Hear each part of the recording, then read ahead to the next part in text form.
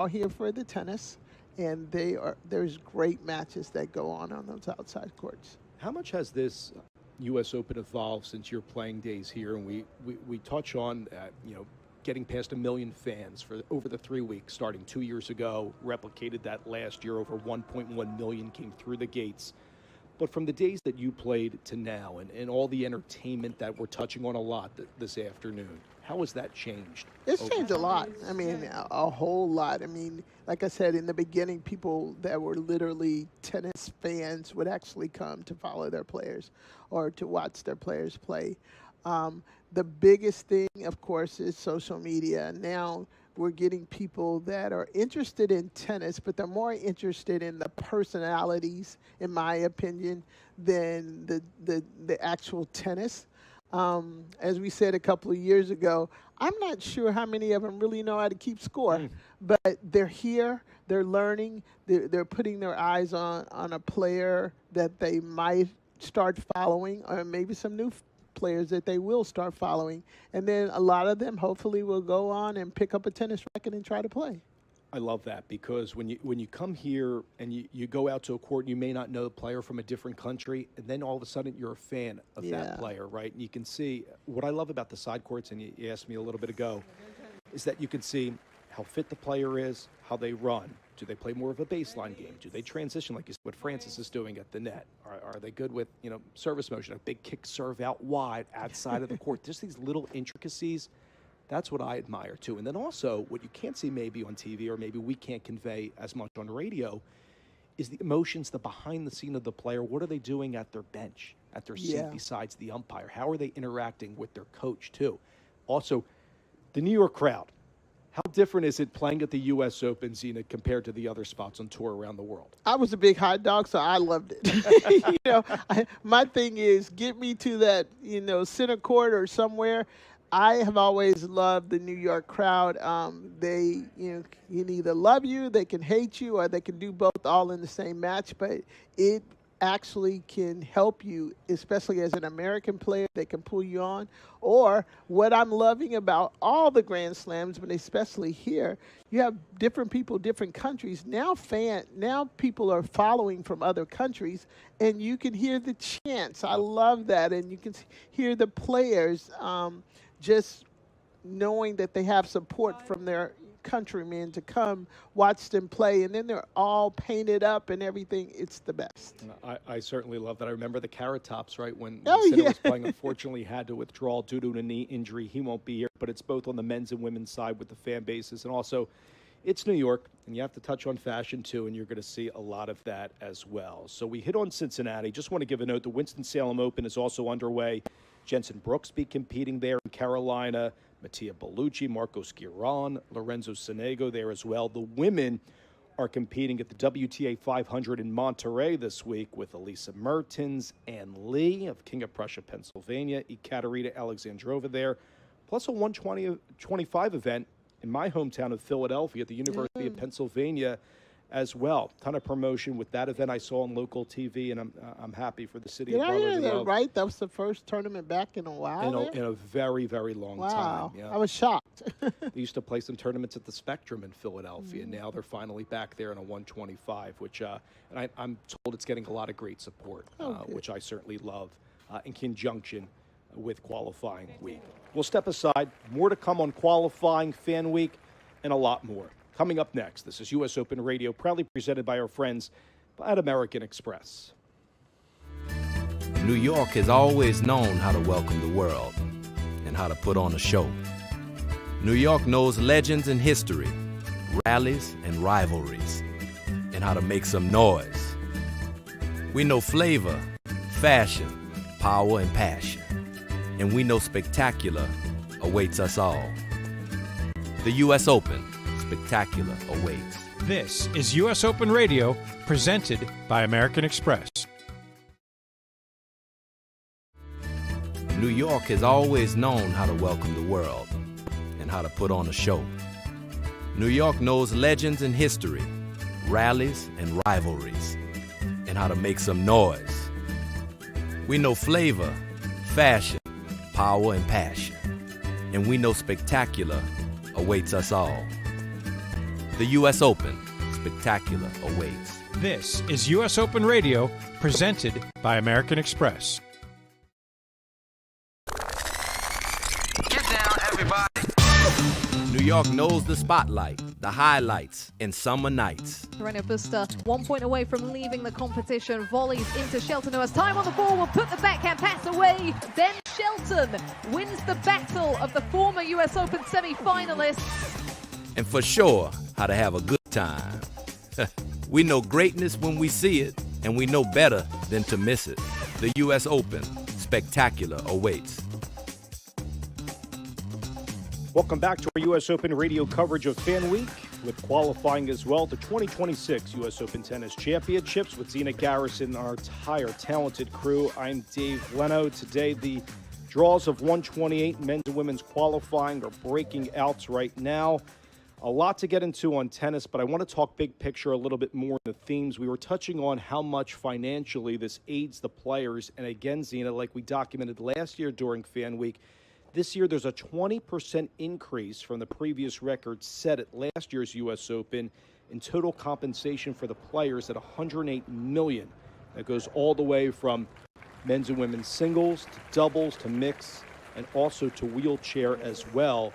Qualifying's going on right now. There's a 16% increase. So in qualifying for a first-round qualifying match, the players at a minimum get $32,000. That certainly helps out the player. You had to get to the quarters back in my day just to get that.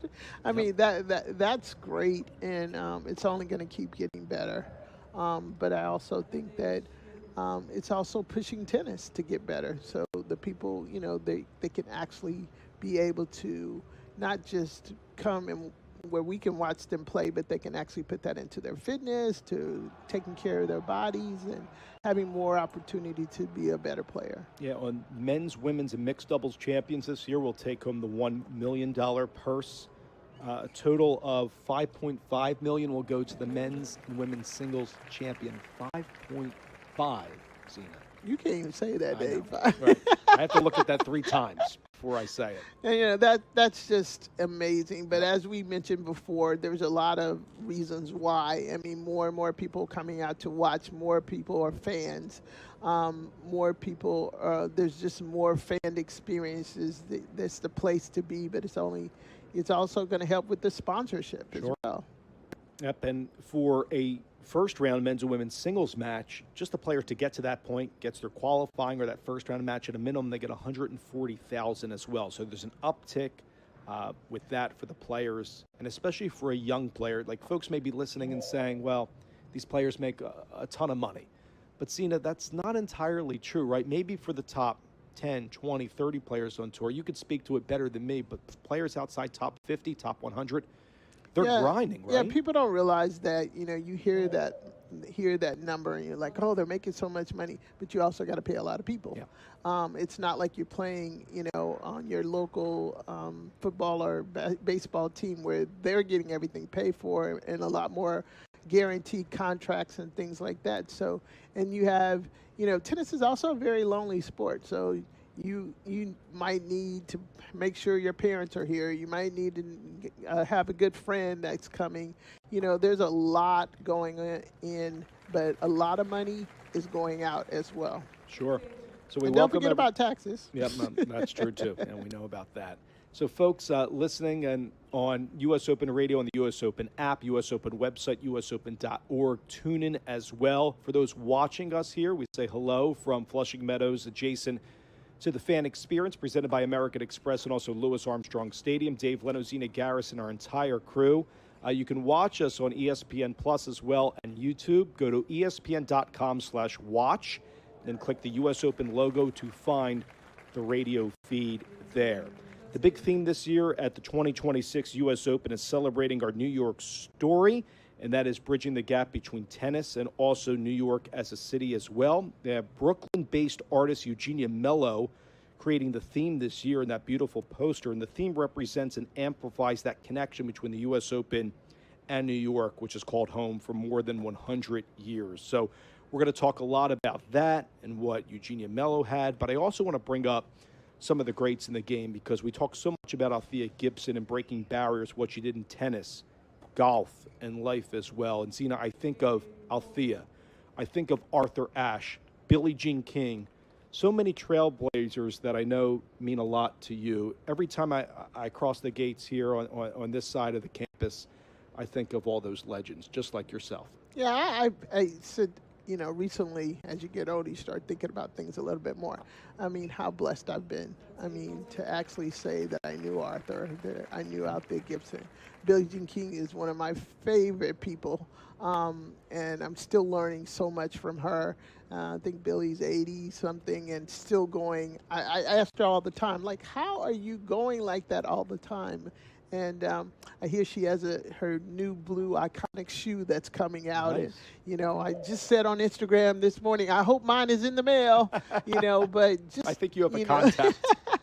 Yeah, Alana already called me. I'm getting one. But it's just, just to think about those three people that I just mentioned, how they impact the world, not just tennis. But think about it, how fortunate tennis has been to have three amazing people like Althea or Arthur and Billie, and have not just been tennis players, but they have impacted the whole world in the way we shaped how you treat people. Yep. And I encourage folks when they come onto site at the USTA Billie Jean King National Tennis Center to go to the Althea Gibson statue, just at the base of Arthur Ashe Stadium, and walking through the concourse and hordes of people, just to take in the history around here as well. I mentioned earlier in our first segment of our U.S. Open radio program that Arthur Ashe Stadium is going through a facelift, over an $800 million expansion and renovation. Over a couple of years, they're adding suites downstairs, also upstairs as well. So if you're watching on TV, listening to us on radio, we'll convey all the pictures for everybody. It will look a little bit different, kind of the mid part of the bowl into the lower bowl as well. Want to give a touch on what's taking place around the ground, Zena. On Stadium 17, we reference Jung Kin Win is up a set and a break, up 4-2 in the second, trying to roll into the second round for the Paris Olympic champion. Fernley, the 4 seed in men's qualifying, is up a set and a break over Carlos Bayana as well. Want to hit on some players that we might know in qualifying on the women's side. Americans Claire Nganoy and Robin Montgomery are in action on court 4 today. Montgomery won in the Netherlands earlier this year and is coming back from a wrist surgery.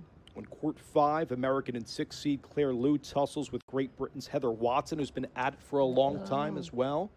And also, how about for Canada's Bianca Andreescu, the 2019 U.S. Open champ, on court 5 later today? Because we talked about this earlier for folks that didn't hear. You think of qualifying and think of 16, 17, 18-year-olds, maybe someone getting a wild card or they earned a spot in college, or maybe they're ranked just outside the top 100. But you're also getting former champions as well. Remember, she won this title again back in 2019. Now, she fell in the first round in New York 2 years ago to Jasmine Paolini, who's battling an injury as well. And we know Andreescu has had multiple injuries throughout her career. So, Zena, it's also gratifying, I think, to see Andreescu and others who have battled injury, like Montgomery, too, as I just hit on, to come back and trying to make their way through qualifying. I actually love when I see a tennis player and not giving up. Yep. And that they want to come back. And, people don't realize sometimes after you've made it to a Grand Slam a couple of times and you've been there in that main draw situation, it plays with your mind if you have to go back to qualifying. But to have those players that it doesn't matter, and they know their ability to get back there, and they do whatever it can. I think it builds character for that person, and those players that get through are the ones you got to watch. I love that. It used to be where you play a qualifier and you'd be like, oh, okay, I got that. Now you don't know who you might play in qualifying, and it's not like that anymore. Yeah, the margins are very thin, right? And it's the mental fortitude, the tenacity to get through a match after being away for so long, because better than most, practice is one thing, match fitness is another, right? I hated practice, but I love playing. Drove my coaches crazy. But I love something on being able to play a match and to have, something on the line there. Yeah, no, I love that. Speaking of something on the line, 40-year-old Varvara Lipchenko is also in action today, dueling with Czechia's Gabriela Knudsen. Also, the 2020 Australian Open champion, Sofia Kenin. Now, Kenin is a subpar 5-19 on tour this year. So is Kenin playing? Kenin is playing qualifying. I thought she got in. Yeah, her best round here was to the 4th round in 2020. Wow. Now that right there, I mean, this Kenin won a Grand Slam. Yep. And then she's in qualifying. Yep. I mean, that's like insane. But I love that she's one of those players that I love watching because she plays with so much emotion, and you can tell every time she goes out there, she is giving it her all. And for her to be in qualifying, like I'm loving the fact because I'm pretty sure she'll probably make it through, hopefully. Yeah. How old were you when you first won on tour? How young? I was like 17. Okay. And I always tell this story because I was like a spoiled brat, but I never played qualifying. Wow. I was just one of those lucky ones that had the opportunity. I played my first Grand Slam. I was just thinking about this recently. First Grand Slam that I ever played was here at the U.S. Open, and I got in because the ATA, which is American Tennis Association, it was segregated from the USTA. So if you won the division there, the women's division, you actually had the opportunity they had a handshake. Back then you could play in the main draw of the U.S. Open, and I won it one year. Wow. And that's how I got in. So I love that, and I'm thankful to see it change over the years. Right now they have a field of 128, and things have definitely morphed into better days now for folks to get in to compete at the U.S. Open. And I asked you about the age when you first won, and you said 17. A 16-year-old Seattle-based teen, Kristina Lutova, is a name folks may remember when she won her maiden title in Memphis earlier this year. She became the 10th player in WTA history to win a tournament on her main draw debut. So she is in qualifying, her Grand Slam qualifying debut for the Seattle-based teen who's trying to make a name for herself right now. But as you know, maybe winning a title in Memphis a little bit different than competing at the U.S. Open. Well, it's just, and it does depend on the actual person if you don't get overwhelmed about what it is. I can't even imagine now because of social media and just tennis period and the way we see things and how a 16 or doesn't get overwhelmed because it's so big. Back in my day, you only knew a little bit. You just knew somebody played. You go in there and you're not as afraid. So it will be interesting. Yep, and finally, Zina, 2 former Grand Slam semifinalists are also in qualifying. Nadia Podgorowska and Tamara Zdenzik, who also went to the last 4 at Roland Garros in 2020, 2021 respectively. They're also here in New York. So, again, you're seeing folks that have went very far into tournaments at the major level. Before we go to another break and get you some men's qualifying notes, I want to hit on some scores that went final in the books. Routleth and Glasspool won in a match tiebreak for the mixed doubles qualifying over Stefani and Skupski, 10-7 in the tiebreak as well. Rodionov, the 21 seed in men's qualifying on court 9, won his match 1 and 4. On court number 10 on the women's side, Rebecca Ramino won 1 and 4 over Ferro, the 30 seed. So Marino was on to round 2 of qualifying. Yeah, it's just, I don't even know what to say on that. It's just amazing that these players are out here. And actually, I'm sitting here, I'm watching some match point right now. Yeah, let's go in live here before we go to break. Qinwen Zheng, let's see what she can do here. She is up 6-3, 2-5 on match point at 15:40 for Zheng, and she gets it done as the forehand is wide by you. So we're going to see the former world number 4 battled the shoulder surgery, out for 10 months, jubilant there inside Stadium 17. And right on cue, Zina, you set it up perfectly. She's into the second round of qualifying. But what I loved is that smile, because behind that smile, I'm sure she realized, we don't know, but all the hard work, all the pain that she's gone through, and so she's one step closer. Yep, so Zheng will move on to round 2 in qualifying. We'll step aside. Again, we'll highlight what's going on the men's side of qualifying right after this. This is U.S. Open Radio, presented by American Express. New York knows where to be this summer and what to wear. New York knows the spotlight, the highlights, and summer nights. And we know how to grind. and for sure how to have a good time. We know greatness when we see it, and we know better than to miss it. The U.S. Open, spectacular awaits.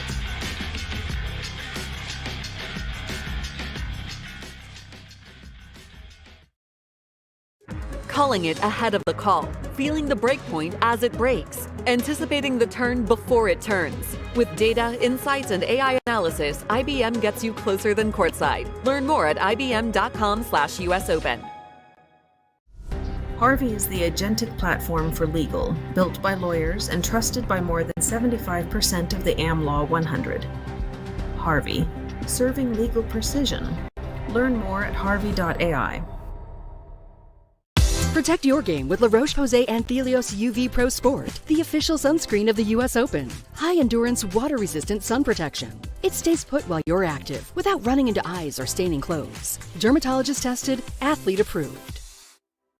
Drink Evian and celebrate 200 years young. Served from the French Alps since 1826. Naturally filtered for 15 years through glacial rock. Evian water emerges from the French Alps with naturally occurring electrolytes for a cool, crisp taste.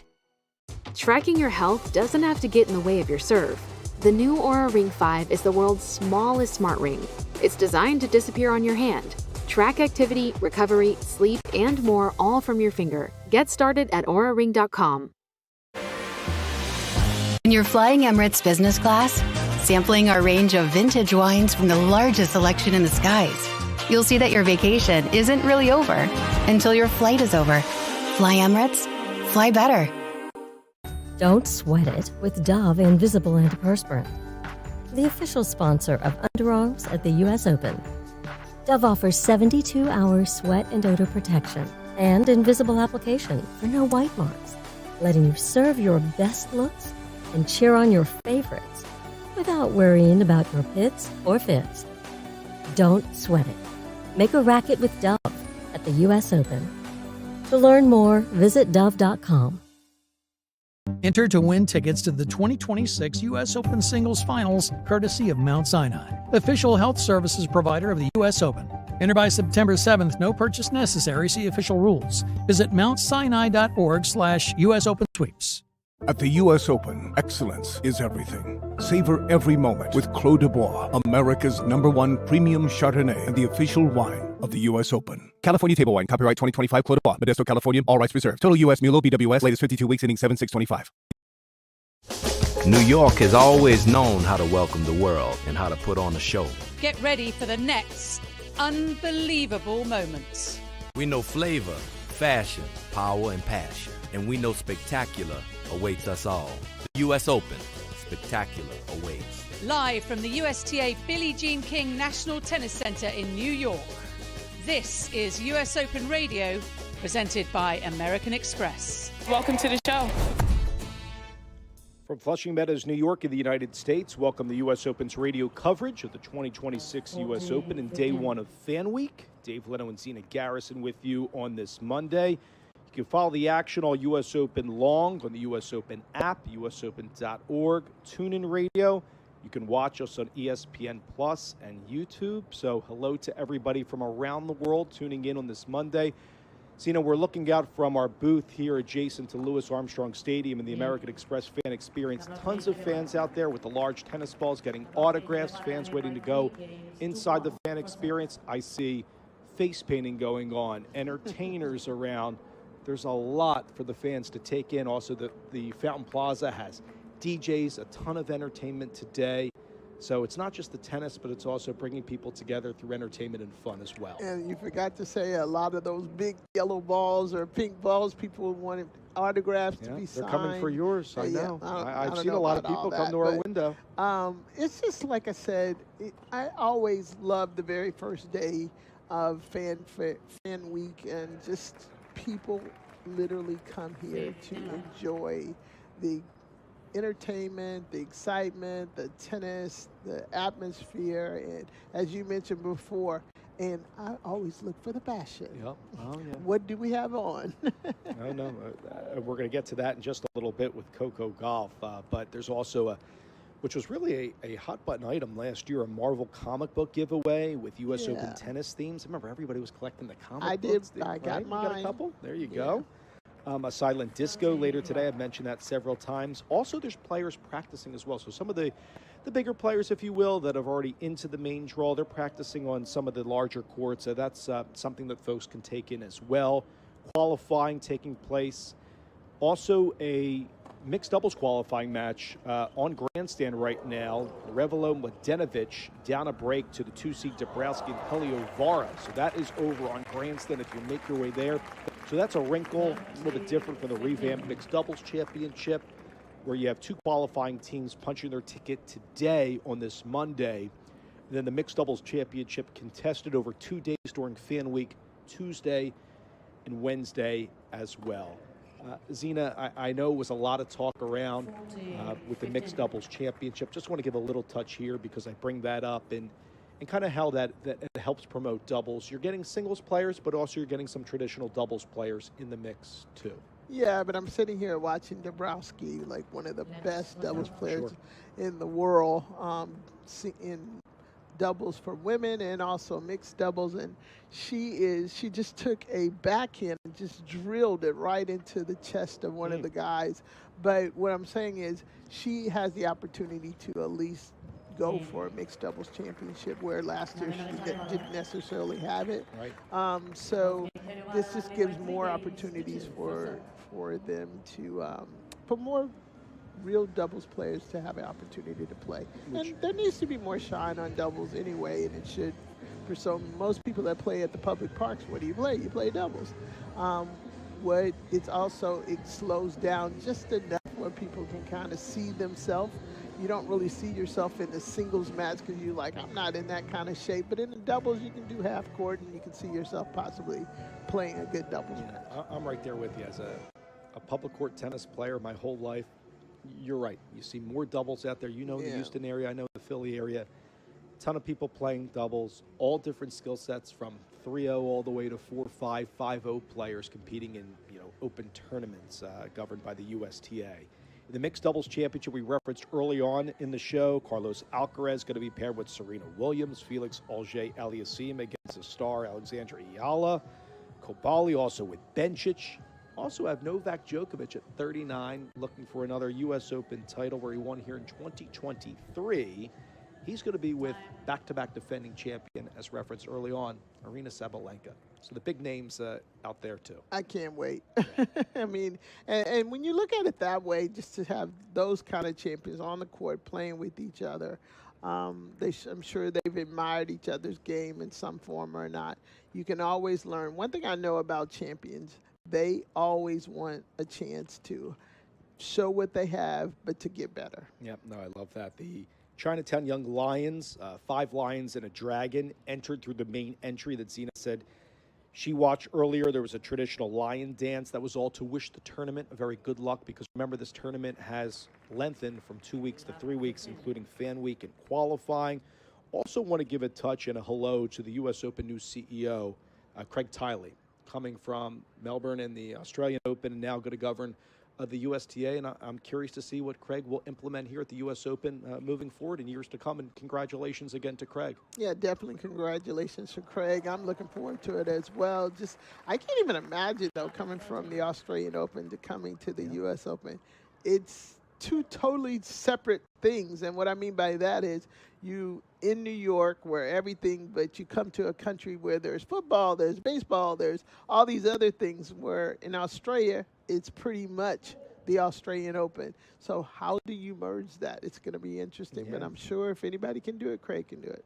No doubt, and just want to give a touch, and you heard it during our marvelous show open comprised by our great crew here in New York, to Stacey Allister, outgoing U.S. Open Tournament Director, and a congrats to Eric Buderek as well. We love you. And I know Eric was under the tutelage of Stacey and that entire staff, so congratulations again to Stacey, and welcome Eric in his new role as Tournament Eric Director. Is also just the brains behind everything sometimes. But you know what? He deserves to move up and be in the position he's in now. And I know it was touched on how instrumental he was for that mixed doubles championship to be changed into the format it was last year. Was the best brainstorm that it's happened in a while in our sport. And they got some of the biggest names to commit, which was like that whole storyline, right? Would they play in this? Yeah. And they did. And they were into it, by the way. It wasn't like, okay, is this going to be just an exhibition? Are they really going to go for it in preparation for the main draw? And you saw by the end, there were some tense moments, especially in that Aryna Vavasori, final where they That won was so good. in a match tiebreak. I know you and I were on the edge of our seats watching that one. Players are practicing around the grounds, too. Carlos Alcaraz, Jasmine Paolini, and Ava Lease. That's going to take place actually at the top of the hours. We're approaching 1 Eastern as well. Alina Svitolina and Gail Monfils going to take place between 2 and 3. So you're getting husband and wife on the grounds practicing, and Gail Monfils getting a wild card to this U.S. Open. Now that's interesting. We just talked about public park, and a lot of times when you see a wife and a husband come out and play in tennis, it's not always great. So, but these two have been able to just really elevate each other's game, and it's been beautiful to watch. Yeah, for sure. As teased before we went to the previous break, I just want to give a couple of notes and nuggets on the men's singles qualifying storylines. We touched on the women. Here's for the men. 2025 NCAA runner-up Trevor Svita takes on Jack Pennington-Jones inside Stadium 17 today. Svita became the first Mustang to reach the singles final in college since 1986. He's the American Collegiate Player Wildcard Playoff finalist to get a spot in qualifying. Good luck to Svita and also Pennington-Jones. You also have a guy that was a star 2016 ITA National Collegiate Player of the Year, Mackenzie McDonald. He's from UCLA. He's in a matchup against Stefano Napolitano. That one is later on. The 4-seed in qualifying, Great Britain's Jacob Fernley, also in action, dueling with Carballo Spaiano. We gave you score updates on that one over on Court 5. Just to that note, Fernley, the 4-seed, up a set and a break. He's actually serving for the match right now, despite his 20 forehand unforced errors. Now, a young guy who made a run, and we talked about players making runs, and could this be the impetus for success on tour? One that comes to mind is this player, Zena, 2-seed Coleman Wong of China. He's tangling with Denmark's Elmer Moeller, the 22-year-old from Hong Kong. Coleman Wong had a stellar run last year, advancing to the third round in his Grand Slam main draw debut. So we've seen over the years players get the opportunity, when they're youngsters. I'll even throw Coco Gauff in that vein, where they get their shot here at the U.S. Open. It can springboard success on both the ATP and WTA tours. Well, it's funny that you said when they get their shot, and as a coach, and when you're coaching a player like that, you literally say that to him, this is your shot. All the hard work that you've put in, you have the opportunity to take advantage of it, go out there and do the things that you are capable of doing. Don't try to overplay. These are things that the coach would normally try to say to a qualifier, a person that has the opportunity to have their shot. And it was interesting, you referenced a seeded player in qualifying. Yep. I would say you're in qualifying, just like they are. No, I totally get it. It doesn't matter. So you have to go out there and, give it your shot. I used to always say you got a 50-50 chance on both sides, so might as well try to be the one to come out on the end. How about for another veteran that I'm sure a lot of people listening are familiar with, Kei Nishikori at 36, grinding it out, qualifying. He recently lost in the second round in qualifying in Cincinnati to Marco Trungelliti. Last year, Nishikori withdrew due to a back injury. He and Naomi Osaka did pull out of the mixed doubles championship this year, so it'll be great to see Nishikori out there in qualifying. I mentioned early on in the show, we were talking about Grigor Dimitrov back in qualifying after he had that right pectoral muscle tear in the 4th round match at Wimbledon against Yannick Sinner. He fell to Sebastian Baez in 3 sets of the first round in Cincinnati coming in to the tournament. Now last year, that ended a 58 consecutive major appearance streak for Dimitrov, so it's great to see him back at the U.S. Open. I want to hit on a youngster before I transition to Coco Gauff and the storyline involving you. That 16-year-old Wimbledon boys champion Jordan Lee is on court 11 today. He's the USTA boys 18 singles finalist. Now, he had to retire in that championship match to Long Island native Jack Kennedy, who earns a main draw wildcard spot. So it's cool to see Kennedy back and a lot of New York natives from Huntington, New York, on Long Island. He's in action. Jordan Lee taking on Mark Lehal of Estonia. Now, I touched on Coco Gauff a little bit, and Zina, a little birdie told me, and I've seen this all over, I'm a big fan of Tennis Channel, too. I must say, though, you were holding that pretty, because you didn't say anything. I was like, is he going to mention that? Oh, yeah, we're getting right to it. Zina's going to be part of a documentary series comprised by Coco Gauff being an executive producer role. And there's going to be one of two programs, and one that I want to spotlight first is the Zina Effect. That's going to be on tonight on Tennis Channel. Well, actually, you could have streamed it yesterday, but I think it's going to be on tonight was when they aired it. So it's a portrait of Zina's trailblazing life in tennis and a personal hero to Coco Gauff. What's that experience been like for you, and have you seen the documentary, and what are you expecting to hear from all your family and friends? I actually saw it last night, and it's a docu-short. But I have to give you a little background on it. I had no idea. So I got a phone call a couple months ago or so, and it kind of started off with Coco mentioned my name at the French Open of someone that she, the Williams sisters looked up to. And I was getting all these phone calls, and people are like, Coco mentioned your name. I'm like, I've only spoken to Coco one time in my entire life, don't really know her.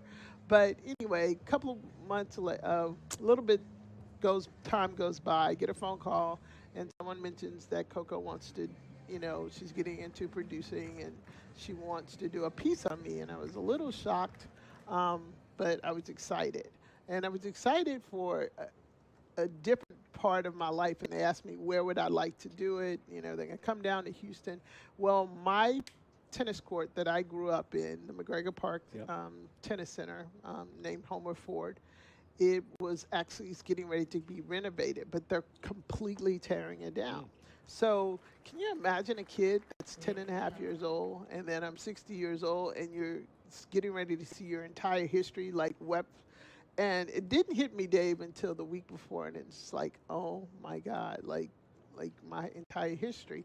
So I asked them to do it, come down and shoot in Houston at McGregor Park, and it turned into something totally different than I would have thought, but exactly I think what I don't want to give too much away.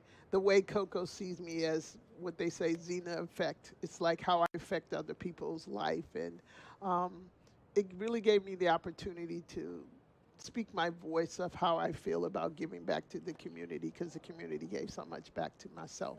And just to be amongst the trees and to be able to talk and to feel your entire history of where you started is actually, I'm thanking Coco from the bottom of my heart for giving me the opportunity. I'm about to start crying. The bottom of my opportunity to give me that opportunity to actually give praise to someone that gave me so much to my life, and that's the tennis park, but also to John Wilkerson, who taught me how to play, and then to be a part of this world. All started at McGregor Park, and Coco, this short doc that she's doing gave me the opportunity to express myself in the place that I've grown up to love. I love that, and well said, and I can't wait to watch it as well tonight on Tennis Channel. Do you remember the days when you were at that park and it was picking up your first racket? I remember the bench that I was sitting on. I remember when my coach came over, John Wilkerson, and asked me, what are you doing? Just using up God's air. And I said, yeah, because I was just, the seventh child and felt like the world was all about me. And then from there, I remember hitting my first ball. I hit it over the fence, and I was so excited. And John's like, no, you got to hit it in the white lines. And I choked up on the racket that I could never get, on my grip, and could never get rid of that, and just start keeping the ball in play and fell in love with the game. So for folks watching us on ESPN Plus and also on YouTube, you have a beautiful shirt, Oh, Rooted in you McGregor. Can you noticed. tell us about Yes. the night? Yeah, absolutely. So it's called Rooted in McGregor, and it's actually at McGregor Park. It's this big, beautiful tree that sits right in front of the tennis center. I've recently found out because of Coco. group coming down and doing the interview is over 100 years old. But it's called Rooted in McGregor, John Wilkerson, and these are all the people that have supported the tennis centers for so many years. So I love that. And, going back to the 70s and the battle of the sexes, and I'm trying to get at the history of tennis in Texas and the Virginia Slims tour. It's a lot. Right. So can you share a little bit about, for folks that have no idea in that area? Yeah, so Take us the Battle of the Sexes was Billie Jean King and Bobby Riggs, and it was done at the Astrodome, it's still there. To trying to figure out what to do with it. It's been so iconic for so many years. So hopefully they finally figured out what to do with it. And I always remember that, and I tell Billie Jean this story quite a bit, is my mom, I wasn't into tennis quite yet. I was just dabbling a little bit. And I literally remember my mom and her neighbors running out in the middle of the street and said, "The lady beat the man, the lady beat the man." They were this is a true story. They were so excited, the women, and growing up in the hood like this, and they were so excited that Billie Jean had beat the man that's all they knew. And that's how I remember the Billie Jean King Bobby Riggs match in Houston, Texas, because the women were so excited. Wow. No, I love that. And how about for the Virginia Slims tour? Virginia Slims come through there? The Virginia Slims tour for me was like, back in the day, I had the opportunity. That's how I kind of qualified. They had a couple tournaments, and if you won one of the qualifying tournaments, then you had the opportunity to go straight into main draw tournaments. Mm-hmm. And I won the one in Houston. And that allowed me to play 2 other tournaments. I won a couple of matches. And so my first chance to come onto the computer was at the French Open. And I played 7 events. And so the U.S. Open was my first, I'm not the U.S. Open. The French Open was literally my first professional tournament debut. And I think I came on the computer 28 or 29 and never left. Just went straight up. Wow. No, I love that. I want to continue this conversation after the break. But again, 2 docuseries coming up here, docu-shorts from Coco Golf and her company, iRock Media, along with Tennis Channel, airing tonight. Yeah. Also, I guess you said you could see it streaming as well. Yeah, you can go on and see it streaming with the Tennis Channel. And if you are not a member of the Tennis Channel, you need to be a member. They have great deals going on right now. That's what I've been telling my family. Go and join up. Absolutely. So your program, the Zena Effect, the other one, Serve, Fashion, and Tennis. I know we hit on fashion a little bit throughout our show too. So she's going to highlight some of the folks that were influential I've seen that with her one too. fashion. It's very good. And what I love is Coco's just really taking on a whole nother light of her life, and I think it's helping her on the tennis court as well. Yeah, it's a directorial debut for Coco Golf. Partnerships about New Balance and the Italian boutique Miu Miu as well. The Zena Effect with my partner here, Zena Garrison, looks at the life of Zena Garrison. What a pioneer you have been, from all the accolades you had as a professional, but also your start, as you said, in Houston. I'm excited for that. We're going to continue this conversation and much more, part of day 1 of Fan Week and qualifying. The conversation continues right after this on U.S. Open Radio, presented by American Express. With Faye Total Plain Greek Yogurt in your fridge, chances are you'll never skip breakfast again. Thick, creamy, delicious. The possibilities are endless. Top off a bowl of Faye with strawberries, granola, and honey. Or add Faye to your favorite smoothie. You can feel good about the naturally delicious taste of Faye yogurt in every bite. Visit USA.fage for even more irresistible ideas. When you're flying Emirates business class, sampling our range of vintage wines from the largest selection in the skies, you'll see that your vacation isn't really over until your flight is over. Fly Emirates, fly better. Center court falls silent before the serve. The right entrance commands attention.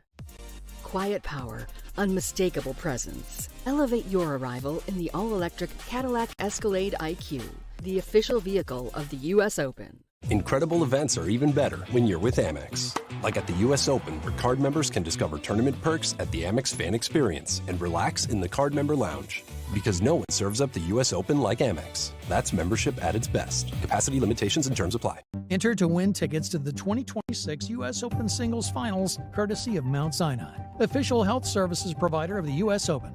Enter by September 7th. No purchase necessary. See official rules. Visit mountsinai.org/US Open Sweeps. Vital Proteins chats with world tennis champion Jessica Pegula. I want to feel like I'm going out to win. I want to feel dominant, confident. Vital Proteins helps me do that. Stay vital, stay you. Vital Proteins, official collagen partner of the U.S. Open. Every point, every upset, every captivating moment of the U.S. Open is played with a Wilson tennis ball. Always New York, always Wilson. The official ball of the U.S. Open since 1978.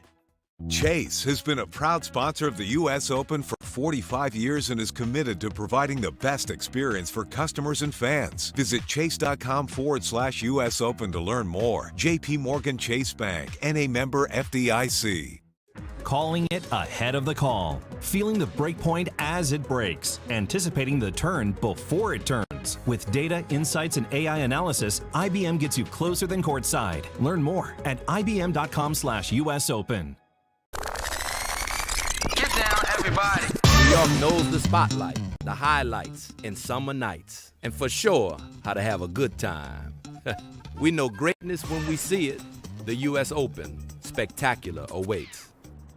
Welcome back to U.S. Open Radio, presented by American Express with Zena Garrison, our engineer Jaime Colon, and our entire crew. I'm Dave Leno. However you're watching or listening to us, we appreciate it on ESPN Plus and YouTube right now, the U.S. Open app, usopen.org, and tune in around the world as well. Score update in mixed doubles qualifying taking place on Grandstand. The 2-seed Dabrowski, Heliovara up 4-2 in the first set. They took that one. Remember, sets are only up to 4. Again, sets only up to 4 in mixed doubles with a match tiebreak in lieu of a third set. Right now, they're in a sudden death deuce point taking place right there in game 4 of the second set, where Dabrowski and Heliovara are trying to make it 2-2. Again, those match tiebreaks, if we get to them, are at 10. You'll hear ball-to-ball play-by-play by our great crew tomorrow, Tuesday, and Wednesday, day 2 and day 3 of our fan week. That begins at 11 a.m. Eastern time. So however you're listening to us, wherever you're tuning in, we thank you so much. Zena, I want to continue the conversation about your docu-short, the Zena Effect, and also Coco Golf has another one, Serve, Fashion, and Tennis too. I want you to take us through what's going on and how you're so instrumental and plugged into the park system in Houston. And, you know, I love the public parks, especially tennis. But what's going on down there? How are kids playing? And you mentioned the tennis courts that you played on as a kid is transforming right now. So what's going on in Houston? Yeah, well, actually right now we're really fortunate enough, though. The McGregor Park, I still call it McGregor Park Tennis Center, but Homer Ford Tennis Center. I personally oversee all the tennis in Houston. So they're getting ready to do a total renovation, which has not been done in years and years and years. And I'm 60 since I don't even remember it being renovated. It's a $75 million project for the entire park. Which will have an amphitheater, which will have, you know, a better community center, a brand new tennis facility. They're going to renovate the baseball field. They're also going to renovate a swimming pool. Nice. Then all this is right in the same complex, and it's very interesting. The swimming pool is one of the oldest swimming pools. One of the it's either the first or the first segregated park, Olympic-sized pool that was put in Houston, Texas. So all of that, so that McGregor Park is just going to be totally renovated and amazing, and sits right next to University of Houston. So it's a historical park that's getting a big uplift. How are kids in that community holding a racket for the first time? And maybe for folks listening, how it could translate to them and reach them is that maybe if they look at tennis and they see it on TV, listen to us on radio, but their kids maybe haven't played or they haven't played. Yeah. What would your advice be to them and their communities all around the world? Well, I think it starts with the parents, and it starts with parents also realizing, the history of something. My coach, John Wilkerson, probably put a tennis racket in over 150,000 kids. He actually put a tennis racket. It's very hard to find a kid that comes through Houston, Texas, and John Wilkerson didn't put a tennis racket in their hands. But that's across the board. And I think what's happening in all cities right now, public parks are the first place, and Billie tells me this all the time, most people pick up a racket at their neighborhood court or their public park, some form of way. And if you talk to most of the tennis players that grew up in the United States, they'll say, oh, I went with my dad to the public park and played. So I think right now it's really, really, really amazing what our communities are getting back to. Just, take your kid to the park and let them try some type of sport. And I think the cities are starting to grasp hold to that, and it's becoming better. And that's what I love here. Before the first ball goes up, for example, in the main draw, you're seeing young kids and their families like right next to our booth, right, getting ready to go onto the large stadiums inside Ash or Louis Armstrong Stadium, and they're doing a demo of playing tennis, maybe with the softer tennis balls in the lower net. And I see that a lot in junior tennis, even with my 6-year-old.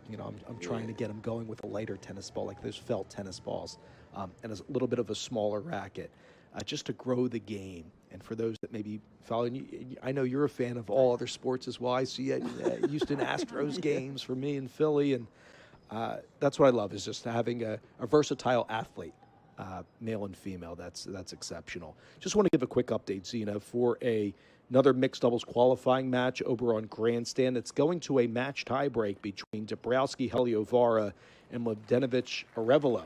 So that's going to be a race to 10 points to go on to the next round in qualifying. That's going to culminate today. Again, two teams are going to move into the field of 16 for tomorrow's mixed doubles championship. Yeah, I'm looking forward to it. Yeah. I mean, I'm really looking forward to seeing Serena and Alcaraz. And Djokovic, I'm really looking forward to that. Sabalenka. I was listening to someone the other day, I can't remember who it was, and they were like, with Sabalenka going through what she's going through right now, to be on the court with Djokovic, you have an opportunity to ask them, like, how do I get out the funk? Yeah, that's right. I mean, like, these are things that might have never not happened, but once you have that opportunity to be on the court and just to, even some of the top players are fans of other players and are still going to be a little bit shy to ask them certain questions. Yeah, no, I think sharing advice, I think maybe interacting with someone you don't see a lot on the tour, I find that fascinating. I love just seeing, the tennis is awesome, but it's the interactions between the players and how lively they are and how they play off the crowd, and something normally that they don't do. And let's just call it what it is. Let's be real. You're competitors. I mean, it's so funny to me when I hear sometimes like, oh, we're such great friends. You're still competitors. You're gonna not tell everything, But in a situation like this, she has an opportunity to actually go out there and, hey, I'm going through a little bit of a funk. How do I get out of it? Yep. So the two teams that advance today will face one of the tandems that we were talking about, and that's Alcaraz and Serena Williams. So they will go up against a qualifying team today. But what I'm getting at, Zena, is that the qualifying team is going to come in with momentum. Yes. And the qualifying teams most of them are established doubles teams. Yep. So that's going to be interesting too. And you talked about this before. First 1 to 4. Yep. You got to come with it. You got to come out firing. No time wasting. The other qualifying team will tussle with Muchova and Mensik on Armstrong as well. So we're excited for that. This is day one of U.S. Open Fan Week. Also qualifying going on around the grounds. Practices are taking place with some of the top players on tour like Alcaraz. I mentioned Paolini and others. Japanese Folk Dance Institute is here. Filipino dance is taking place. The New York Hall of Science, a science demo. I got to get out there maybe after our shift, is right under a white tent just to our upper right science? there. What are they doing? What's the science part of it? Well, I believe there was a physics experiment, so I got to learn a little bit more about that. You mean I stumped you with something? Yeah, you did. I don't know too much other than You'll walking know to it the after booth. this. I know that. I will. Maybe go back to my 10th grade physics days out there. There's Ball Crew Karaoke at 4:30 Eastern Time. Everybody's favorite Heineken happy hour. Get your honeydew ready. Wow. Zeno with Jasmine Solano, and also a silent disco later tonight as well. We hit on how Coco and others have looked up to you. I also want to bring in how much you coming back here every year now working as a broadcaster brings you back to maybe when you ousted the career, and I'm saying that with respect, it's all good. to Chris Everett in the quarterfinal match of the U.S. Open. Do some of those memories come to mind on some of the bigger stages and the bigger matches in New York every time you come back here? Well, it's funny you mentioned Chrissy because it's I actually was able to be in Chris and Martina's documentary. Yeah, I saw it, which is really well done. I mean, I literally, this year has been so weird, Dave. It's like my whole life is coming before me, and it's been amazing. But I was watching that Chris and Martina documentary and just thinking about I came up in an era where there were so many, Chris and Martina were dominating, then Monica. I came up in an era where there were like true dominating people, and I was just right below. And it's so interesting to see when you now become part of history. And the Chris and Martina era, just happened to watch them, how they were friends, and then they became not really enemies, but they were competitors, and people were in their ear. And then now both of them have gone through cancer, and then they're friends again. But just the bond. But that just made me love tennis even more, to know that I was part of that era where tennis started really blossoming. But we also we're like really, really true friends, and we're there for each other. And tennis just brings so many people together, on and off the court and my coach, John Wilkerson, used to always say this to me: tennis brings together people from all walks of life, whether you're rich, poor, or whatever. You get on the court, it's like we're all the same. I agree. I love that. And I want to touch on the metamorphosis from you looking up to so many of the greats that you just touched on, some of the names, and Billie Jean King, but then others coming to you. We've talked about working together over the years, right, for advice. What's that been like Coco coming to you, or Francis, or even Serena and Venus and others on tour asking for your help? It's interesting. And you're obviously a long time coach. I remember the days you were coaching Taylor Townsend. It's interesting because I've always been this like quiet voice, and I've always I always wanted to help people, and I always wanted to, I would give advice sometimes even if you didn't want it, because I always wanted the person to be the best that they possibly can be in what they wanted. So for me, it's just always been a part of my nature. It's been, my mom helped me grow up like that. We had a corner house. In the corner house, my mom was always helping someone. But more than anything, tennis just gave me the opportunity to reach people in not just a tennis way, but in a different way. And unfortunately, I went through a lot of experiences that were good and bad, but it shaped me into the person I am today. And I was just thinking about, after this Coco short doc, I got another documentary that's coming out. I have people that were my friends that had the opportunity, and Serena Williams is the executive producer on that one. Wow. And I have Carl Lewis in it. I have Clyde Drexler. I have Jackie Joyner-Kersee. I have Billie Jean King, Serena. So, and that'll be coming out in October. So it's like, I don't know what's going on, but I'm loving the ride. But that particular one, I just thought about, to have those type of people that are still my friends today. And I called them all up and asked them if they would be a part of it, and none of them said no. And Chris Everett in it too. Yeah, I love that. I'm thinking of Chrissy and Martina. You bring them up battling cancer, and I really hope health-wise that they're okay. And we always think of them and everybody out there around the world. We hope this brings some levity, some joy, laughter as we're documenting the U.S. Open. Zina, I just want to pivot for just a moment into the mixed doubles championship qualifying match over on Grandstand right now. Mladenovic Arevalo against Dabrowski Heliovara. Right now, it's at the tail end of that one. I want to cover that a little bit. It's 7-6 in the match tiebreak in a race to 10. This is for a spot in the final round of qualifying in the mixed doubles championship. So, and you got some real doubles players right here. Oh, yes. Oh, yes, we do. Mladenovic is serving on the ad side of the court right now to Dabrowski. Forehand cross court. Mladenovic goes out wide and misses a backhand, just flares a little bit wide. I can't believe Dabrowski let that go. That ball was so close.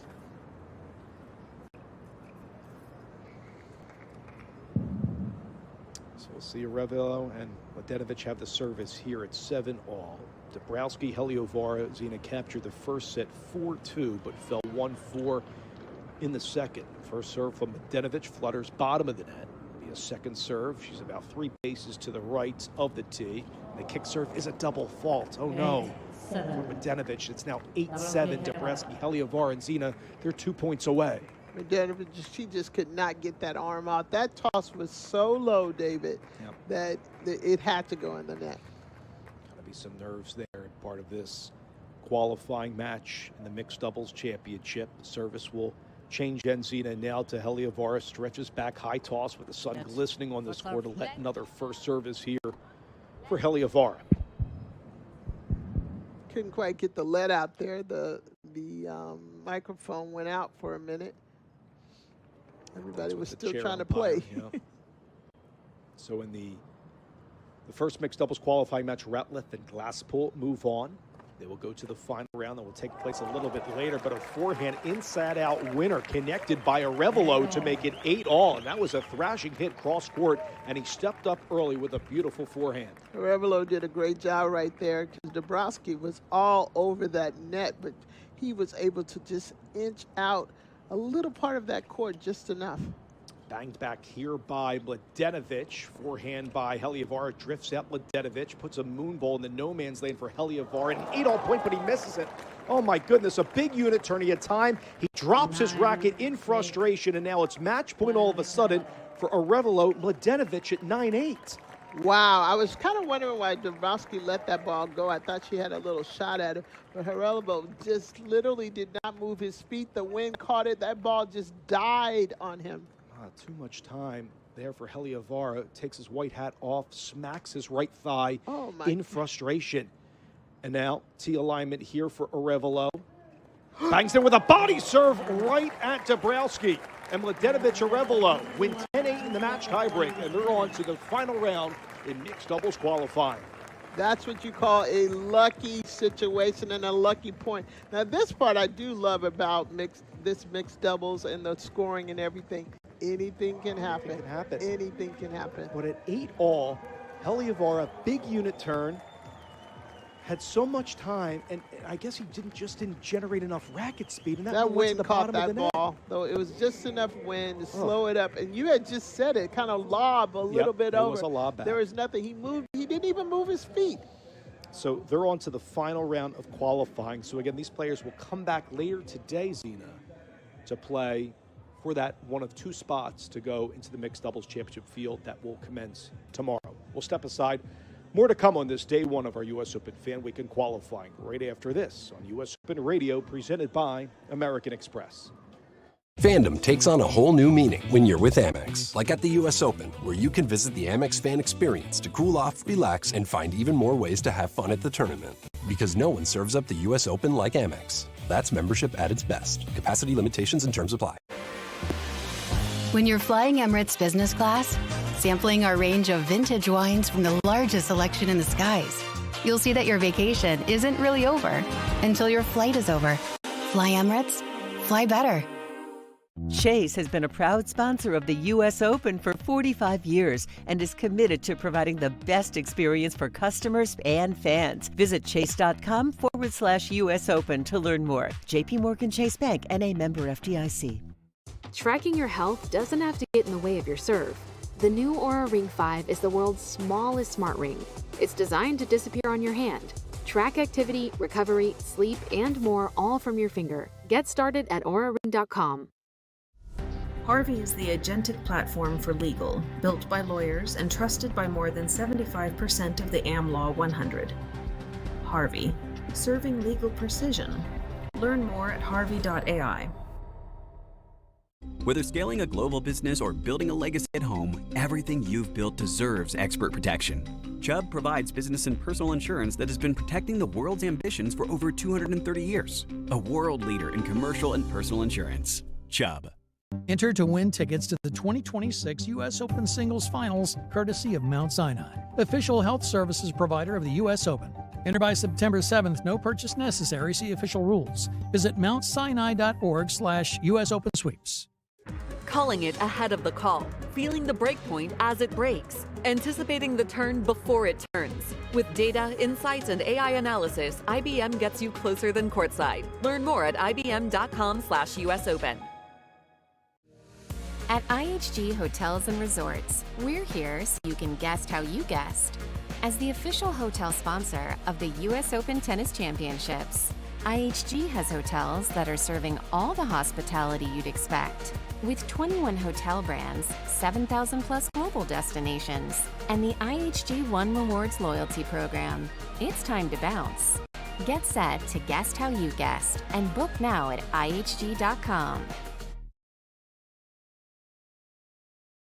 Get ready for the next to go down in history. Sabalenka serve out wide. The backhand return is wide. The second year in a row, Aryna Sabalenka is the U.S. Open champion. Live from the USTA Billie Jean King National Tennis Center in New York. This is US Open Radio, presented by American Express. Welcome back to Flushing Meadows. Dave Leno, Zena Garrison, our engineer Jaime Colon, and our entire crew. Day one of U.S. Open Fan Week and qualifying commencing. There are thousands of fans on the grounds of the USTA Billie Jean King National Tennis Center. We mentioned the science exhibit taking place right next to us. We have the face painting, airbrushes. We have entertainers on unicycles. So much going on. We have performances on the Fountain Stage Plaza outside Arthur Ashe Stadium. There's a lot to take in. There's also the mixed doubles qualifying going on right now. Men's and women's singles qualifying taking place. And also some of our top stars are practicing inside Ashe and Armstrong. I want to run through a couple of scores. One young player I highlighted early on, and that's Lee for the United States. He won in 3 sets, 6-3 in the third over Lahal. So congratulations to Jordan Lee. He will move on to the second round in qualifying. He won Wimbledon, junior Wimbledon? He was close, yep. Yeah. So he's going to a round further on in qualifying as well. He's a promising junior. He had a great run at Wimbledon, also some others, and we'll see how he does in a main draw at the U.S. Open. Rebecca Marino won 1-4 in her matchup. Perea beat Kayla Day, a seeded player in qualifying, 3-1. Pridankina won 1-3 over on court 15 as well. Earlier, Ratliff and Glasspool won in a match tiebreak over Stefani and Neil Skupski, 10-7. So, Zena, we've called 2 mixed doubles qualifying matches. You heard match point a little bit ago, and both had match tiebreaks. I think it's exciting in what kind of the USTA postulated that we can get some match tiebreaks in mixed doubles. Yeah, well, it's definitely happening, and that last one, whew, they're going to remember that point for a very long, long time. Yep. Take me back to the Coco Golf storyline, and for those that don't know, Zena and I have been highlighting in conjunction with all the stuff going on around the grounds here about Zena's docu-short called The Zena Effect. You can get it now streaming on the Tennis Channel's app. I'm sure it's going to air on the linear channel as well. When Coco came to you and said she was going to do this with her media company, you know, how meaningful was that to you, and what was that conversation like? It was, first of all, I still haven't spoken to her today on this, but the very first, you know, I would always joke that I had never met Coco before, you know. Of course, I followed her. People would ask me questions about her and everything. Last year at the U.S. Open, I finally, right before, I can't remember which match, she was getting ready to go out, and she walked straight up to me and said, finally, we get to meet. And she had a play, so I didn't have a much long conversation with her or whatever. And it just, like, amazed me that I was like, obviously she's listening to what I'm saying about her. And so when they came to me and asked me to do this, I was, like, shocked. But then as I started to get into it, I kind of understood, because it was the effect that I've had on the culture. And she basically has said that the way that I kind of shaped black tennis coming up, it led into a lot of people getting into the sport. And so she always admired that. And I also know that for a fact, it's just my whole community, the way that I look at the community, giving back to the community, which is a big part of mine. As you'll see in the docu-short, it's all about how I finally get to voice how I feel, and that's, to me, the most important thing. It wasn't really my tennis, it was how I gave back to my community. And a lot of it has to do because of a guy by the name of John Wilkins gave me the opportunity to play a sport that I would have never been able to play. And my community shaped me in the person I am today. Oh, I love that. And what's been, from your view, to see what Coco has done, not only winning Grand Slam titles, French, also here at the U.S. Open, and maybe some of the serving struggles that she went through, and how she's prospering, not just on the court, but I want to harp on what you just said with your coaching. How about off the court and how impactful she is to folks that maybe don't even pick up a tennis racket? I've been paying a lot of attention to her for a very long time. Since, when she came in at, 15 years old. But more important, I love the story of her grandmother. And her grandmother just being a civil rights activist, as well as her grandfather, their whole family. Just the way she carries herself, her mom and dad, the way that they brought her along. And I would pay attention to her words, not really so much, and not what she was saying. She's always been very interesting in keeping up and shaping the community as she see it. But she's not just one of those tennis players. She kind of reminds me of a Billie Jean King in her own way. She's very conscious. She knows what's going on in the world today, but she has a very, I'm going to say, elegant way of putting it. You have to really listen to her. She doesn't come out and put it in your face. She gives you enough to make you think about it and to research it. And I've always been waiting for Coco to become the person that I see her becoming, because I think it's going to affect her game. And I'm pretty sure, watching her at Wimbledon, I kind of felt like she's finally becoming a complete player. But it's not just on the court, it's also off the court, and it's also coming together. So I think with Coco, we have an opportunity to see an all-around court player being in the mix. And in order to be around an all-court player, a complete player, you have to have experiences, hard ups and downs off the court to attack the net. And what I mean by, you can't just come in there bluffing. Sure. You got to know what you're talking about.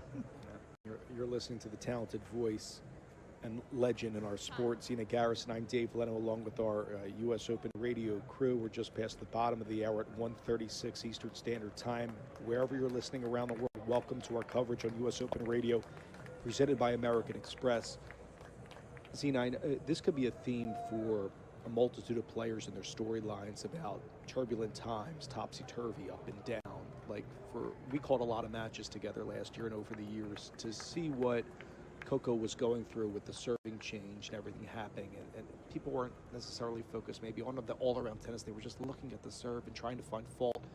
Could you relate to that?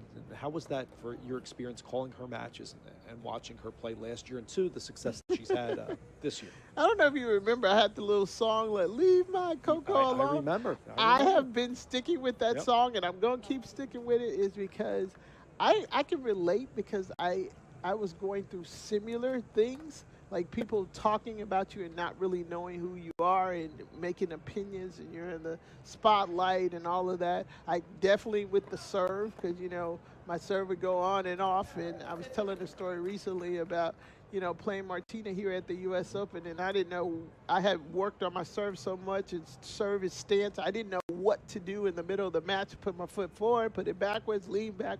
So the thing is, last year when she went through the serving change, I necessarily wouldn't have done it then, but then I had to bring in a new coach right then with the serve. But then I had to think about it really depends on the person, because if you get to the point where you just want to improve it, it shouldn't matter when it was.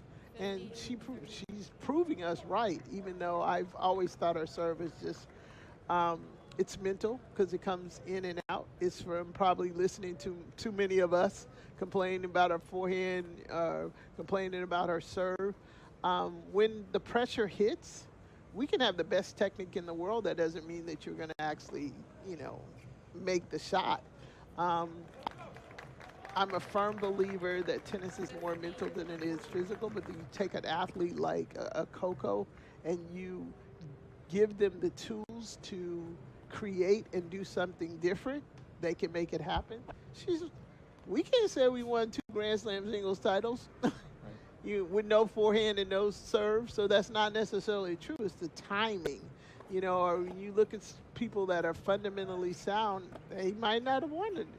So it just depends what the player is going through, but I'm a firm believer that sometimes you're off the court of what you believe affects you in the midst of matches. And I just think that she was listening too much to other people, which is natural, and you want to improve. But one thing for sure, champions, they don't mind putting their stuff out in front, their negatives out in front to change them into a positive.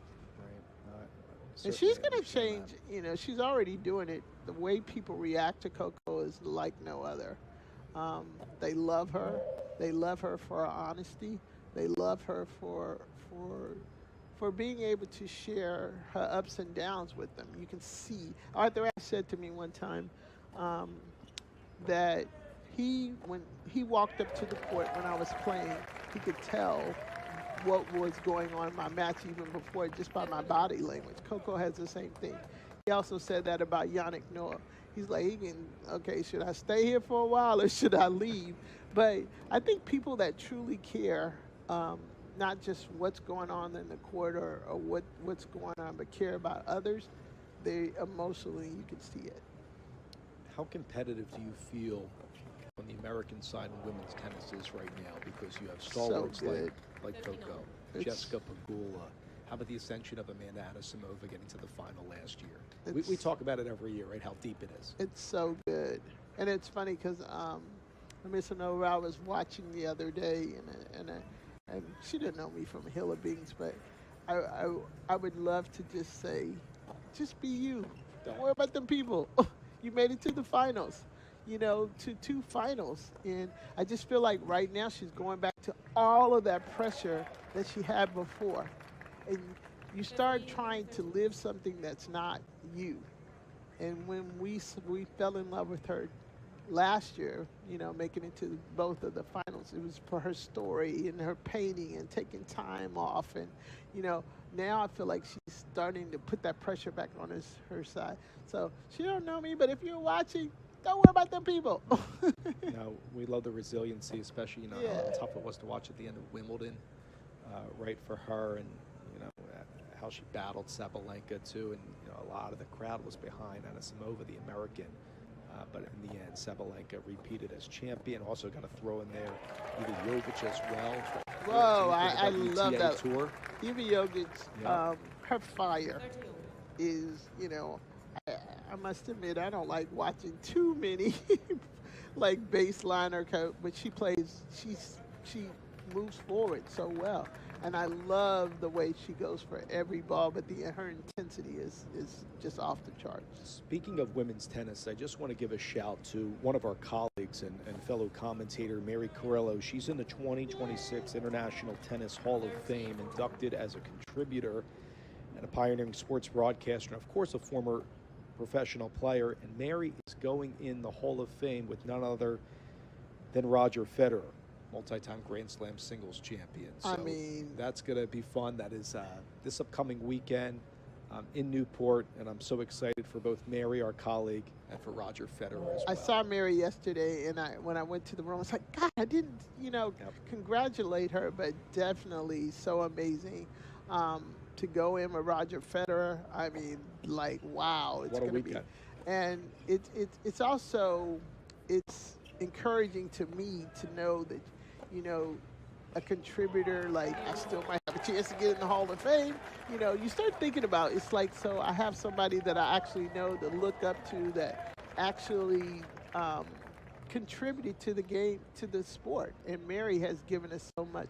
I love when she, you know, would commentate and just her passion and her love for the game. And I love Mary. Yeah, we all do. And I love when she stepped right into the Olympics, right? And she's been so good for so many years. And she doesn't hold back. She doesn't hold back. And we love that. Just like talking to someone right on the couch or at a restaurant watching a game. So we'll take a timeout on U.S. Open Radio presented by American Express. Qualifying going on around the grounds, both in mixed doubles, men's and women's singles. I'll get you some score updates when we return. I'll also highlight a thing that I think has been in the works for many, many years, and that is Roger Federer returning to the U.S. Open tomorrow night. We'll touch on that program, much more. We'll also have Jill Krabus at the top of the hour. That's all coming up next. This is U.S. Open Radio presented by American Express. At IHG Hotels and Resorts, we're here so you can guest how you guest. As the official hotel sponsor of the U.S. Open Tennis Championships, IHG has hotels that are serving all the hospitality you'd expect, with 21 hotel brands, 7,000 plus global destinations, and the IHG One Rewards loyalty program. It's time to bounce. Get set to guest how you guest and book now at ihg.com. AT&T Business offers reliable connectivity for small business owners. It's time to choose a provider that's as committed to your vision as you are. Get AT&T Business at business.att.com. Center court falls silent before the serve. The right entrance commands attention. Quiet power, unmistakable presence. Elevate your arrival in the all-electric Cadillac Escalade IQ, the official vehicle of the U.S. Open. Calling it ahead of the call. Feeling the break point as it breaks. Anticipating the turn before it turns. With data, insights, and AI analysis, IBM gets you closer than courtside. Learn more at ibm.com/US Open. Whether scaling a global business or building a legacy at home, everything you've built deserves expert protection. Chubb provides business and personal insurance that has been protecting the world's ambitions for over 230 years. A world leader in commercial and personal insurance. Chubb. Chase has been a proud sponsor of the U.S. Open for 45 years and is committed to providing the best experience for customers and fans. Visit chase.com/US Open to learn more. JP Morgan Chase Bank, N.A. member FDIC. Enter to win tickets to the 2026 U.S. Open Singles Finals, courtesy of Mount Sinai, official health services provider of the U.S. Open. Enter by September 7th. No purchase necessary. See official rules. Visit mountsinai.org/US Open Sweeps. Incredible events are even better when you're with Amex. Like at the U.S. Open, where card members can discover tournament perks at the Amex Fan Experience and relax in the card member lounge. Because no one serves up the U.S. Open like Amex. That's membership at its best. Capacity limitations and terms apply. When you're flying Emirates Business Class, sampling our range of vintage wines from the largest selection in the skies, you'll see that your vacation isn't really over until your flight is over. Fly Emirates, fly better. New York has always known how to welcome the world and how to put on a show.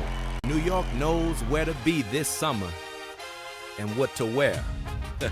New York knows the spotlight, the highlights, and summer nights. New York knows legends and history, rallies and rivalries, and how to make some noise. Get ready for the next star to shine. Live from the USTA Billie Jean King National Tennis Center in New York, this is U.S. Open Radio, presented by American Express. Welcome back to U.S. Open Radio in Flushing Meadows, New York.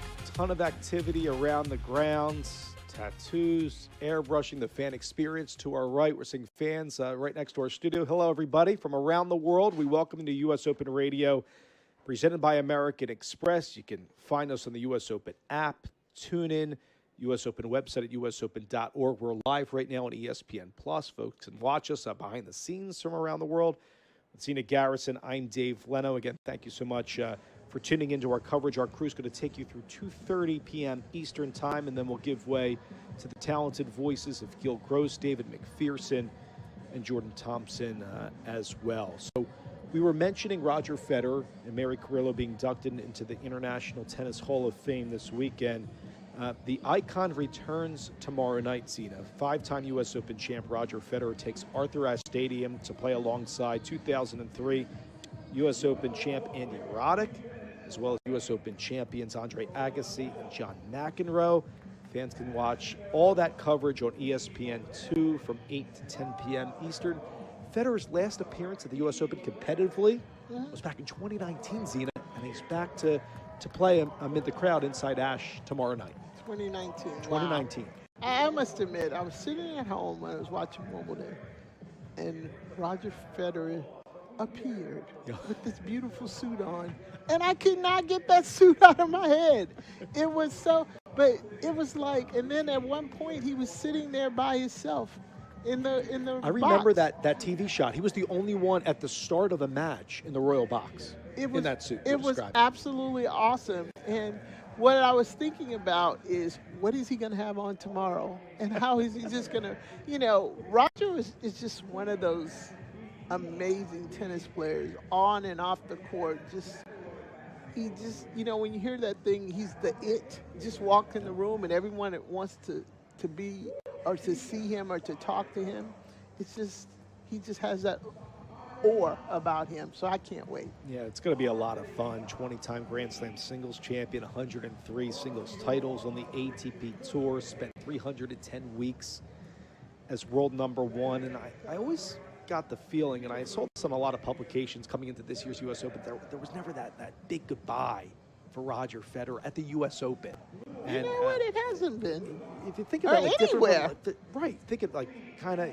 Remember, I think his career ended at Laver Cup, and then that was it. So I'm delighted to see that he's coming back to New York in his schedule, and to play that match with Roddick. I'm pretty sure Roger had something to do with not being too big of a. I watched his mini doc as well, but one thing that I have always admired about him is, of course, his on court, but his off the court and how he's helped kids. And I think his mom South African or something, and so he gives back to African kids.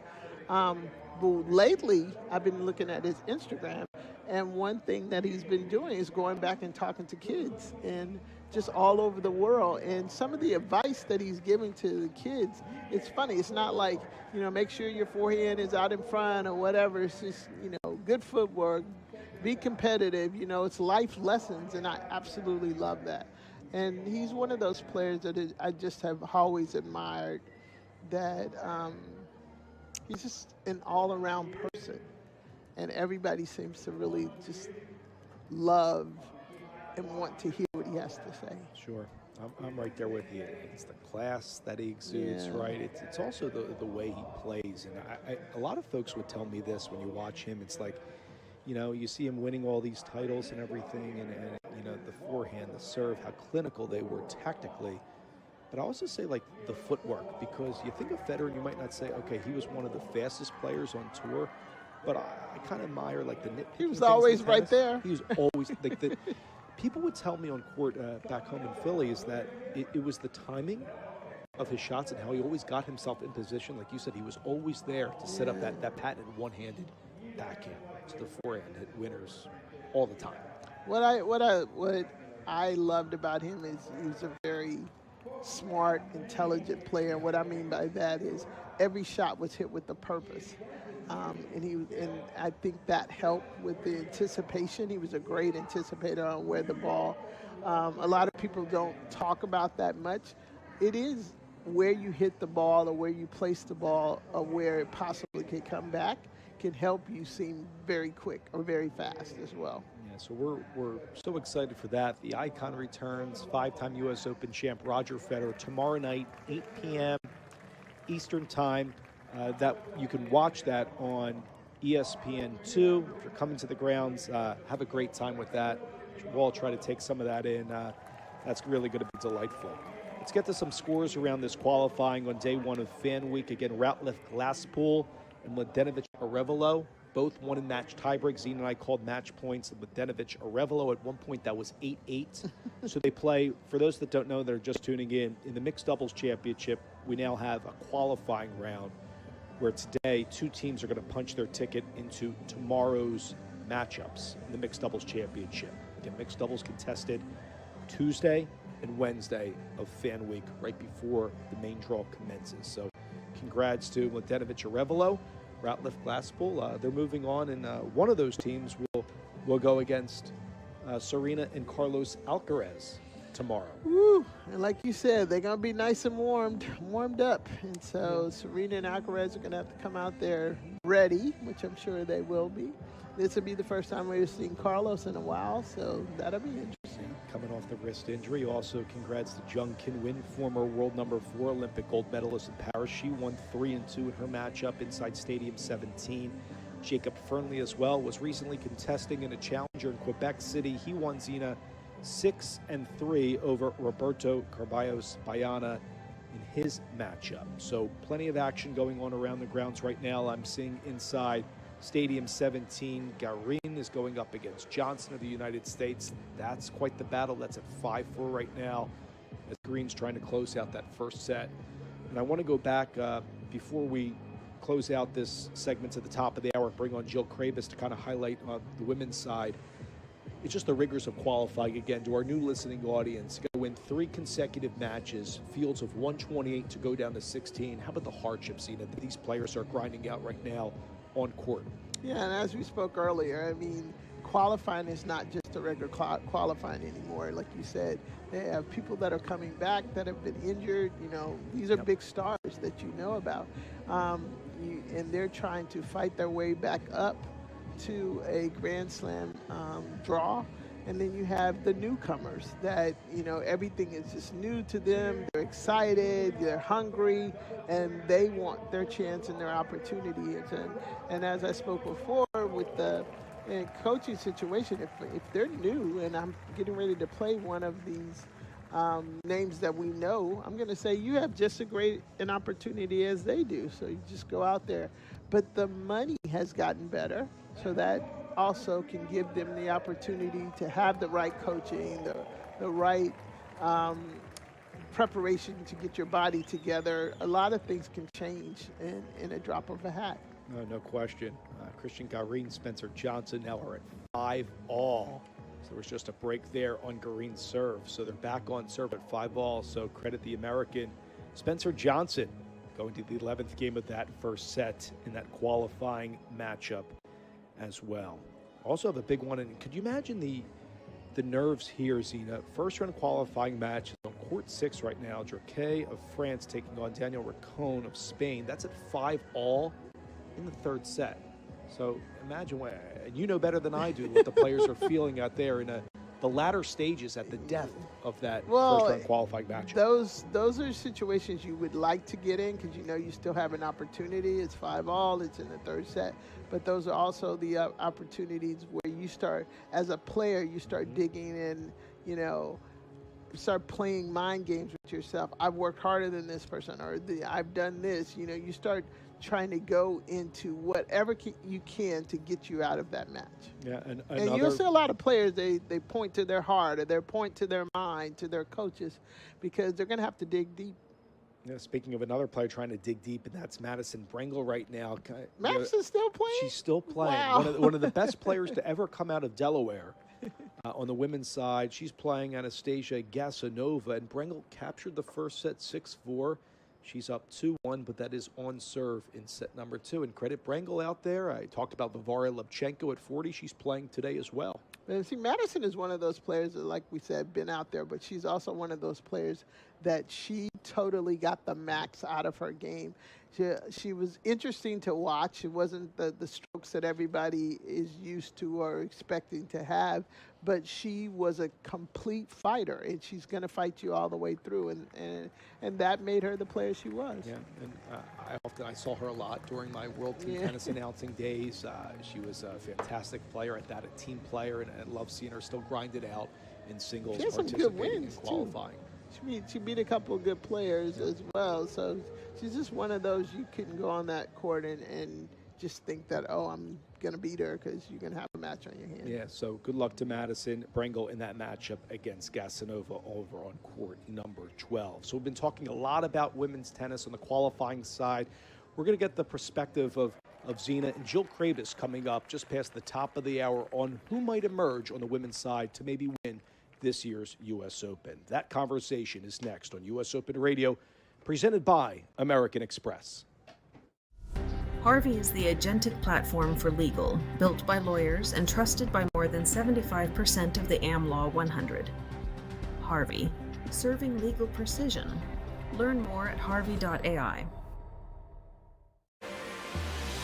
When you're flying Emirates business class, sampling our range of vintage wines from the largest selection in the skies, you'll see that your vacation isn't really over until your flight is over. Fly Emirates, fly better. Be there for all the epic matches and iconic moments when the world's best tennis players return to New York City for the U.S. Open. As the official fan ticket marketplace of the U.S. Open, Ticketmaster has the widest selection of tickets available. Witness every drop shot, top spin, and slice in person. Get your U.S. Open tickets today, including 100% verified resale tickets at Ticketmaster.com/US Open Tennis. Fandom takes on a whole new meaning when you're with Amex. Like at the U.S. Open, where you can visit the Amex fan experience to cool off, relax, and find even more ways to have fun at the tournament. Because no one serves up the U.S. Open like Amex. That's membership at its best. Capacity limitations and terms apply. At the U.S. Open, excellence is everything. Savor every moment with Clos de Bois, America's #1 premium Chardonnay and the official wine of the U.S. Open. California Table Wine, copyright 2025, Clos de Bois, Modesto, California, all rights reserved. Total U.S. MULO, WS, latest 52 weeks ending 7/6/25. Drink Evian and celebrate 200 years young. Served from the French Alps since 1826. Naturally filtered for 15 years through glacial rock. Evian water emerges from the French Alps with naturally occurring electrolytes for a cool, crisp taste. With Fage Total Plain Greek Yogurt in your fridge, chances are you'll never skip breakfast again. Thick, creamy, delicious. The possibilities are endless. Top off a bowl of Fage with strawberries, granola, and honey. Or add Fage to your favorite smoothie. You can feel good about the naturally delicious taste of Fage yogurt in every bite.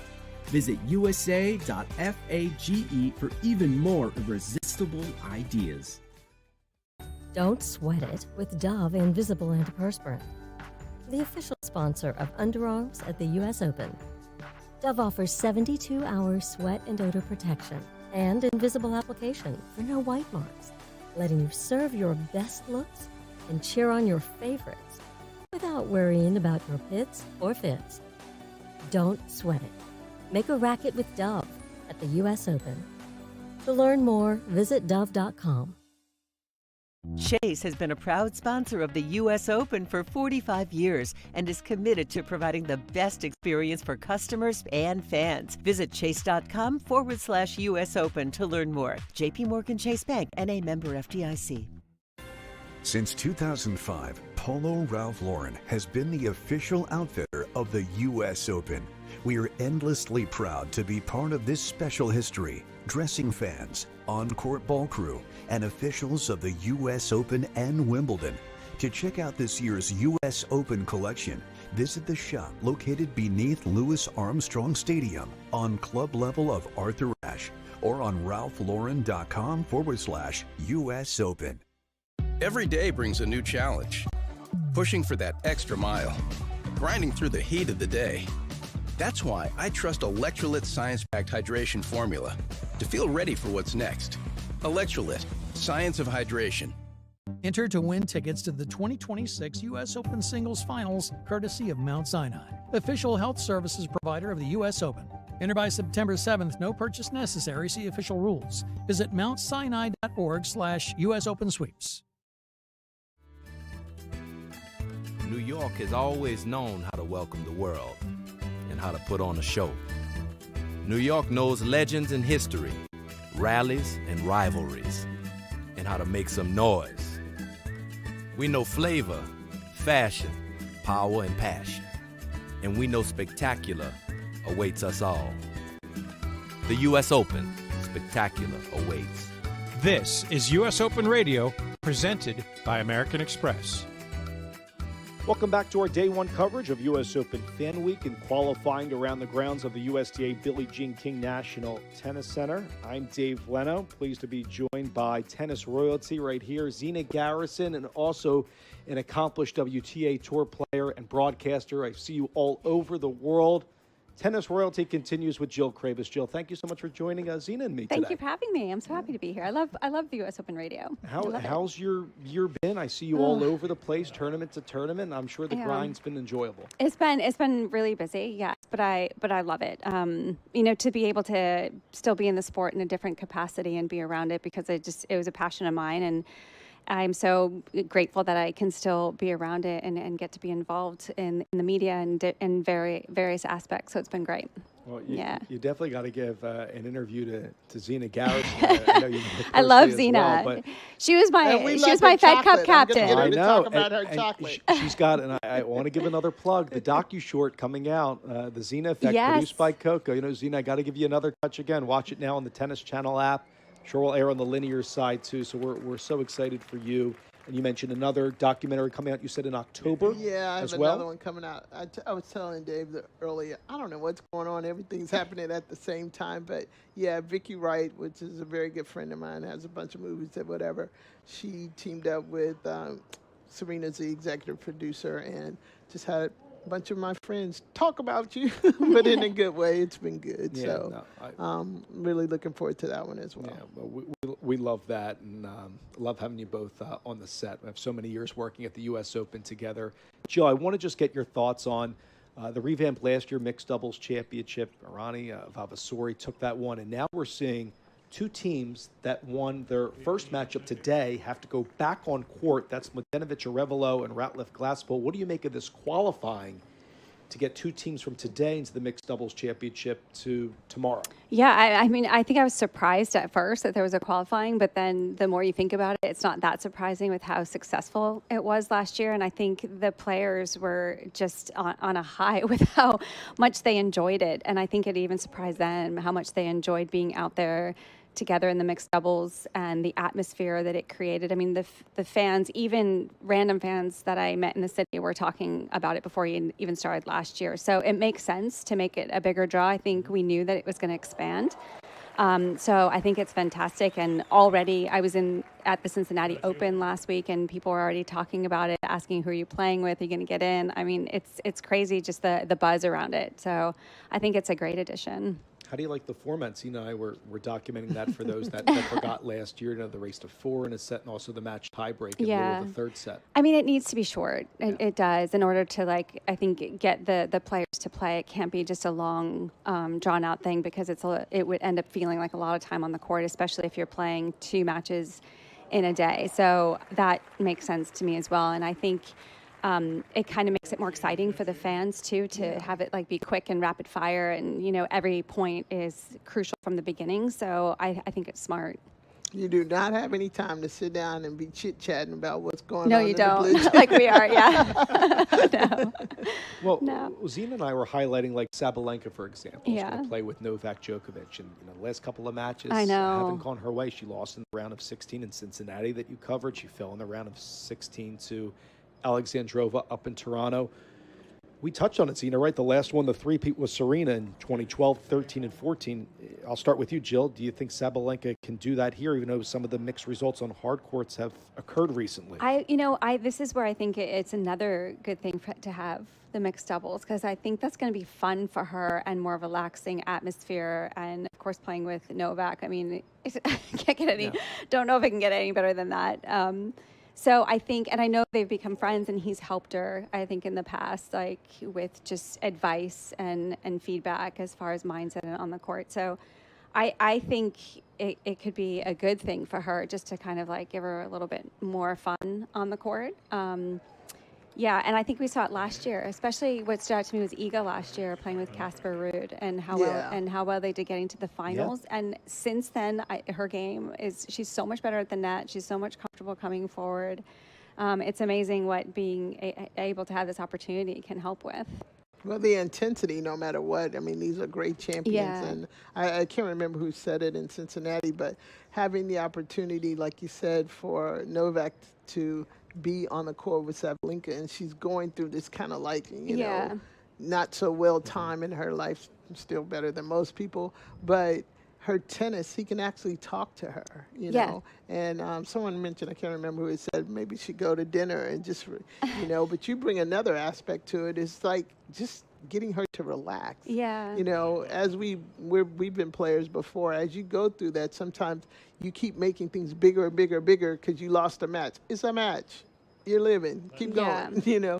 But we don't see it that way because you're in the midst of it. And you understand it's a non-pressure situation too, right? I mean, I think they're just going to have a blast, and I think that always helps. I think they're going to have a blast, but they're true competitors. Oh, 100%. Yeah, 100%. I want to touch on big picture because a lot of folks think of Sabalenka, Coco Gauff, but you're in the trenches week in and week out on tour. For those listening that maybe don't follow the tour year-round and just follow the slams, who are some of the names, maybe Rybakina comes to mind, a Jess Pegula, others that you feel can make a tailor-made run deep into the second week of the U.S. Open? Lot. I mean, I feel like Zina would probably agree with me, I think, but I think there's quite a few that can make a deep run. I mean, those names you mentioned, I mean, Gauff, Pegula, I mean, Anisimova got to 2 finals of slams last year. I know she's maybe not performing up to her standards right now, but you never know. You can there's always a surprise in a slam, I think. And for sure, obviously, the obvious ones like Sabalenka, Rybakina, Swiatek has done well now, just winning Canada. So there's so many, I think, that you could choose from. Yeah, I think it's a great time right now for women's tennis, and Sabalenka having that little, just not quite, you know, being a possibility of her 3rd U.S. Open. It's going to put even more pressure on her. Yeah. I am right now loving Coco. I'm loving Pegula. I think they're coming into own. Jess, you know, Coco played well the other day. She did. But Jess is right there, and I think it's becoming more and more prevalent to her that she wants one. Anisimova, I'm still wondering. I was just mentioning to Dave, I just want her to relax. I know. What you did last year, telling people to forget, you know, don't worry about what the people are saying about you. She had some of the best ground strokes in the game. She's just so fundamentally sound. She needs to, now that's one, just enjoy where you are right now. So I think it's wide open. I do too, yeah. I love the fact that there's so much depth. I think that's what's exciting. I know a lot of people express, you know, how important rivalries are, but for me, I feel like this depth of having the excitement of an opportunity for a number of players, I find it exciting. What about Mira Andreeva's chances? Oh yeah, her. Roland See, champion. I knew I was going to forget someone. No. She played in Cincinnati. I just bring her up because she lost in the round of 16 in these. You know, I don't want to call them warm-ups because that's not with respect. But these tournaments prior to the U.S. Open, she's 40-13 on the tour this year, and she won as a 19-year-old. Only 1 year younger than her that prevailed at Roland Garros, and that was 18-year-old Monica Seles when she won her 3rd consecutive title in Paris back in '92. In both of your eyes, Andreeva, how has her game blossomed over time in the short amount in her upstart of the career? She's now a Grand Slam champion. Yeah. So she's going to go into literally even more. She's going to go into every tournament believing that she has the opportunity. And I still think her main number one factor is Conchita. I mean, and I was listening to a story about how she wanted a woman coach and just to put them two together, but the maturity that you've seen in Andreeva and Conchita has put into her has just been absolutely amazing. And I'm thinking about, Ayala? Ayala? Yeah, that's another one. Ayala. And this goes to what you said about the atmosphere. Can you imagine what the atmosphere is going to be here? I mean, it's been a long time she since has I've atmosphere everywhere. Everywhere you go. I feel like I see on social media people just trying to get in and just can't unless you're out there like 30 minutes before her match. But in New York, I mean, yes. And she's playing just well enough to just, if she gets the right draw, she can really hurt some people. Yeah.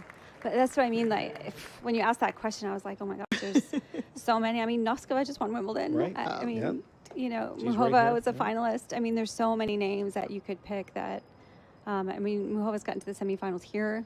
So she underwent a surgery after Wimbledon. I know. Do we know how she's doing? No, I don't. I haven't heard, but but that's someone that I feel like has the game to win a Grand Slam. I mean, I love watching her play. So when you think of the Grand Slam stage, there's so many names that you can choose from. Yeah. Speaking of which, she will play one of the two of the winning teams in quali. So I'm looking forward to seeing her and Mensik go up against one another. We'll step aside, and coming up, we'll be joined by talented voice Gil Gross, who will also guide you through the rest of the afternoon into the early night. He will join our conversation, big picture of women's tennis. We'll touch on what's going on around the grounds of day one of Fan Week and qualifying as well. This is U.S. Open Radio with Zina Jill. I'm Dave Leno on American Express. When you're flying Emirates business class, sampling our range of vintage wines from the largest selection in the skies, you'll see that your vacation isn't really over until your flight is over. Fly Emirates, fly better. Enter to win tickets to the 2026 U.S. Open Singles Finals, courtesy of Mount Sinai, official health services provider of the U.S. Open. Enter by September 7th. No purchase necessary. See official rules. Visit mountsinai.org/US Open Sweeps. Celebrate the magic of tennis with Moet and Chandon, the official champagne of the U.S. Open. Come and discover the Moet and Chandon Clubhouse Bar, just steps from Arthur Ashe Stadium. To learn more, visit moet.com. Enjoy responsibly. Vital Proteins chats with world tennis champion Jessica Pegula. I want to feel like I'm going out to win. I want to feel dominant, confident. Vital Proteins helps me do that. Stay vital, stay you. Vital Proteins, official collagen partner of the U.S. Open. Every point, every upset, every captivating moment of the U.S. Open is played with a Wilson tennis ball. Always New York, always Wilson. The official ball of the U.S. Open since 1978. Tracking your health doesn't have to get in the way of your serve. The new Oura Ring 5 is the world's smallest smart ring. It's designed to disappear on your hand. Track activity, recovery, sleep, and more all from your finger. Get started at auraring.com.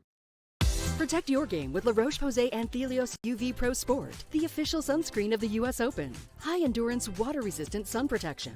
It stays put while you're active, without running into eyes or staining clothes. Dermatologist tested, athlete approved.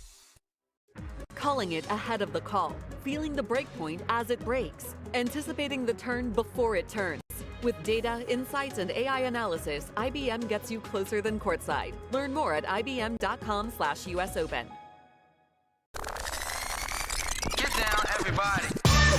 New York knows the spotlight, the highlights, and summer nights. Aryna Busta 1 point away from leaving the competition. Volleys into Shelton, who has time on the ball, will put the backhand pass away. Then Shelton wins the battle of the former US Open semi-finalists.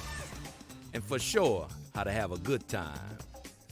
We know greatness when we see it, and we know better than to miss it.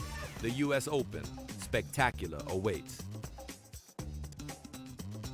Welcome back to our day one coverage of U.S. Open Radio presented by American Express with Zina Garrison and Jill Krabus. I'm Dave Leno. We're also pleased to be joined by the talented tennis broadcaster and journalist Gil Gross. Gil, how has your U.S. Open Fan Week been treating you so far on this day one? It could not have been better so far, Dave. I went into Ashe, and really my main intention was to check out the new architecture and the renovations. And Carlos Alcaraz is out there practicing against Danny Merida, who's having himself an incredible season. So I'm sitting in the photographer's pit. I'm taking in the Alcaraz practice, and then I go straight to the Roger Federer press conference. So I couldn't have. I know. I'm making you guys. We're honored you're joining us, Gil. We're all very, very lucky to be here. What can I say? No, it is a delight. Just seeing now the rigors of qualifying going on. What I love when I came here as a young fan, Gil, and Zina and Jill. And Zina, you and I hit on this early on to start off our U.S. Open radio coverage, is like you can get so up close to the side courts. I think there's no better experience in all of sports to get close. You could see how quickly the players run, how they hit. Are they using a flat? Are they going heavy topspin behind the baseline, coming into the court just the little intricacies of tennis. That's what I love, and I try to take back to my game back home. Oh, it's incredible to be able to get as close as you can get on the outer courts here, which are all stuffed, and even a practice session is so valuable. Sometimes I love it when the players are drilling, and that can be so insightful. Like I remember last year, I went out to the practice courts, and Marin Cilic was doing hand feed. And here's a 37-year-old who's been on the tour, has been playing tennis now for 30 years, and has been a professional for 20, and he's still doing hand feed. And just little insights like that are phenomenal, but also the speed and the athleticism. He probably nowadays. watches too many videos like me, because I've now gone to hand feeds. So I totally get it, because some things that you need to be a little bit closer to, you can get into it. And so 2014 champion, I should say.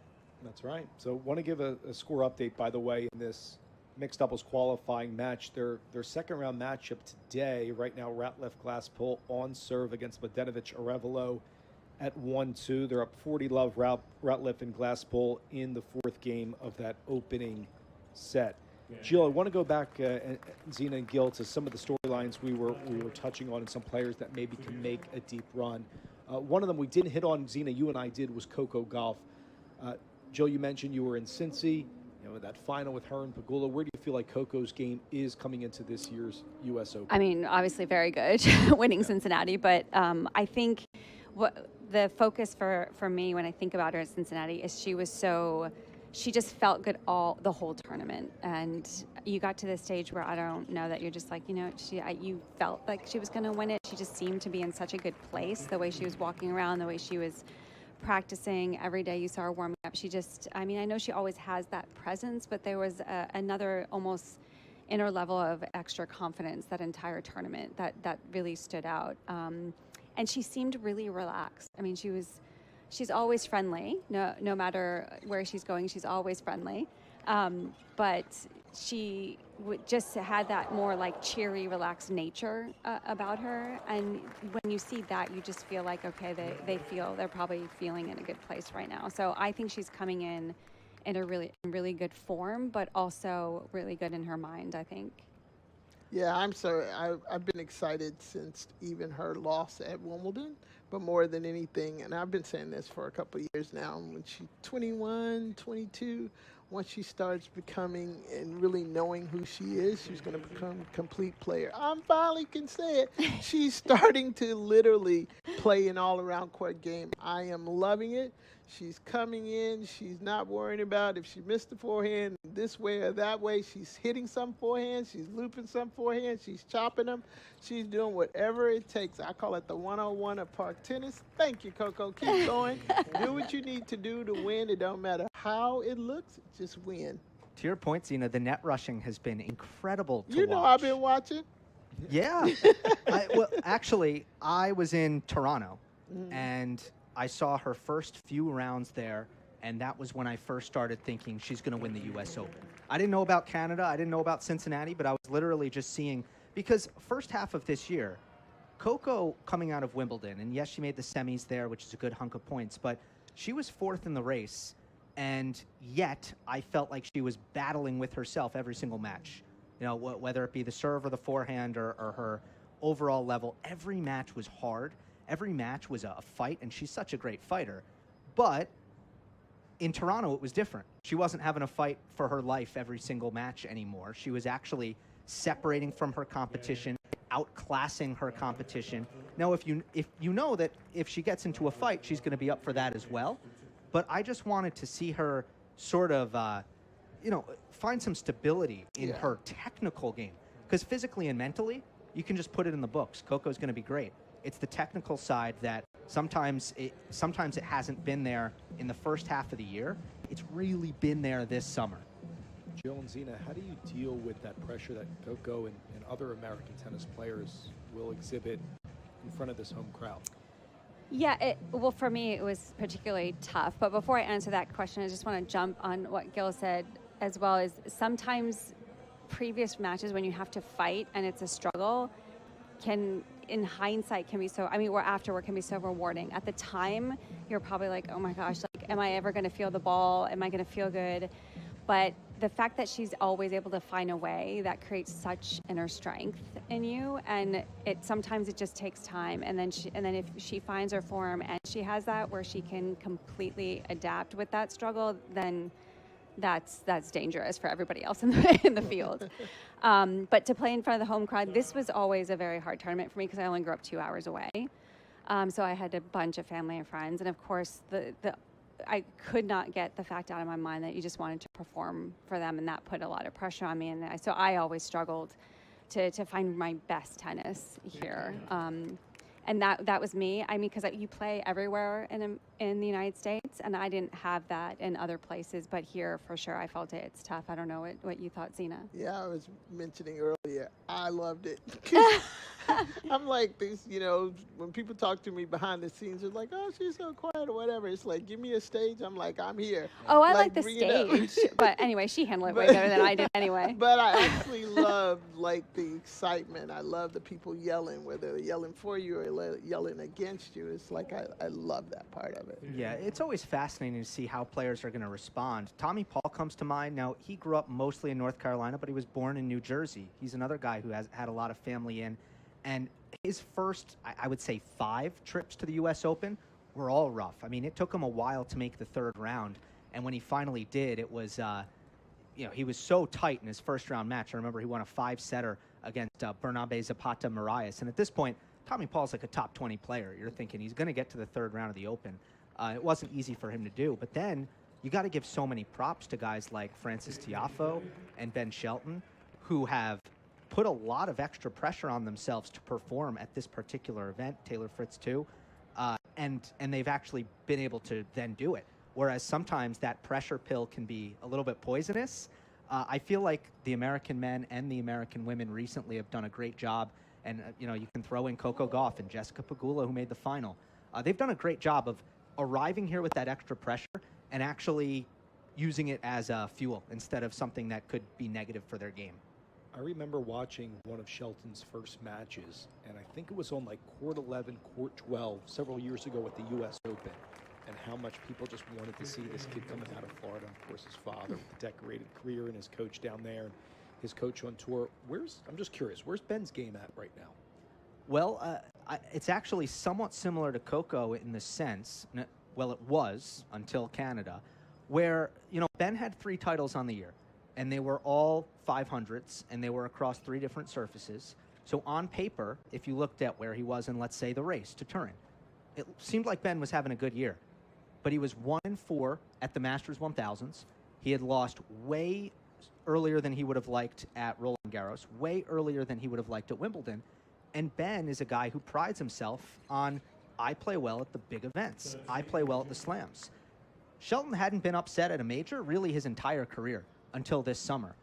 And then if you look at the tournaments that he's won, there's been a lot of match points saved in Dallas and in Stuttgart.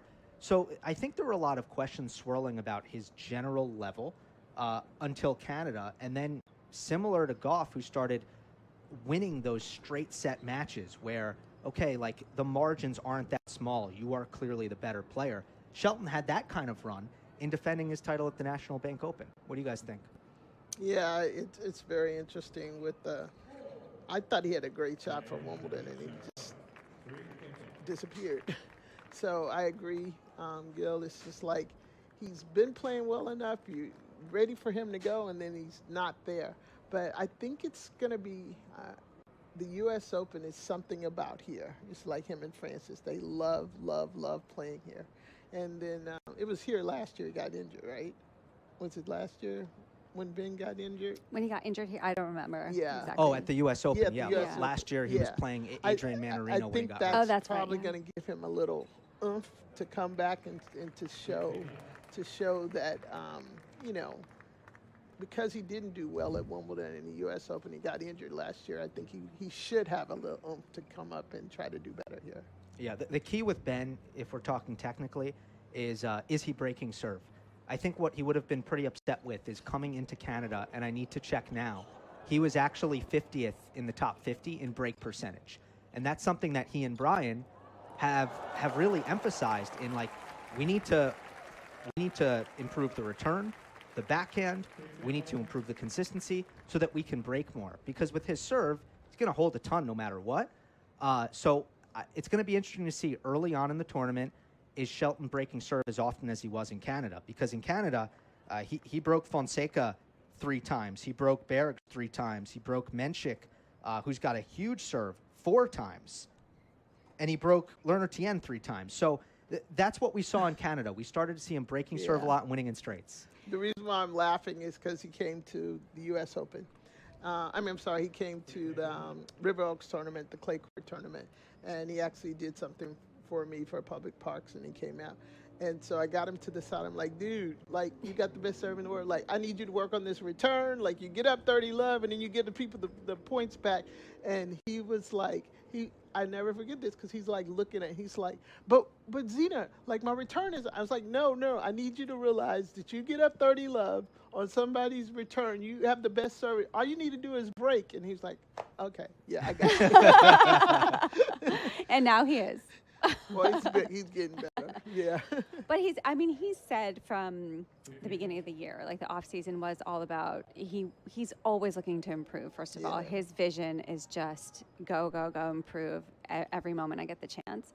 And that was something he was focusing on, is the return. Like, he knows that that's an area that can be so comfort for him if he can break, because he has so much faith in his serve. But he has this vision of constantly wanting to be a complete player. And he's the first one to admit that this year has been ups and downs. But sometimes that happens when you're working on a lot of things. And it's okay to maybe have a couple months where where you accept the fact that there could be wins and losses, but it's going to be in a good way, those losses, because you're working towards something. And I think Ben is so good at having that vision. Well, I mean, you couldn't ask for a better. I'm still amazed just having that opportunity to be around him and his dad, and the way this kid, just like I say kid because I'm getting old, but just how they interact and they talk and they feed off of each other. And, I don't know about you, but it's like John Wilkerson was kind of that guy for me. He was my coach, like a dad, and all of that. After a while, I got tired of hearing his voice, but can you imagine, like, a son and they still love, like, talking tennis and being that's pretty When amazing. did that happen for you? 21 is when I started focusing, and I was like, I just need to hear something different. Yeah. But John was always in my ear because that was my fundamental part of it. You know what people forget is that when Shelton first came on tour, his father wasn't in his box. And people think that Brian was coaching him his whole career. It's so easy to forget. Because he was deciding if he was going to, he was but still it wasn't coaching, too right? long, was it? Because I think they came to an agreement. 6 months? Yeah. But I think Ben was the one who realized in that moment, okay, I know what this feels like now, traveling the world and being a professional tennis player without my father on my side. And I just think the fact that he's tried it that way and said, no, I would really like Brian to be my left hand and my coach and travel with me every week says something. It says a lot, and you're 100% right. I remember that now. And I remember because he went to Brian and asked to, that says a lot, but, I was talking to actually Billie Jean one day, and Billie and I were talking, and Billie was like, I just think, he coaches, the dad's coaching too much and whatever. I'm like, Billie, everybody coaches too much now, talking on the sideline. I said, but if you watch Brian, he has certain times when he, like, goes in, and he has certain times when he lays back, and that to me, you don't win 2 championships, men and women, if you don't know when to go in and when to come out. Yeah, I think he's poised for a great run at this U.S. Open, despite kind of the roller coaster of the recent matches have gone for Ben Shelton. Zina, that's going to do it for you and I to start off our U.S. Open radio coverage. We'll be back tomorrow. Awesome job by you. I can't wait to watch the Zina Effect, that short, that docu-short that will air. It's airing right now on the Tennis Channel app, be on Tennis Channel, and I'm so excited for you, and we'll be back at it tomorrow. Well, it's great being here with you guys, and we'll see you tomorrow. Well done, you guys. Yeah, thank you very much. So for Zina Garrettson, I'm Dave Leno, but don't go anywhere. Our crew of Gil Gross, Jill Krabus, and Jordan Thompson will take you through the rest of the afternoon. David McPherson will also join that talented trio, all coming up next to take you through day 1 of U.S. Open Fan Week, right here on U.S. Open Radio, presented by American Express. Whether scaling a global business or building a legacy at home, everything you've built deserves expert protection. Chubb provides business and personal insurance that has been protecting the world's ambitions for over 230 years. A world leader in commercial and personal insurance. Chubb. Chase has been a proud sponsor of the U.S. Open for 45 years and is committed to providing the best experience for customers and fans. Visit chase.com/US Open to learn more. J.P. Morgan Chase Bank, N.A. member FDIC. Calling it ahead of the call. Feeling the break point as it breaks. Anticipating the turn before it turns. With data, insights, and AI analysis, IBM gets you closer than courtside. Learn more at ibm.com/US Open. Since 2005, Polo Ralph Lauren has been the official outfitter of the U.S. Open. We are endlessly proud to be part of this special history. Dressing fans, on-court ball crew, and officials of the U.S. Open and Wimbledon. To check out this year's U.S. Open collection, visit the shop located beneath Louis Armstrong Stadium on club level of Arthur Ashe or on ralphlauren.com/US Open. Be there for all the epic matches and iconic moments when the world's best tennis players return to New York City for the U.S. Open. As the official fan ticket marketplace of the U.S. Open, Ticketmaster has the widest selection of tickets available. Witness every drop shot, topspin, and slice in person. Get your U.S. Open tickets today, including 100% verified resale tickets at Ticketmaster.com/US Open. Incredible events are even better when you're with Amex. Like at the U.S. Open, where card members can discover tournament perks, the Amex fan experience, and relax in the card member lounge. Because no one serves up the U.S. Open like Amex. That's membership at its best. Capacity limitations and terms apply. Center court falls silent before the serve. The right entrance commands attention. Quiet power, unmistakable presence. Elevate your arrival in the all-electric Cadillac Escalade IQ, the official vehicle of the U.S. Open. Enter to win tickets to the 2026 U.S. Open Singles Finals, courtesy of Mount Sinai, official health services provider of the U.S. Open. Enter by September 7th. No purchase necessary. See official rules. Visit mountsinai.org/US Open Sweeps.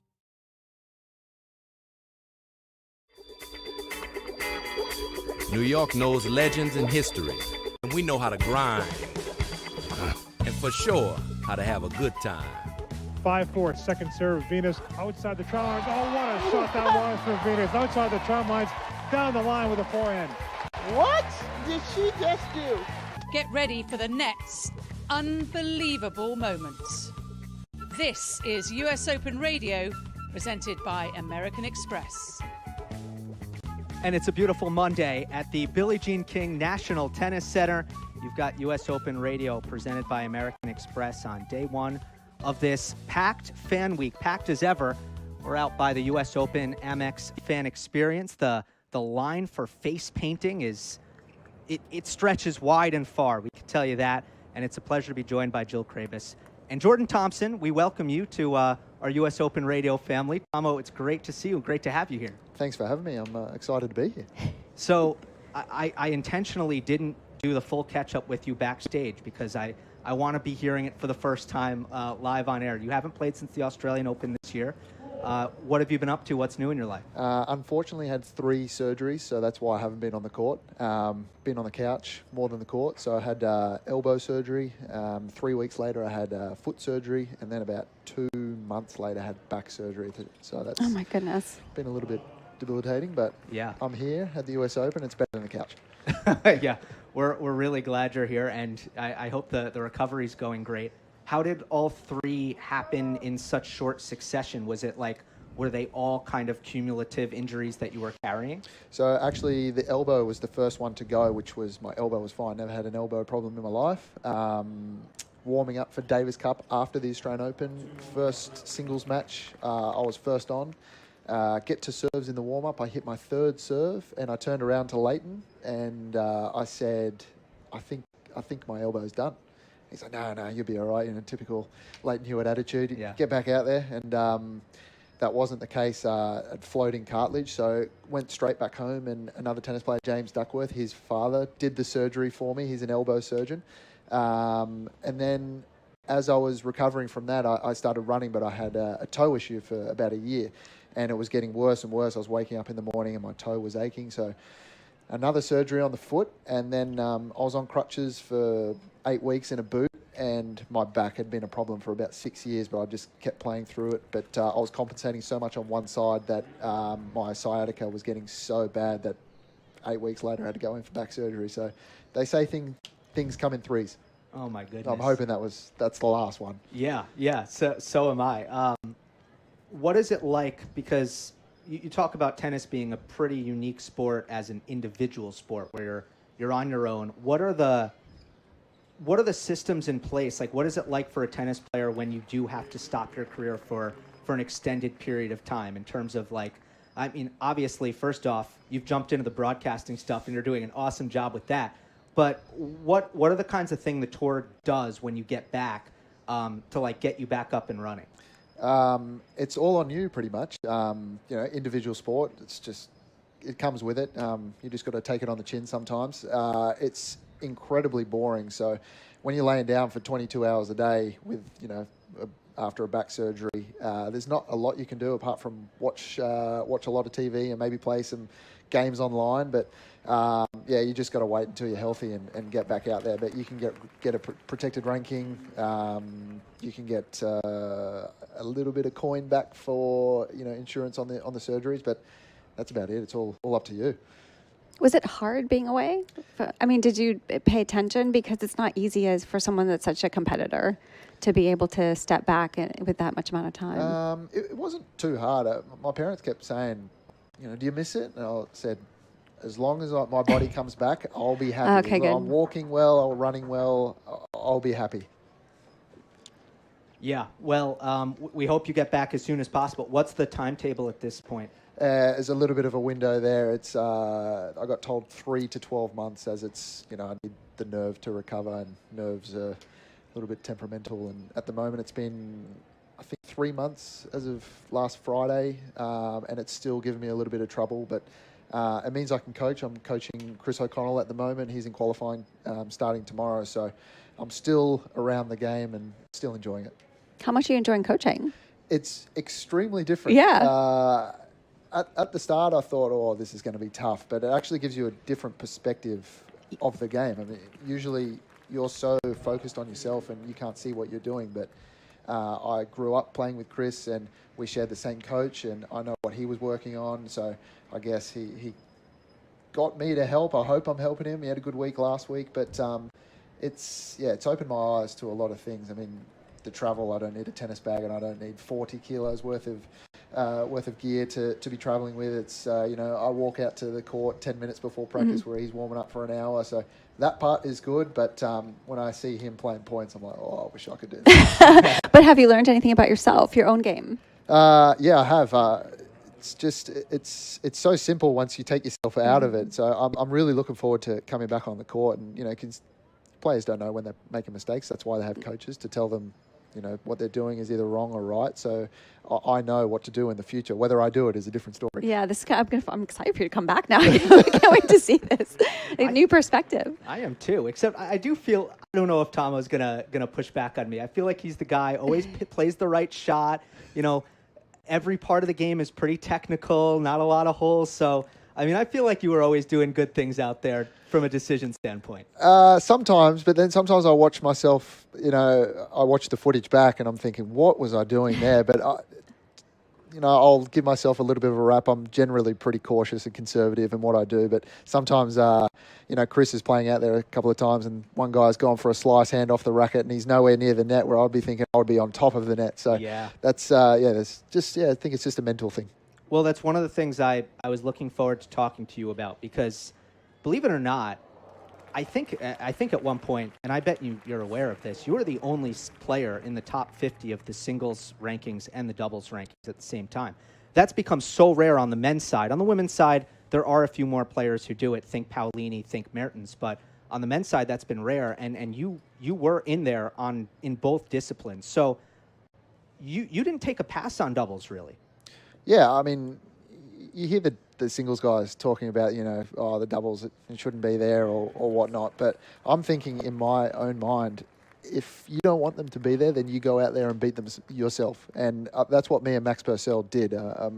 He talks about, it's free money, and he got me. I didn't play doubles for about 5 years. Will you play with me? And we played a Davis Cup match, and I think we beat one of the top teams. And he's like, you got to start playing doubles with me. I'm like, all right, let's give it a go. And it went well, but I actually thought it was really good for my singles, and my singles was good for my double. So they just both complemented each other. And I'm thankful to Max that he got me to play again, because there are not a lot of guys that play singles and doubles, but they like to complain about it. Yeah.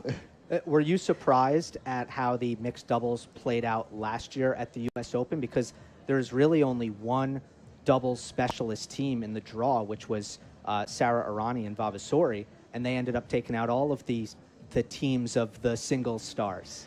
Yeah, I wasn't too surprised, because Vava and Errani, they play doubles every week, where the singles guys, they don't play that often, especially the guys that got thrown into the mixed doubles last year. Didn't have a whole heap of doubles experience. I mean, they play a match here or there. They're obviously quality tennis players, but when you're doing the doubles, just the specifics, it really shows. And it's even more impressive that they won a short format. Yeah, absolutely. Well, there's going to be more doubles teams, or kind of traditional doubles teams in the draw this year because of the expanded draw and the qualifying system. In fact, out on Grandstand all day, we've had qualifying matches for the mixed doubles, and right now it's Aaron Routliffe and Lloyd Glasspool up 5-4 against Mladenovic and Arevalo. 5-4, actually, they've won the first set in a tiebreak because it's fast 4 scoring. You also, of course, have all the singles qualifying all around the grounds. Jill Krabas is going to be calling some matches, so we're going to let her go. Thank you for joining us here on US Open Radio. Yeah. This has been so much fun, and David McPherson will join us. Macca, it's going to be better two replacement. Aussies. No, not at all, Jill, but I will say it's going to be 2 Aussies against 1 American Oh, God, good over luck. here. Good luck. So I'm going to try my best to hold it Yeah, down. We'll go good easy luck. on it. I have faith in you. Have fun. Back after this. Incredible events are even better when you're with Amex. Like at the US Open, where card members can discover tournament perks at the Amex Fan Experience and relax in the card member lounge. Because no one serves up the US Open like Amex. That's membership at its best. Capacity limitations and terms apply. When you're flying Emirates business class, sampling our range of vintage wines from the largest selection in the skies, you'll see that your vacation isn't really over until your flight is over. Fly Emirates, fly better. AT&T Business offers reliable connectivity for small business owners. It's time to choose a provider that's as committed to your vision as you are. Get AT&T Business at business.att.com. Tracking your health doesn't have to get in the way of your serve. The new Oura Ring 5 is the world's smallest smart ring. It's designed to disappear on your hand. Track activity, recovery, sleep, and more, all from your finger. Get started at auraring.com. Calling it ahead of the call, feeling the breakpoint as it breaks, anticipating the turn before it turns. With data, insights, and AI analysis, IBM gets you closer than courtside. Learn more at ibm.com/US Open. Chase has been a proud sponsor of the U.S. Open for 45 years and is committed to providing the best experience for customers and fans. Visit chase.com/US Open to learn more. J.P. Morgan Chase Bank, N.A. member FDIC. Harvey is the agentic platform for legal, built by lawyers and trusted by more than 75% of the AmLaw 100. Harvey, serving legal precision. Learn more at harvey.ai. Fandom takes on a whole new meaning when you're with Amex. Like at the US Open, where you can visit the Amex Fan Experience to cool off, relax, and find even more ways to have fun at the tournament. Because no one serves up the US Open like Amex. That's membership at its best. Capacity limitations and terms apply. With Fage Total Plain Greek Yogurt in your fridge, chances are you'll never skip breakfast again. Thick, creamy, delicious. The possibilities are endless. Top off a bowl of Fage with strawberries, granola, and honey. Or add Fage to your favorite smoothie. You can feel good about the naturally delicious taste of Fage yogurt in every bite.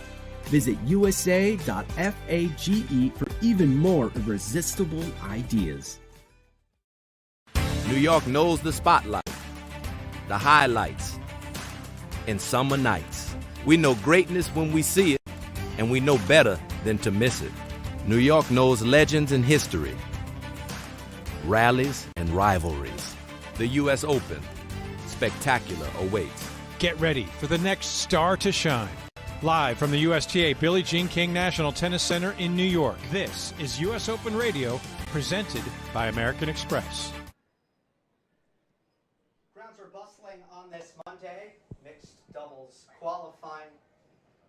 Grounds are bustling on this Monday here on U.S. Open Radio, presented by American Express. Qualifying matches, mixed doubles qualifying as well. And David McPherson back on U.S. Open Radio, the man they call Macca. Great to see you again. Looking forward to another fantastic year. Great to be back with you, Gil and Tomo. Opening shift for me. Beautiful day here at the U.S. Open, and just can't wait to watch it all unfold. We were just talking some doubles, so I don't want to make you upset. Stop talking about doubles as soon as you walk in. Oh, I don't know much about doubles, Gil. I barely know the rules. So, top 10, were you? Yeah, former coach of the Bryan Bros and a great doubles player on tour himself, David McPherson. The mixed doubles is going to be outstanding, and it all starts tomorrow, bright and early, 10 a.m. Novak Djokovic and Aryna Sabalenka, the top seeds, will be in action inside Arthur Ashe. They'll take on Leylah Fernandez and Frances Tiafoe. And then not before 2 p.m. inside Ashe, that's when we'll get the pairing of Serena Williams and Carlos Alcaraz, and they are going to play one of the qualifiers who will come through. We're not sure who yet. If you look at the field, we know Sabalenka, Djokovic, Fernandez, Tiafoe, Bencic, Caboli, Townsend, Zverev, and Serena, Carlos. Macca, I'll ask you, who do you edge towards one of those teams before we have kind of the pure doubles teams that will come through qualifying? Who do you like among those pairings? Well, Gil, I really think it's what a blockbuster to have Serena and Carlos playing together. I'm sure the place is going to be bursting at the seams tomorrow. The fans getting such a treat to see those two team up. I always feel like the doubles specialists have the advantage, and that was proven to be the case last year with Irani and Vavasori winning another title.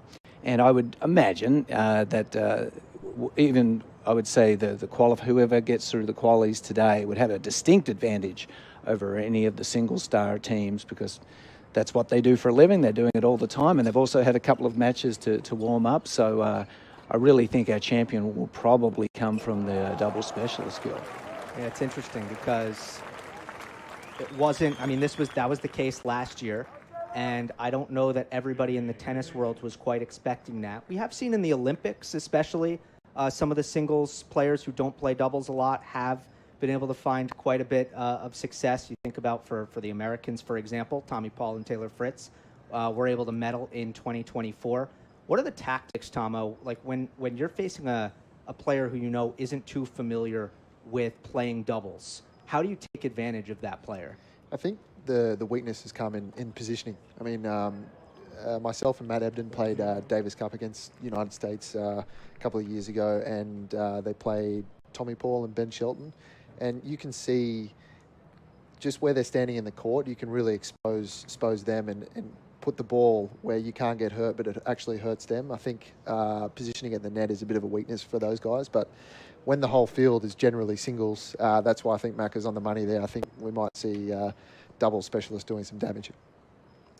Well, right now it's Routliffe and Glasspool taking on Mladenovic and Arevalo on grandstand, and they've already won earlier today. So that's a match where the winner does advance to the main draw. Some very, very accomplished doubles players on court there, and the first set did go the way of Routliffe and Glasspool. I feel like it's going to be even bigger this year, the mixed doubles. Last year it was the first time, and I think a lot of people were thinking, okay, how is this going to really play out? What is this going to look like? Once it becomes a routine, people know what to expect, and people start associating, okay, week before the U.S. Open, that means the mixed is coming. I feel like there's going to be even more attention, more excitement, and more eyes on this tournament. I think so. I was quite surprised myself last year when I was here. I was playing singles and doubles, and I was, for the first time in my life, caught myself scrolling for the scores in mixed doubles. Generally, I don't have too much of an interest, but last year I was checking Twitter, I was checking the scores, and I was really keen to watch all the big names play and how they would go. And funnily enough, the Italian double superstars came out on top. So that was it was good to see them put the money where their mouth is. They beat Ruud and Swiatek in the final. It was 10-6 in a final set tiebreak. So I think we will be seeing Ruud and Iga pairing up again this time around. So we'll see if they're able to recapture that success. Tennis World still talking about Cincinnati and what went down there. It was a first major title for Arthur Fils. This was just yesterday in the final, in the men's final. Fils over Tiafoe in a very kind of back and forth, topsy-turvy match. 6-3, 1-6, 6-love in the third for Fils. It's interesting because, you know, Arthur hadn't won a 1,000 before in his career. He's not a player who's like accumulated a ton of massive results yet. I think a lot of people think that's coming, and it started yesterday. But with a result like this and just knowing his raw materials, are you putting him in the group, Tomo, of, sure, he can win the U.S. Open. Like, let's say Carlos plays a bad match. He's not at his best, having not played in about 4 months. Do you put Fils in that category or maybe the next category down? I think probably the next category down, but I think that is coming. I mean, he's got an incredible level. You know, he played last week. I watched a few of his matches and I was thinking, you know, he doesn't really have any holes in his game. But to get to, you know, Carlos, I know Yannick's not here, but to get to that level, I just think those two guys are just so far out in front.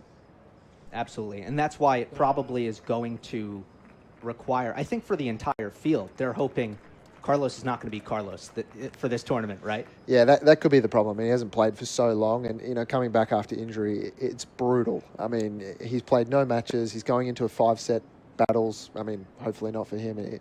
Hopefully in the first few matches he gets a little bit warmed up and gets used to playing again. But for him to come out and not play for so long and win the US Open is a tall order.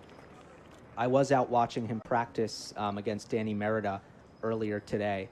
And first off, most important thing, it looked to me, and I don't have the numbers. I'd rather see the numbers because that's the kind of guy I am. But I thought he was accelerating full speed on the forehand, full speed on the serve. However, he was making a lot of mistakes. Like, it was not clean tennis for Carlos in this practice set against his countrymen. I'm also someone who, I'm very open to the idea that might not matter at all. Like, Macca, in your experience, coaching players especially, did you see a strong correlation between level in practice sets and then level out on the match court once the event starts? Not so much. I can remember Mike and Bob Bryan, the first US Open they ever won. They were pretty tight before the final. They warmed up early in the morning on ash. It was windy, and Mike Bryan put on one of the worst warm-up 30 minutes I've ever seen in my life, and I'd written us off after that warm-up. He couldn't get the serve over the net. He could barely crack an egg, and then they go out there and play a blinder and win the final easily. So from that day on, I never placed too much importance on how you warmed up. But I do think that in the context of this tournament, this is a really exciting time for the rest of the field. You know, feel really badly that Yannick's not here. Such a wonderful champion. I'm sorry for tennis and him that he's not healthy right now. And Carlos, a little question mark, a big question mark, having so much time off. So the rest of the field they must be sort of saying, could this possibly be a chance? Because as we know, historically, it's very difficult to break through and win a Grand Slam, men and women, but perhaps especially in the men, that it's been dominated by so few players. And Carlos and Yannick have had a stranglehold on things pretty much for the last few years or so. Yeah, I think Zverev's always been knocking on that door as well. We've seen the last, you know, he's won the French Open, then final of Wimbledon. You know, Yannick and Carlos both. I mean, they weren't there, so, you know, Zverev's always been knocking on that door, whether it was Roger, Rafa, Novak, and now Carlos and Yannick. So I think I'll put Fils behind Zverev. I think Zverev is probably that next one down, but he's always knocking on the door, and he's a Grand Slam champion, so he's rightly there as well. But, you know, the numbers speak for themselves. I think Carlos has won 7. I mean, Yannick maybe 4 or 5. Yeah, and I want to kind of go through the contenders throughout the day. First off, I also, though, what do you think of the correlation between practice level and match level, Tomo? Yeah, I wouldn't place too much emphasis on practice. I mean, I've been out there before. I've played practice sets with Rafa and Novak before a Grand Slam. And Rafa was out there belting every single ball, making mistakes, but he knows that when he gets into a match, he's going to tighten up. Novak was a little bit different. He practices closer to the way he plays, but I don't think he's as locked in as he is in a match as well. So from those two guys, I wouldn't read too much into it. I'm sure Carlos is similar to Rafa and, trying to bully his way onto a practice court and just hit the absolute crap out of the ball and just get loose for the matches. There you go. So for all the people who come to the U.S. Open and enjoy these practice sets, and then you jump on social media, and I see it on Twitter X all the time, where people are saying this was the score, and then there's often a frenzy about it. Oh, Carlos lost. Doesn't really matter, right? There's so much at play in practice, and something that I remember hearing from Andy Murray is when he came back from the injury, he was looking for confidence. He wasn't winning a lot of matches. So practice for him ended up being so important. And he brought a ton of intensity to practice because he wanted that confidence so badly. He started beating everybody in practice, wasn't quite translating to the matches. And Andy said, when I was number one in the world, when it was 2016, and I was totally confident in who I was as a player, and I felt very comfortable in my skin as a tennis player, I was losing every practice set, and it didn't matter. I didn't care. I think that's just the way it goes. I mean, when you get into a match situation that guys are going to tighten up. They are not going to play as freely as they do in practice. But when you're Andy Murray in 2016, world number one, you barely lost a match. I don't think you're too concerned about practice. I mean, you could lose every single practice set, but I think he maybe lost a handful of matches. You probably count them on one hand that year he lost. Yeah. I wouldn't read too much into it. But maybe he's hitting too many errors because he hasn't played for so long. Maybe that'll show up in his first round match, but I would highly doubt it. If I was a betting man, I would say he's not going to make that many errors and he's going to tighten up in the match. Yeah. At the same time, he is a player who does go after it, right? He's an ambitious player. Like, the things he's trying to do on the court are high degree of difficulty, doesn't like to really scale it back and play high percentage necessarily. So I think going back to what you said, Macca, of, okay, the field actually has hope here. Like, they will be feeling as if the trophy, there's a path. It's within grasp for the top guys. Part of it is maybe Alcaraz does throw in a clunker, because I do think if he is off his game, right, if he's having a bad day, his bad day perhaps is a little bit worse than Jannik's bad day, for example. Yes, we saw him really struggle a couple of years ago. He took a surprise loss to, I called that match, Botic. Botic under Sean. Don't never say his last name that well. Thank you. But Botic, Carlos was dreadful that night. He had a slew of forehand errors, his killer shot. And so, Gil, I completely agree with you. Like, he's on his day the most brilliant player, one of the most brilliant players we've ever seen. But if he is off, he doesn't really like to scale it back, and just like Rafa could do. Rafa could not be feeling his game, but he would just go into a mode where, by golly, I'm not going to miss. I may hit it a bit shorter and less penetrating than when I'm really feeling it, but I'm not going to give it to the other bloke with unforced errors. And Carlos, to date, has had a few days when he's off his game where he can be inconsistent. You surprised that he's turning up to play, given hasn't played a match since really the beginning of April in Barcelona, and this is a best-of-5 set tournament? I don't think he'd be here if he didn't believe that his body was ready to go. I really think the champions have such pride in their product that he's not going to be here if he doesn't think that he can hold up and he can win it. I'm sure of that. And I remember when Roger came back from a fairly extended break and ended up playing one of his greatest ever finals to beat Rafa in Australia. He'd been off for some time, and most people didn't really consider Roger a threat before that tournament. And he'd been quietly rehabbing and working on his game in Dubai, and came out with a whole new way of playing against Rafa, taking the ball earlier inside the baseline on the backhand, and shocked the world. So I certainly, I wouldn't be writing Carlos off by any stretch. I'd say if he's here, in his mind, he's ready to go. I'm really glad you mentioned that, because I was thinking about Federer 2017. Rafa 2017 also was coming off of his worst 2 years ever in 2015 and 16. A little bit different with him. But then you think about him winning Roland Garros in 2022 when his foot was a disaster in the week leading up to RG. And then we now know that he had to get the top of his foot numbed in order to play, and that would end up being his last major title. And then I think about Serena Williams winning the Australian Open when pregnant. Why do I bring up all of these examples? These great players defy logic all the time. And I think when Carlos pulled out of Cincinnati, and there was a chorus of people who said, well, that's it for the U.S. Open. He would never come back for the U.S. Open. That's regular person logic, right? That's not superhuman, all-time great logic, where I totally agree with you, Macca. I think he's going to come here and think, I can do this. Yeah, I mean, Macca said it there before. When Carlos is not going that well, he doesn't like to scale it back. But Rafa and his superhuman mentality, when he was having a bad day, it's almost like he took joy in, I'm not playing that good, but I'm Rafa Nadal. I'm going to find a way to make this, turn this match into a win for me. I could be playing terrible. I'll go 5 meters behind the baseline. I'll fizz every ball like I know I can. I'm not playing my best, but I'm going to do everything I can to win, where I think Carlos is such a showman and he's so skilled everywhere in the court. He thinks, like, even if I'm having a bad day, I can keep doing this. But sometimes it just doesn't pay off, where Rafa he'll go to plan B, C, D, F if he has to. I think that's the difference. But, yeah, they've just got a different way of thinking, those the top dogs.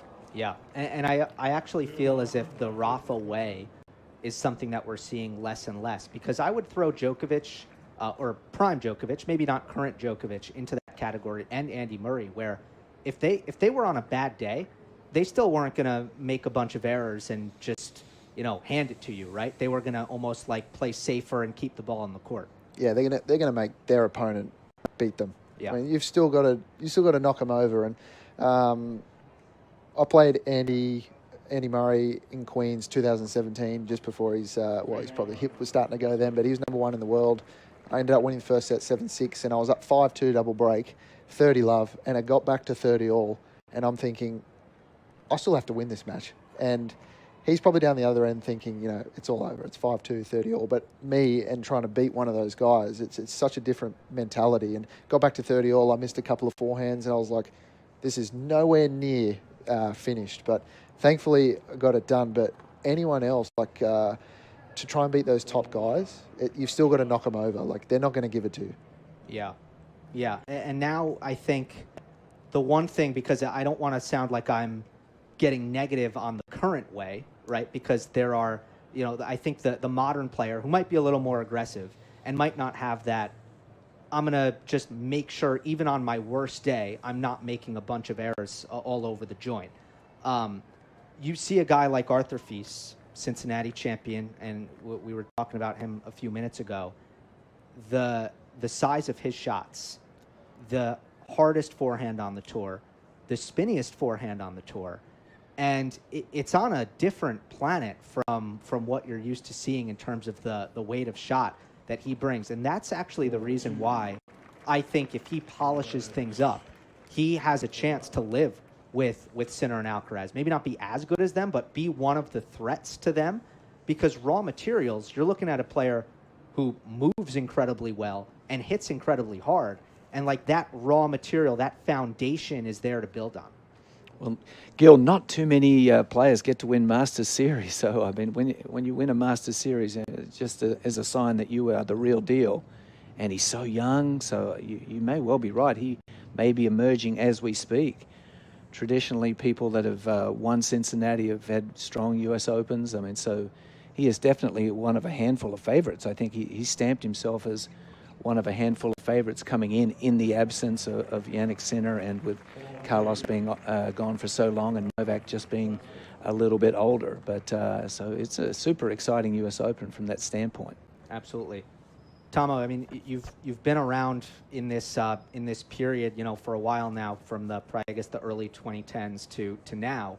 Have you felt the game change in that respect? Are there more Arthur Fises on the tour? Maybe not exactly like him, but just guys who are wailing on the ball?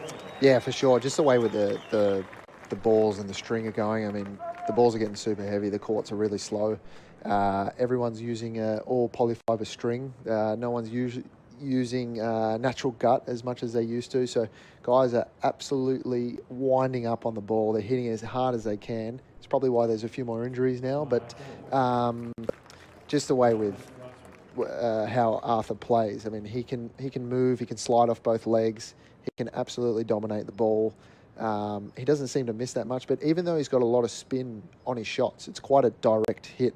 It's not going miles over the net. It's going quite direct and through the court. So it's safe and it's also penetrating. So that's where he's got a huge advantage because he can really wail on the ball. But when I was starting to come up, I think I made top 100 when I was about 21 years old, and I was probably one of the youngest in there. And the average age was about 28, 29. When I was coming through, I think Tommy Haas was still top 100, and now I feel like it's done a complete 180 where I'd say most guys are actually younger in the top 100, and there's not too many. I mean, there's a few older guys left, but not the way it used to be. So the game's definitely changing. Have you had to adapt? Because I do think that you move the ball around the court a lot and you come forward really well. So I don't know that, I wouldn't compare you to Feast necessarily, right? So have you tried to incorporate ways to hit a bigger ball, or are you leaning into your style and I'm going to beat them with what I do? I think everyone's trying to hit the ball a fraction harder, but if it's not your game, it's not your game. You're going to have to find out different ways around that. I mean, I probably approach the net better than most guys, so I'm trying to look at any opportunity to get forward and play a little bit of a game where it's disrupting the rhythm of my opponent. If I keep playing the same shot and the same ball from behind the baseline, those guys are going to get into rhythm and they can hit the ball harder than I can, and they're probably going to dominate me all day. But I think hitting a few returns or a few short slices. I mean, I was also one of the smaller guys on tour. I mean, everyone I feel like is a monster these days. I actually said in the locker room today, I was speaking to Dan Evans. I said, you were actually one of the only guys where I went out in the court. I was the taller man. The game's definitely changing. It's becoming a big man's game. But I like a more Evo style of play. Short slice, approach the net. Be crafty. I don't necessarily love watching the big guys just wail on the ball, but I can also appreciate how hard that is to do as well. Yeah, and by the way, we've got serves getting bigger. I do need to shout out Spencer Johnson, who just took the second set on Stadium 17, taking on Christian Garin, former top 25 player from Chile. Spencer Johnson's right out of college, was playing at UCLA, is a lefty with an absolute cannon on the serve, who's had some really big challenger results this summer. So Johnson and Garin are going 3 on Stadium 17. And in the mixed doubles qualifying, it's coming down to the wire. A 10-point tiebreak to decide it between Mladenovic and Arevalo. They're taking on Routliffe and Glasspool.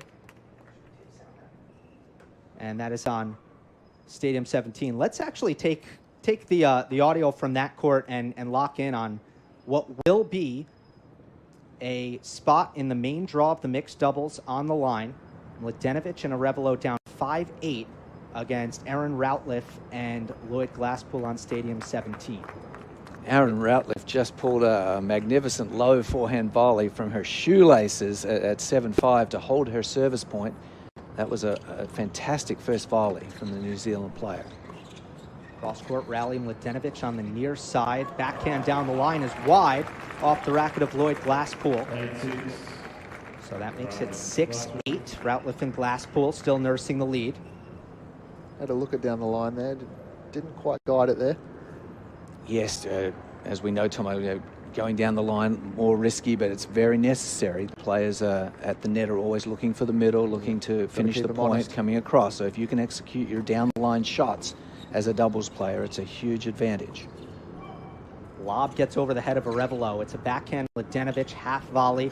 Low backhand by Routliffe, and volley is long from Aaron Routliffe. It was a low backhand by Mladenovic, and Routliffe couldn't handle the volley. Brings us down back to 8-7. 2 serves for the spot in the main draw here for Routliffe and Glasspool.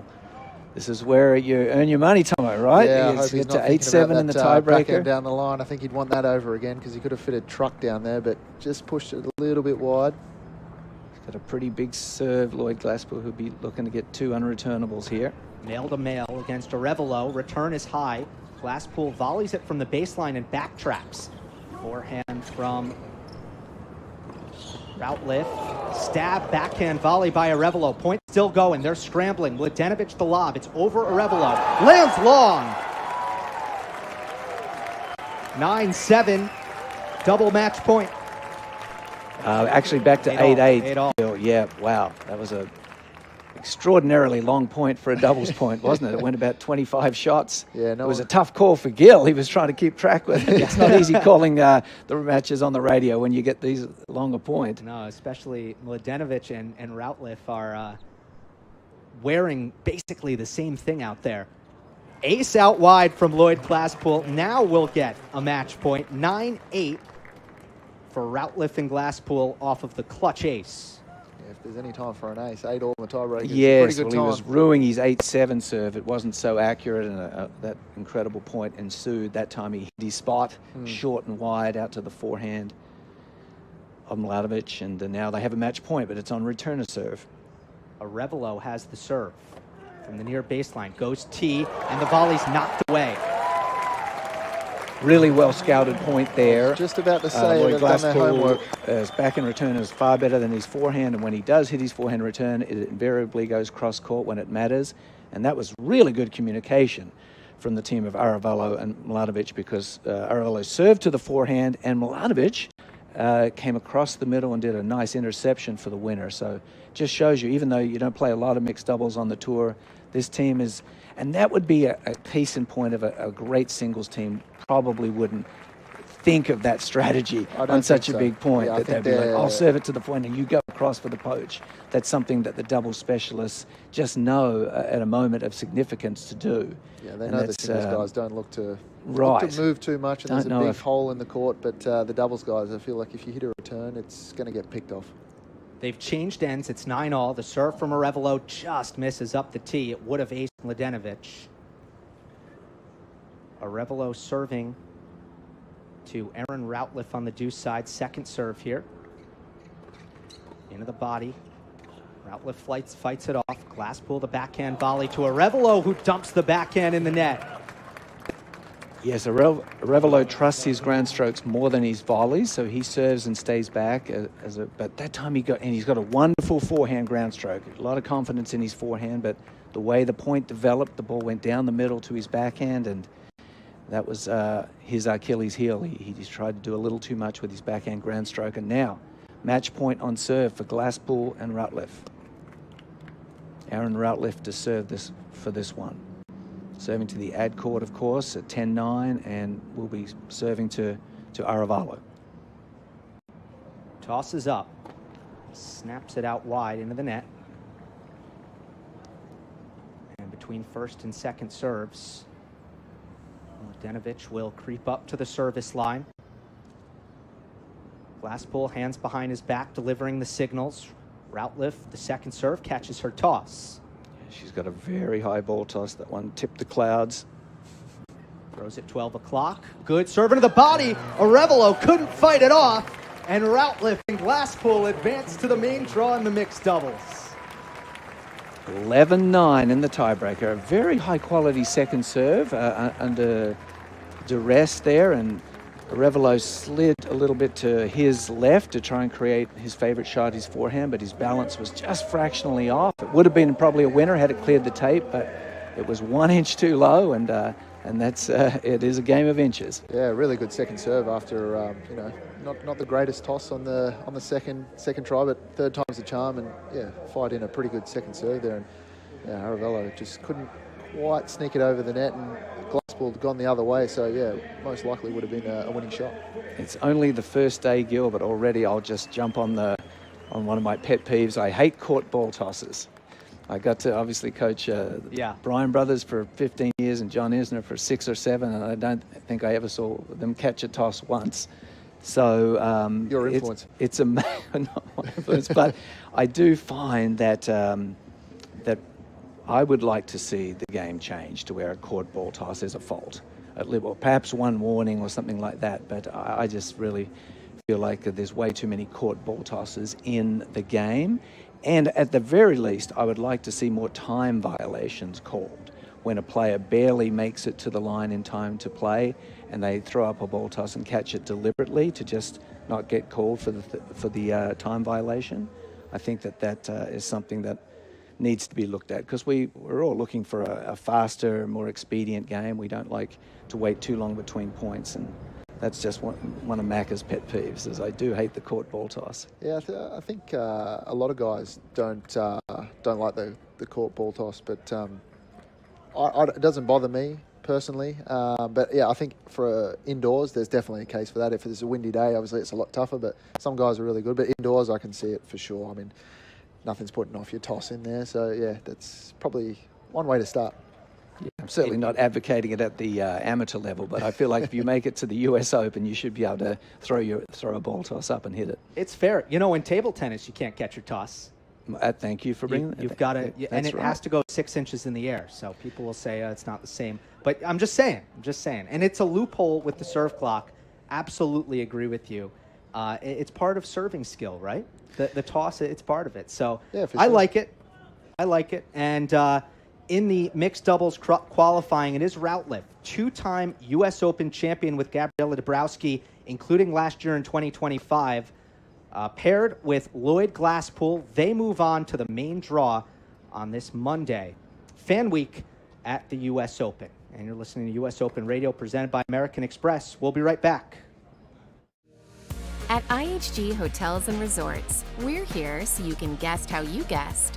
As the official hotel sponsor of the U.S. Open Tennis Championships, IHG has hotels that are serving all the hospitality you'd expect. With 21 hotel brands, 7,000 plus global destinations, and the IHG One Rewards loyalty program, it's time to bounce.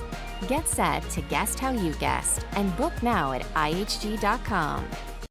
Whether scaling a global business or building a legacy at home, everything you've built deserves expert protection. Chubb provides business and personal insurance that has been protecting the world's ambitions for over 230 years. A world leader in commercial and personal insurance. Chubb. Fandom takes on a whole new meaning when you're with Amex. Like at the US Open, where you can visit the Amex fan experience to cool off, relax, and find even more ways to have fun at the tournament.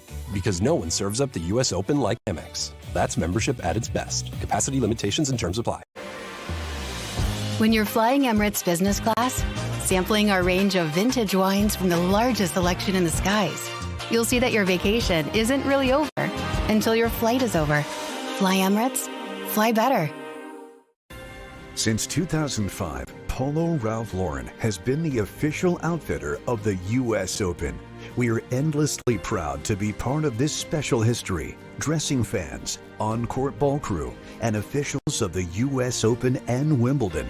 To check out this year's U.S. Open collection, visit the shop located beneath Louis Armstrong Stadium on club level of Arthur Ashe or on ralphlauren.com/US Open.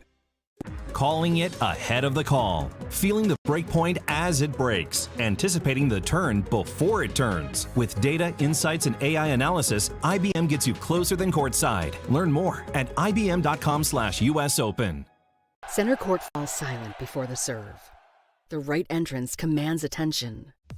Quiet power, unmistakable presence. Elevate your arrival in the all-electric Cadillac Escalade IQ, the official vehicle of the U.S. Open. Chase has been a proud sponsor of the U.S. Open for 45 years and is committed to providing the best experience for customers and fans. Visit chase.com/US Open to learn more. J.P. Morgan Chase Bank, N.A. member FDIC.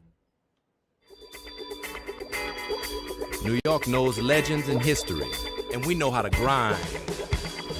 And for sure, how to have a good time.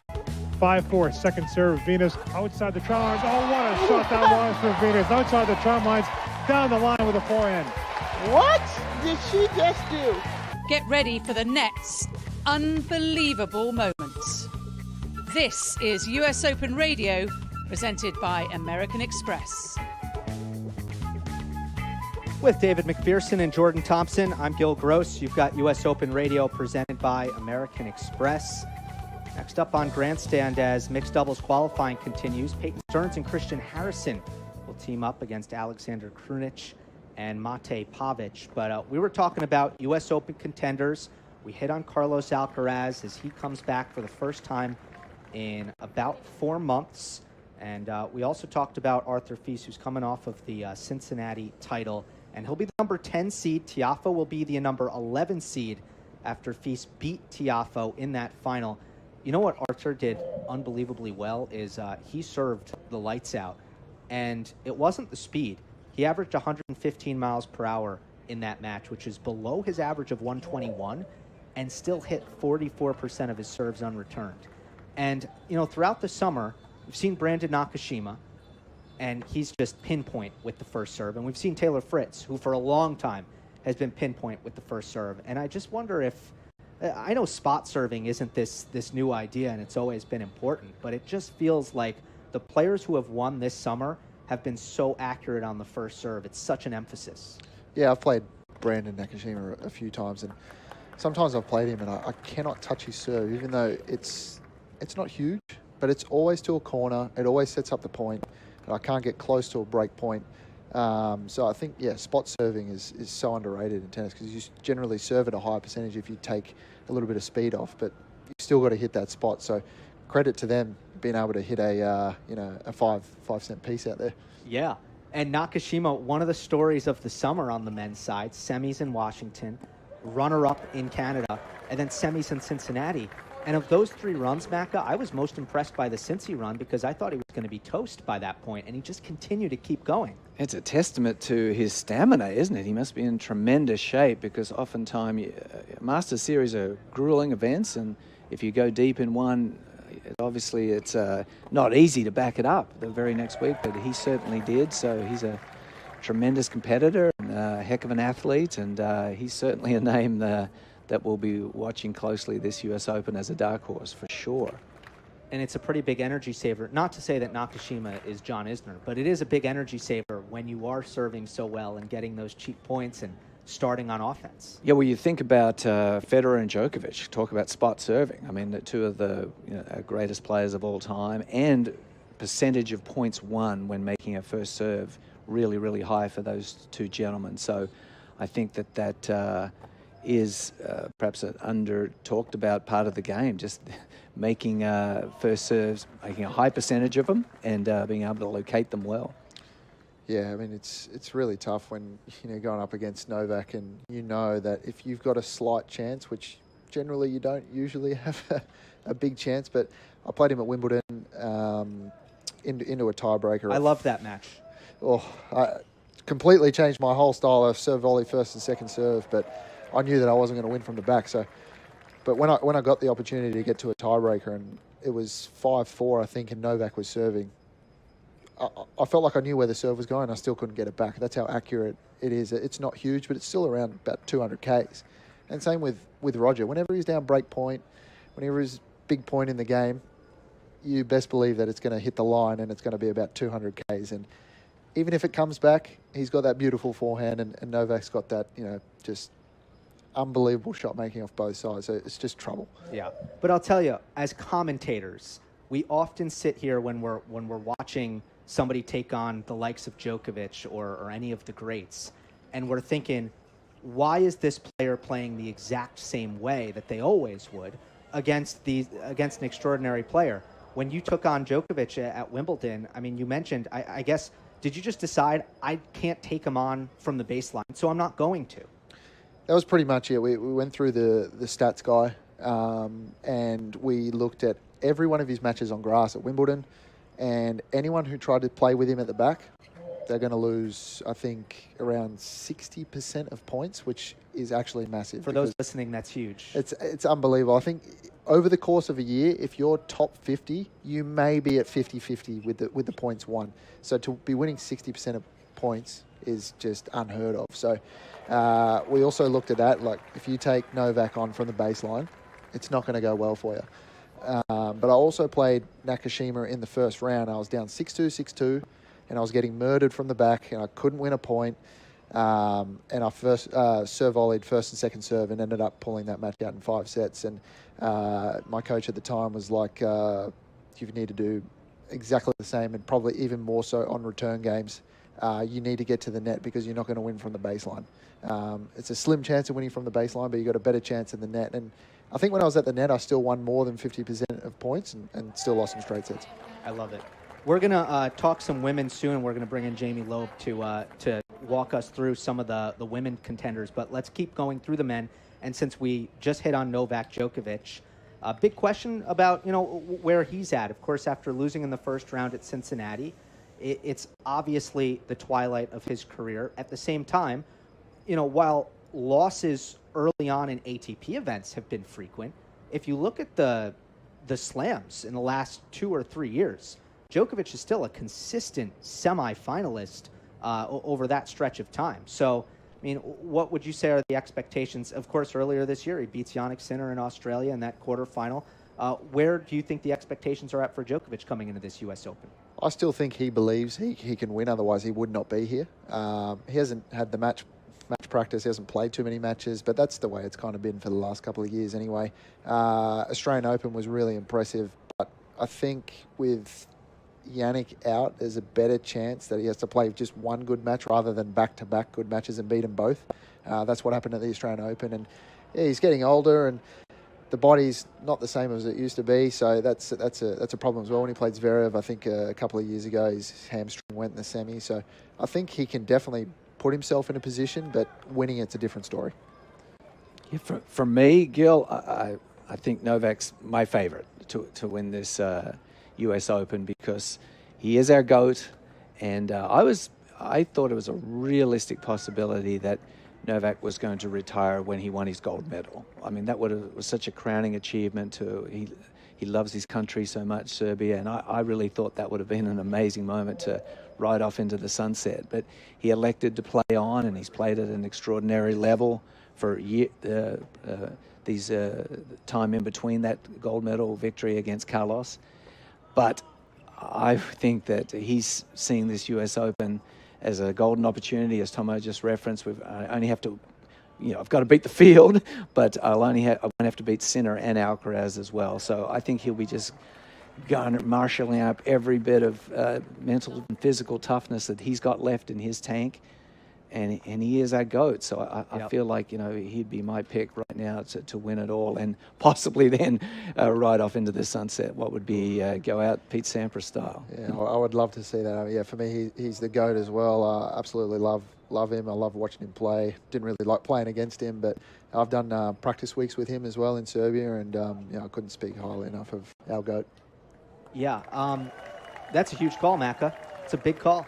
I had to say that the man who's won, is it 26? Okay, but it's been, I'll give you 2. So first off, it's been since U.S. Open 2023. Yep, fair enough. So almost a full 3 years without winning one. He would be the oldest ever, right? Ken Rosewall, I believe, has the record at the moment, who is 38, but he was... When he made the final against Connors in 74. I think he might have even been 39. Yeah, could have been close to 39. Yeah. 39, okay. So, Open era, though, Djokovic would be the oldest ever. Yeah, no, it would be, but in a list of extraordinary achievements, yes, it would really put the icing on the cake, so to speak. Sure. But as you referenced, I mean, it's only been 6 or 7 months since that Australian Open where he came very close and had that incredible win over Sinner. So, we'll see. If the body is willing, the mind is definitely able. He's still made, how many finals has he made since then? Since 23? Just 2. So the Wimbledon final in 2024 and the Aussie Open final earlier this year. But there have been so many semis. It's just Sinner or Alcaraz in the semis has been the obstacle that he hasn't been able to overcome. Yeah, it seems like the Alcaraz-Sinner level has just gotten so incredibly high that Novak later in his career, with his body perhaps not being quite as elastic as it always has been eclipsed his level. But I think Novak has proven that he can beat everyone else as long as he's healthy. So, and we've got the big question mark over Carlos. It's like, what's his level? What's he physically? And is he going to be like? So, yeah, that's where my head's at right now. Yeah, the one spot where I would push back against it, because I like the logic there, obviously, is for the aging players, I've noticed the U.S. Open has often been the hardest because it's at the end of the year. And that's the only ingredient here for Novak that I think isn't quite ideal for him. We'll hear what Jamie Loeb has to think about that, as well as many other topics as we look at some of the women's contenders, qualifying rolling on in the mixed doubles, and of course the first round of singles qualifying on day one of Fan Week here on U.S. Open Radio, presented by American Express. At the U.S. Open, excellence is everything. Savor every moment with Clos de Bois, America's #1 premium Chardonnay and the official wine of the U.S. Open. California Table Wine, copyright 2025, Clos de Bois, Modesto, California, all rights reserved. Total U.S. MULO BWS, latest 52 weeks ending 7/6/25. Every day brings a new challenge. Pushing for that extra mile. Grinding through the heat of the day.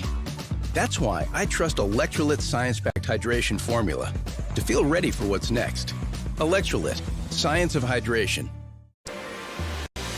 When you're flying Emirates business class, sampling our range of vintage wines from the largest selection in the skies, you'll see that your vacation isn't really over until your flight is over. Fly Emirates, fly better.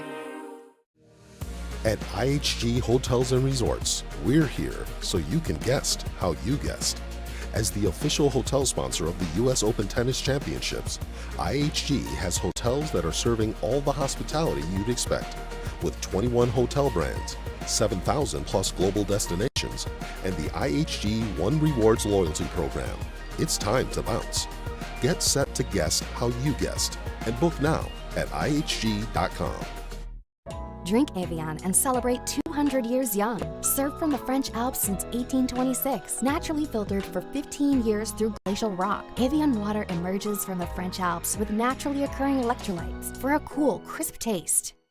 Chase has been a proud sponsor of the U.S. Open for 45 years and is committed to providing the best experience for customers and fans. Visit chase.com/US Open to learn more. JP Morgan Chase Bank, N.A. member FDIC. Harvey is the agentic platform for legal, built by lawyers and trusted by more than 75% of the AmLaw 100. Harvey, serving legal precision. Learn more at harvey.ai.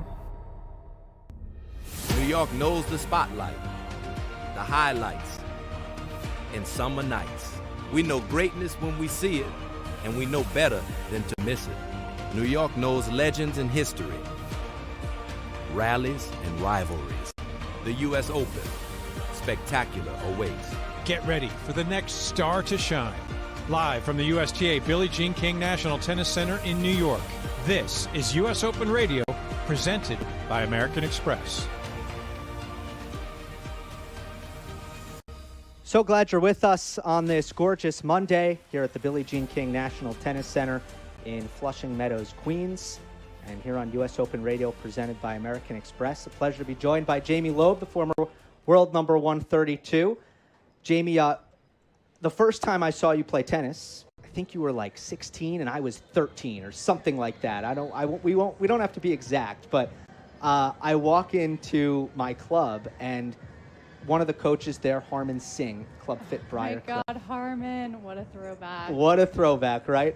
He's hitting with you, and I'm like, who is that, and why is she hitting the ball 90 miles per hour? What is happening?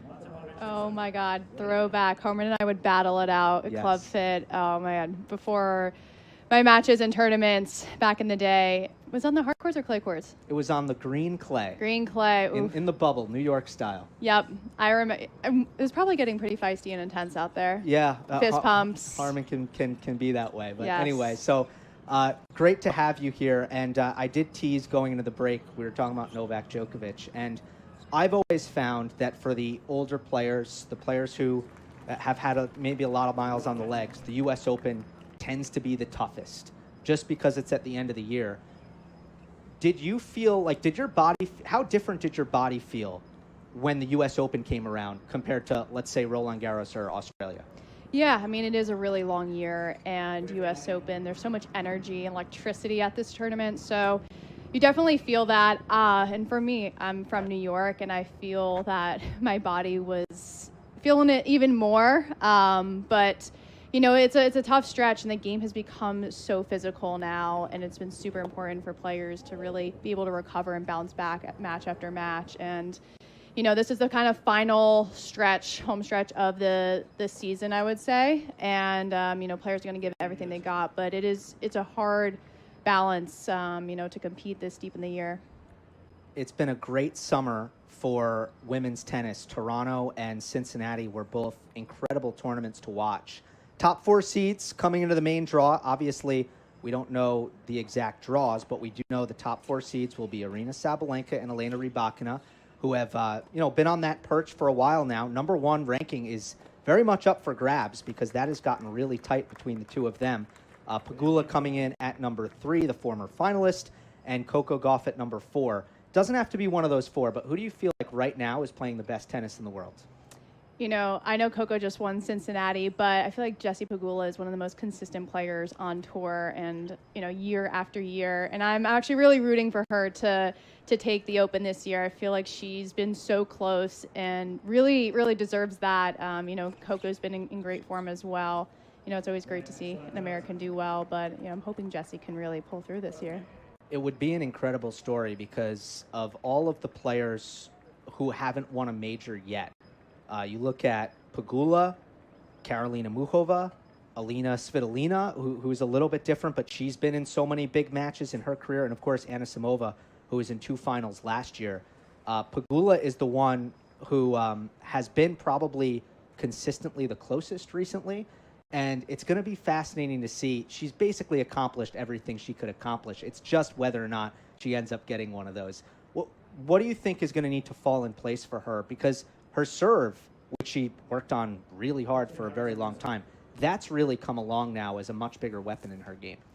Yeah, like you said earlier, just this, deep in the season, being able to, whoever can be the most physical out there. And I think for her, too, being able to win some of those earlier matches pretty, quickly and easily. Yeah. So to save the body for the later matches. But, she just has such a solid game all around, forehand, backhand. Her movement is really good, and even coming to net. So she has such a complete game. And I've actually been surprised that she hasn't been able to get over the hump. Maybe some of it's a little bit mental. She's been close. So, if she can preserve herself in the earlier rounds and get deeper, I think she has a really good chance. We got a really confident pick from Macca in the last segment. He's going Novak to win.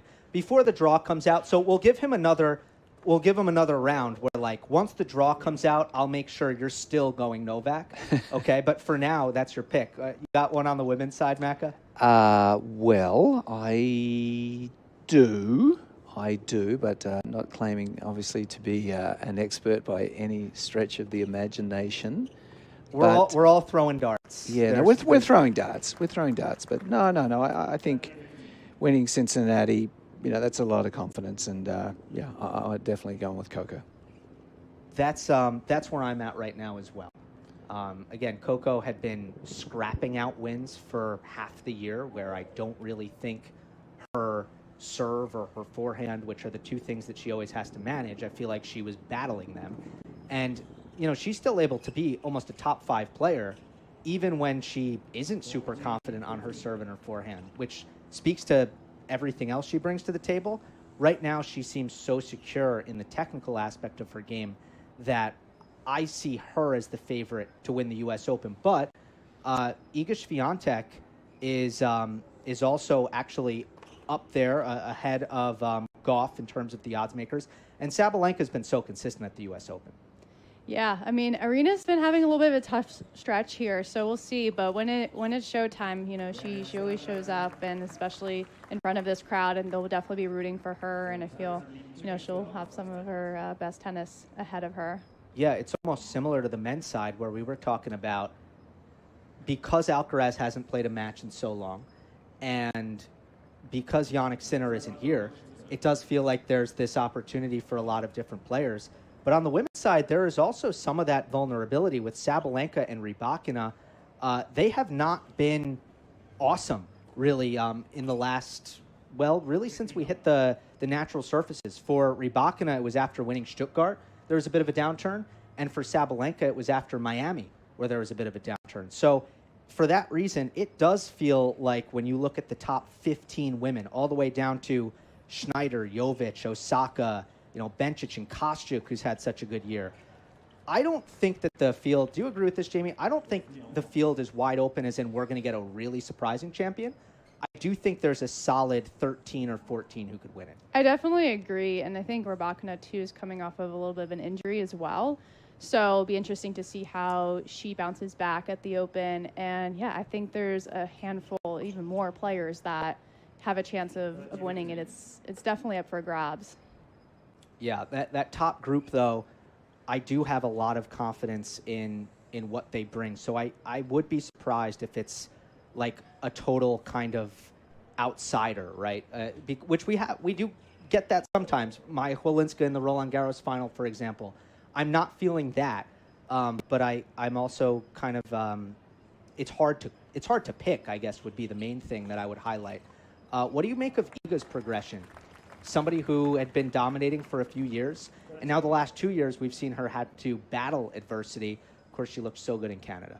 Yeah, I mean, that's part of the game. There's also just so much pressure year after year defending and improving, and everyone's raising their level. So it is really hard. And, from, I guess, the outsider, sometimes people don't realize how hard that is, and just being on the inside, being able to produce over and over again. And you saw in some of her matches, let's say, it was in Roland Garros or Wimbledon, just mentally she looked like she was a bit lost and frazzled out there, and then she's regrouped. But tennis, it's really hard, and as much as it's physical, the mental side plays a huge role.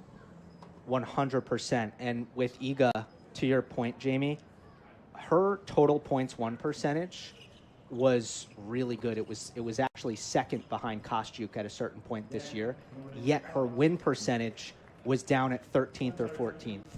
It shows you that she was actually still getting those 6-1, 6-1 wins that we're used to Iga getting.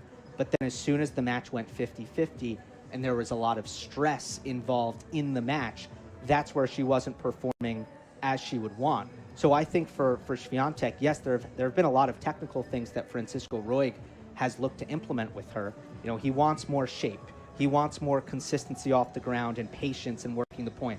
At the end of the day, it's also going to be about managing the nerves, and that's where Swiatek wasn't really the same as what she used to be. Yeah, I agree, and you could even see it on her face and her reaction and the way she talks to her team when she's playing. So that has become visible, where in the past I feel like she's done a good job being able to hold that in and make it known. I mean, actually, I will say last time I played singles here at the Open, I did play her on Grandstand, and I mean, that was in 2021, and from then she's made so many improvements and so tough, but I got to also see that toughness firsthand. Do you feel like the pace of court affects her than other players?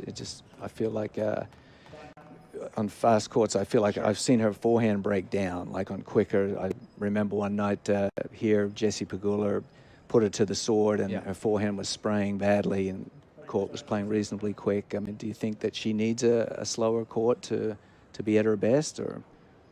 I think with her game, she definitely likes having more time, and also Jessie, she keeps the ball so deep, so it is really hard to get ahead in the rally when you're playing against her. But that was actually kind of my game plan against Iga, attacking her forehand. Yeah, rush her forehand. Yeah, rushing exactly. the forehand. Yeah. I mean, granted, margins are small and you got to be able to execute it, but that's definitely, I would say, like the hole in her game. But, she's also just been able to make up for it too, for her quickness and just being able to anticipate well on court.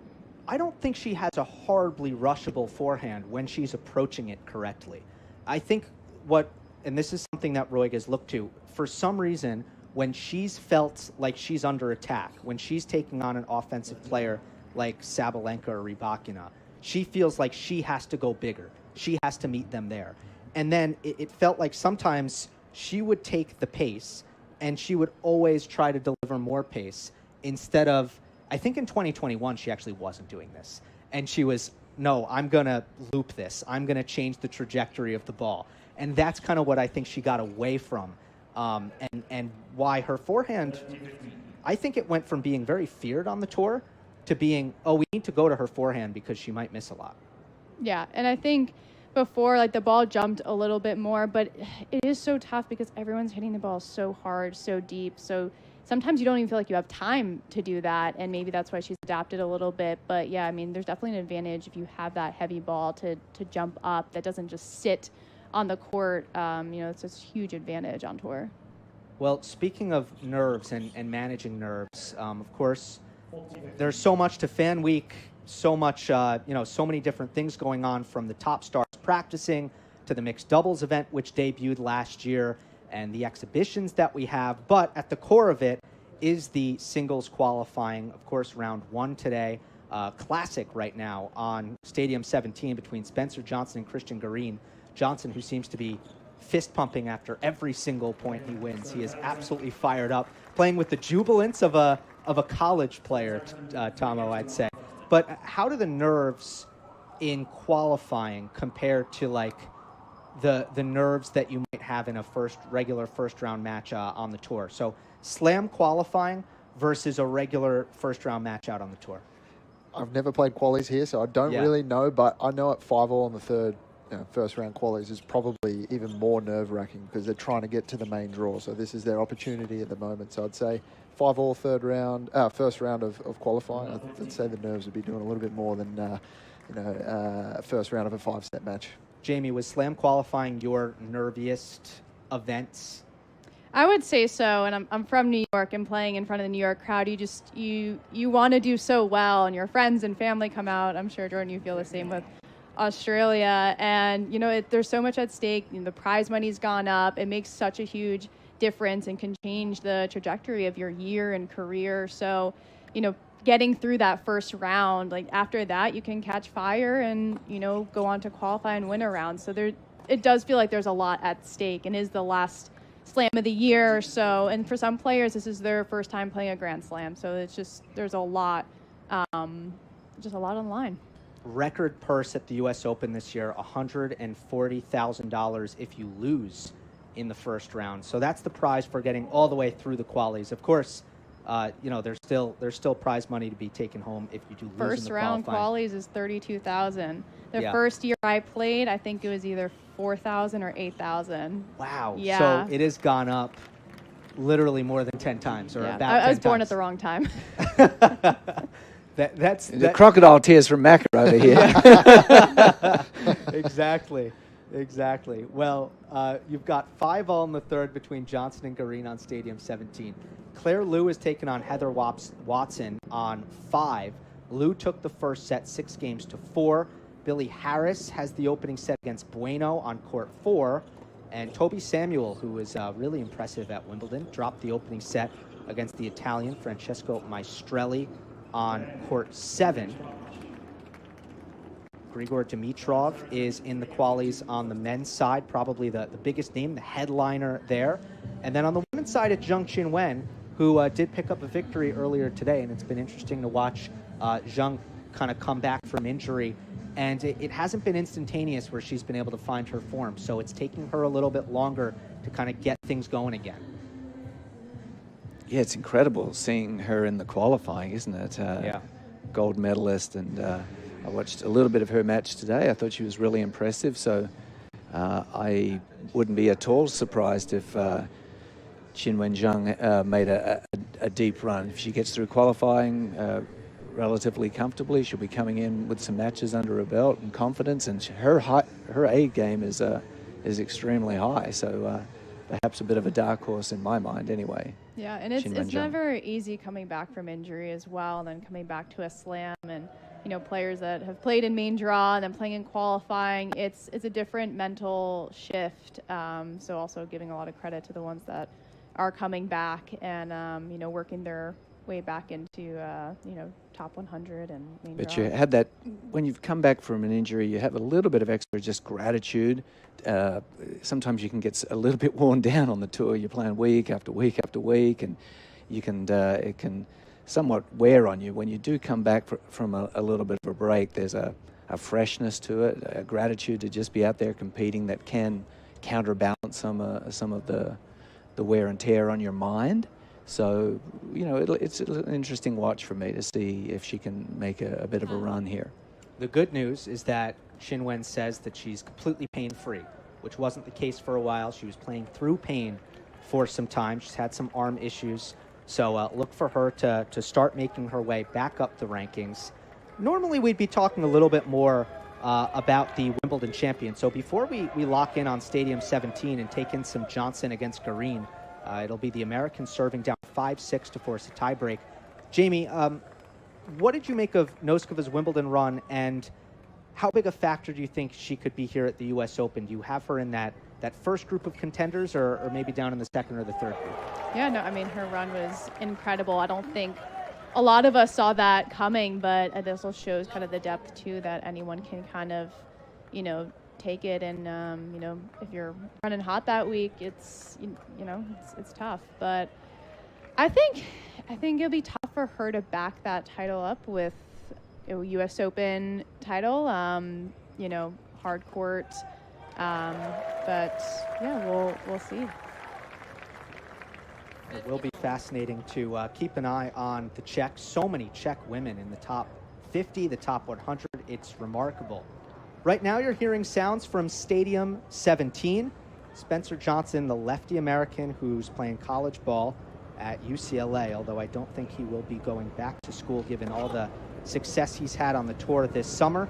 Johnson serving on the far court against Christian Garin, the Chilean who's seated 24th in this qualifying draw. Big kicker by Johnson. Opens with the forehand inside out, not even close. Missed it by about 10 feet long, and Garin's got 15-30.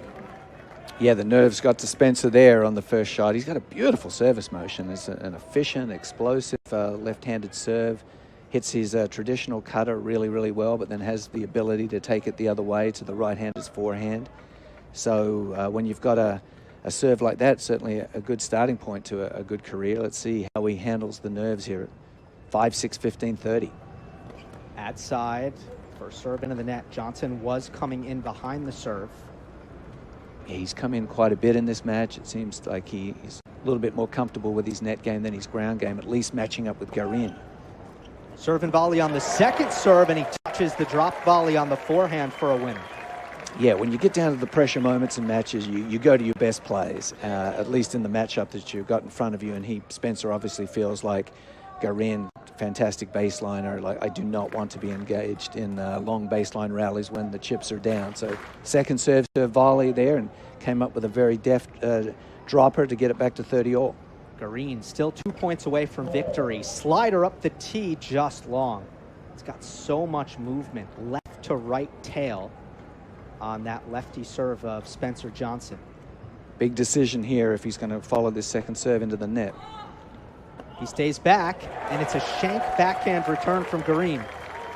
Yeah, I think there was a little bit of an opportunity there from Garin. It's gone begging. I mean, you saw how tight Johnson was on that forehand at 15-all, but got that real lefty serve, and you'd love it, Macca. But I think when Garin's standing nearly on the fence, you've got to take time away and serve volley like he did before on the second serve. I can't believe he didn't serve volley again. Yeah, well, perhaps the change-up worked in his favour. He showed the serve volley, and then at 30-all he stayed back, and I think Garin took his eye off the ball. I think he was anticipating a serve volley there.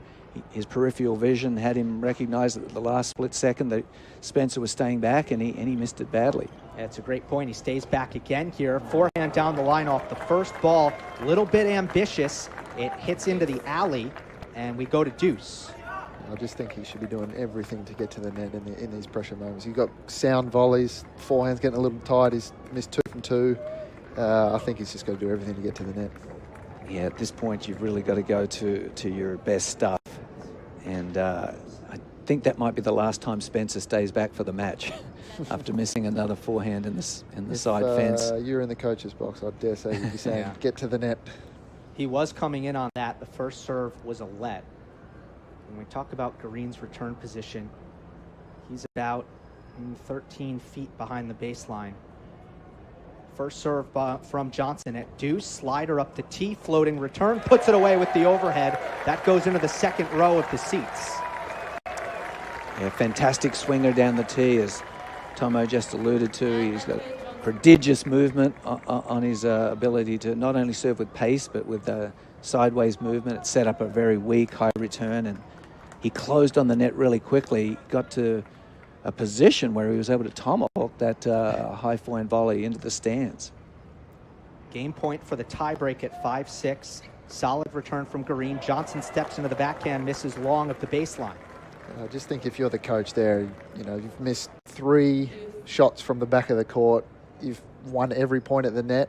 You've got to go with the stats and get to the net. I mean, it's very simple, but it's easy sitting here with a headset on. Yeah, that's right. He's only had 3 groundies that we've seen this game, and he's parked them all well out. So, yes, I was also surprised to see him effect a good serve up the tee there. Probably should have just come in and played another drop volley with Garin being so far behind the baseline. Serve and volley, high return from Garin. Johnson with the high backhand volley. Passing shot look from Garin. Can't get it past Johnson. Stab volley on the backhand. Spencer Johnson has the backhand volley winner. Yeah, it's nice to see a bit of serve volleying. Tomo and I appreciate that. Obviously, he serves a lot bigger than I ever did, but it'd be nice to have that delivery to come in behind. But yeah, he really showed a deft touch there. It was a stretch backhand volley there, and he was able to effect a cross-court dropper off the backhand side. Oh, he did grab his right leg, top of the right quad after hitting that stretch volley. So slight concern there, but Johnson has another chance to put us in a third and deciding set tiebreak. Great slice serve out wide. Short ball for Johnson. Tucks it into the corner for the winner. Big fist pump, and we have a tiebreak. I love the energy, really bringing that college atmosphere out there in front of a crowd. That's why it's really fun watching these college players play. They just embrace the environment and get after it. And, I played college tennis, and I'd actually do anything to go back. Spencer, who knows, he might go back now with the scope of college tennis. Chants of USA, USA up from this Stadium 17 crowd. First point of what will be a 10-point tiebreak. Backhand return by Johnson. Hit solidly. Forehand down the line. Perfectly struck. And Johnson has himself a winner for a mini break to start. Yeah, he nudged the backhand return down the line, like a Cameron Norrie type style there, a little flat two-handed. It's amazing to me how many left-handers have very flat backhands. Don't you find, Tom? There's not too many it's incredible left-handers with topspin backhands like Rafa. He was the outlier. It's such a contrast because Norrie's got such a heavy forehand, but when he's hitting his backhand, it's nearly got underspin, or you can see the ball tag coming towards you. So, yeah, it's just really different strokes. Missed first serve from Johnson. We're about to hit the 3-hour mark of this particular match. A little bit surprising to see for a guy like Johnson who plays so many short points, stays back behind his second serve, forehand middle. Garin approach shot, forehand cross, backhand pass into the net from Johnson. And again, it kind of looked like he grabbed his right thigh. Maybe a little bit of cramp there. College energy maybe getting to him. Well, that is something that you do see. I feel as if players, as they mature on tour, they usually start to maybe conserve a little more energy between points. Yeah, definitely tone it down. I mean, you got enough nervous energy as it is. We don't want to be wasting energy, especially at 6-all in the third on a New York day. Oh yeah, he just flexed his leg again. Let's see if he gets up to the serve. He hits a good one. Forehand volley from Johnson, hits it in the deuce side, does just enough to force the error out of Garin's forehand. Yeah, you make a great point, Gil. As a younger player, you do need to learn to manage your energy better. Too much over-celebrating and hyping in the early stages of matches can definitely catch up with you, and you can get to a halfway through the second set and you're out of gas and cramping. The good news for Spencer Johnson is the finish line is in sight. He knows one way or another he's not going to have to be on court for too much longer. Garin at 1-2 on serve, misses the first serve into the tape. Christian Garin, the former world number 17, was at that career high back in September of 2021, was a clay court stalwart on the tour.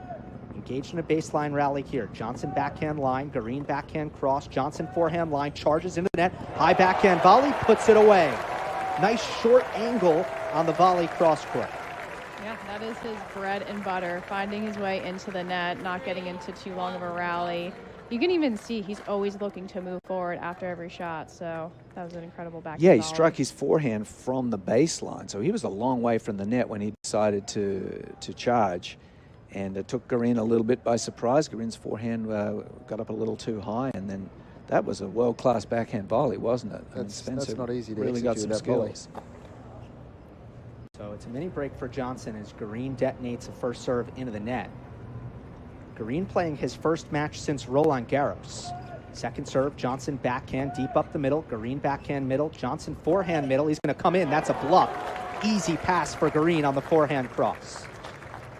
Just didn't get...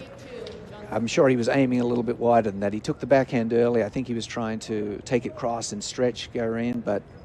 Sorry, the forehand, but just hit it right up the middle. Couldn't have been an easier passing shot, as it turned out, for Garin. I mean, it's also tough to create a short ball off of a ball coming through the middle of the court and find that angle. So I think it's just a little bit of wishful thinking and hoping to end the point early.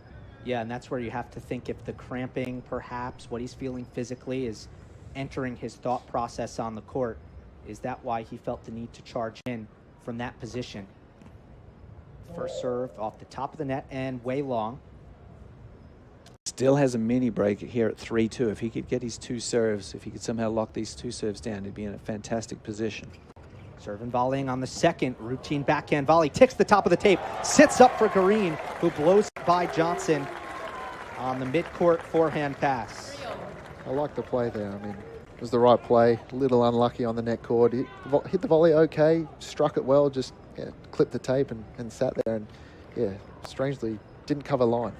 Yeah, it was. I think he was so devastated that he had what would be considered a routine backhand volley winner there. He hit it pretty clean, as Tomo said, but it wrapped into the tape. The tape was not his friend there. It popped up high. And when you're in a situation where your opponent's got an easy passing shot, you really do need to get one way or the other. And Spencer just sort of froze there and stayed in the middle and didn't pick either side, really. And so he made it life really easy for Garin to thread it by him. Yeah, usually when you're up at the net, and you would know, you track the ball. You didn't seem to go with the ball at all there, sort of just watched it. A little inexperience there. I think maybe. he just gave up on the point too early. 3-all, Johnson serve. Went for the wide one out to the forehand, but it was a let. Yeah, definitely. I'm pretty sure it was a let. You don't want to get rid of that rule, do you? I would like to get rid of the Really? lets. I thought Yeah, you no, might. I'm a Probably radical. thought he was going to play because in college tennis they don't play lets. I would get rid of lets too. First serve from Johnson is long, so it's another second. He has missed a lot of first serves down the stretch of this match. Puts him in a tough position. Often serve and volleying on the second. He does so here. Backhand return. Garin gets it low. And a missed volley for Johnson in the net. Groans up from this Stadium 17 crowd. Fantastic quality of his second serve. Garin barely was able to get the ball over the net. Fairly routine volley, but at 3-all on a match tiebreaker in the US Open, nothing's routine. And he just undercut it, missed the drop volley a little short into the net. When you serve volley and the guy's standing on the fence, it's still got to travel 6 meters to get to his own baseline. It's not easy to play a touch shot at 3-all. Inexperience, yeah, it didn't need to be that good, did it? And Garin, the service winner on the flat serve out wide. He's not the biggest server, but that one landed deep in the box. Johnson just couldn't quite connect.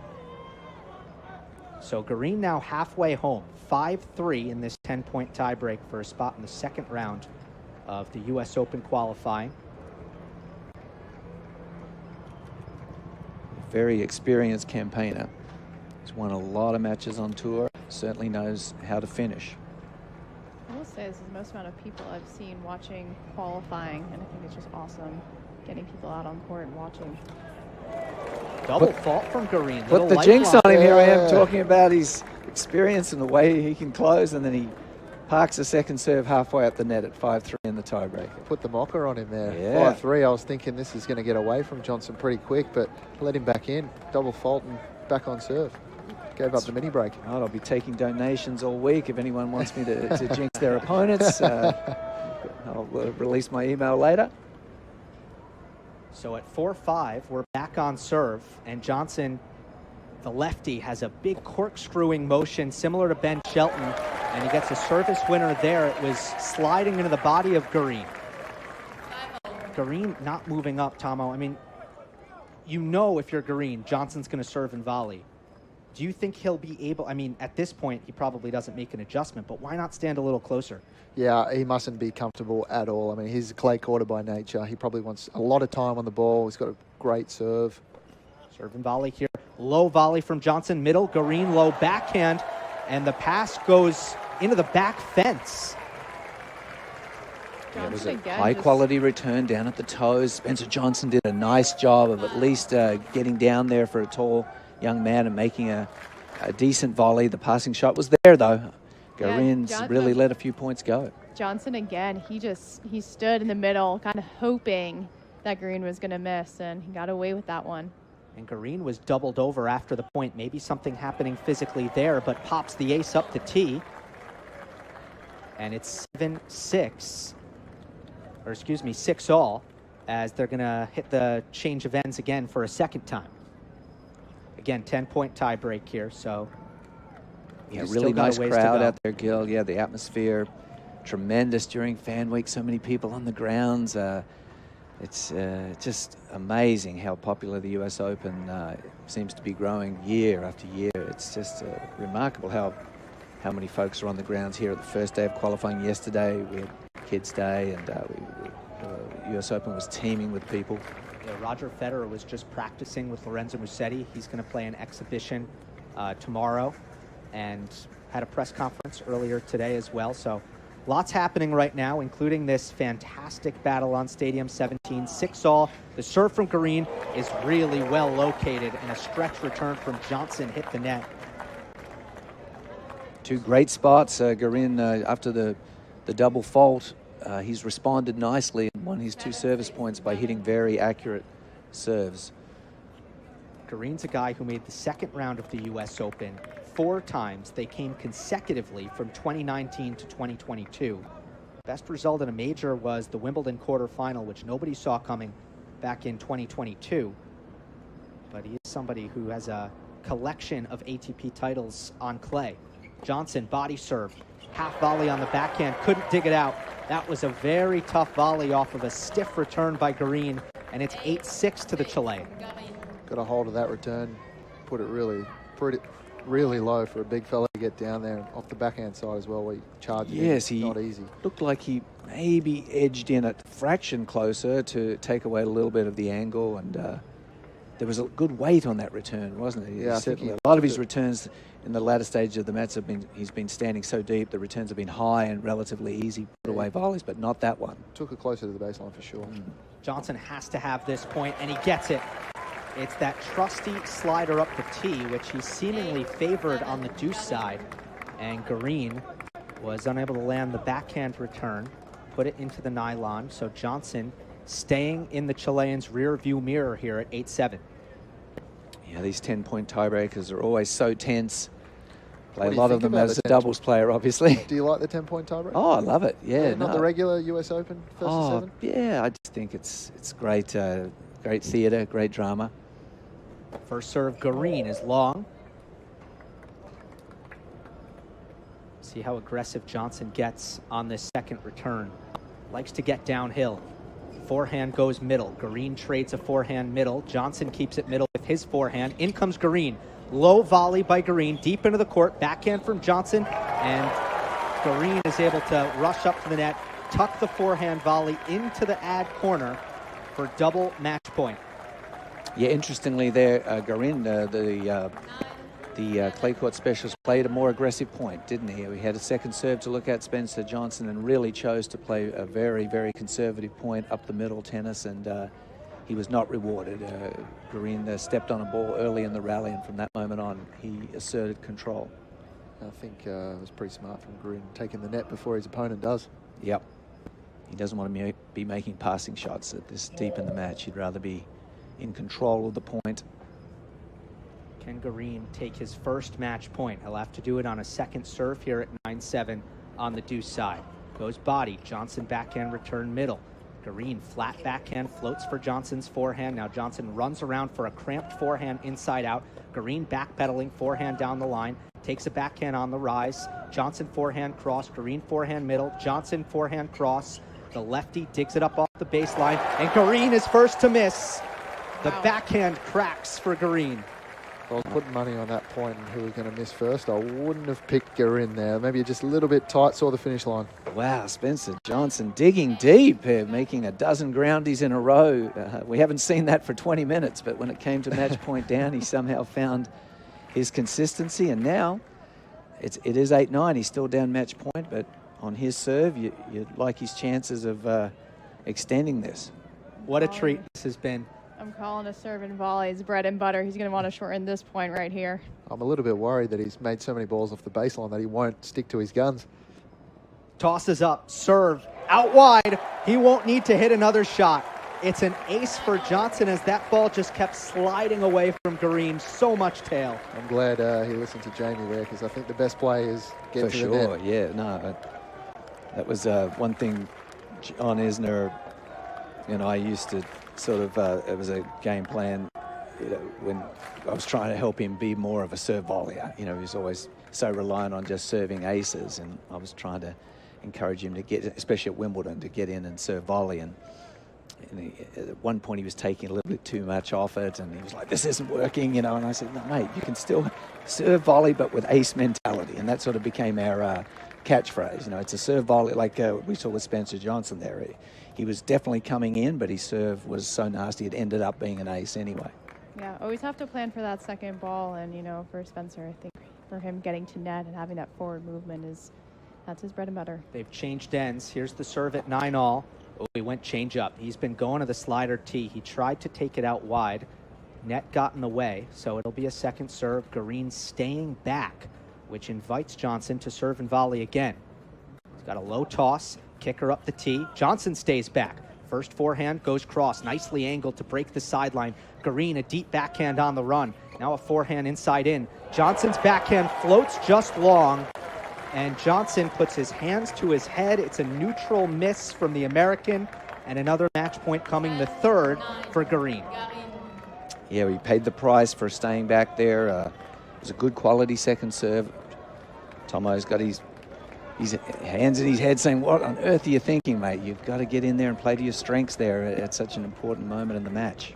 Yeah, definitely. I mean, he got lucky on the one break point, match point down, but that's not the way forward. Serve Garin into the body of Johnson. He fights it off nice and deep. Runs around a forehand, goes inside in. Garin shock absorbs on the backhand. Johnson dumps the forehand into the net. And Christian Garin has toughed out an epic first-round qualifying win on Stadium 17 over the American wildcard Spencer Johnson. Garin takes it in a first-set tiebreak and a third-set tiebreak to advance. Yeah, Spencer Johnson definitely showed us, he's got a bright future. He's got a world-class looking service motion there. So if he learns to play intelligently, use his strengths at the right times, improves his overall ground game. He showed us a little bit at the net, didn't he? So possibly a bright future for him. Yeah, sound volleys at the net and great real lefty serve. You'd love that, Macca. It's a fast action.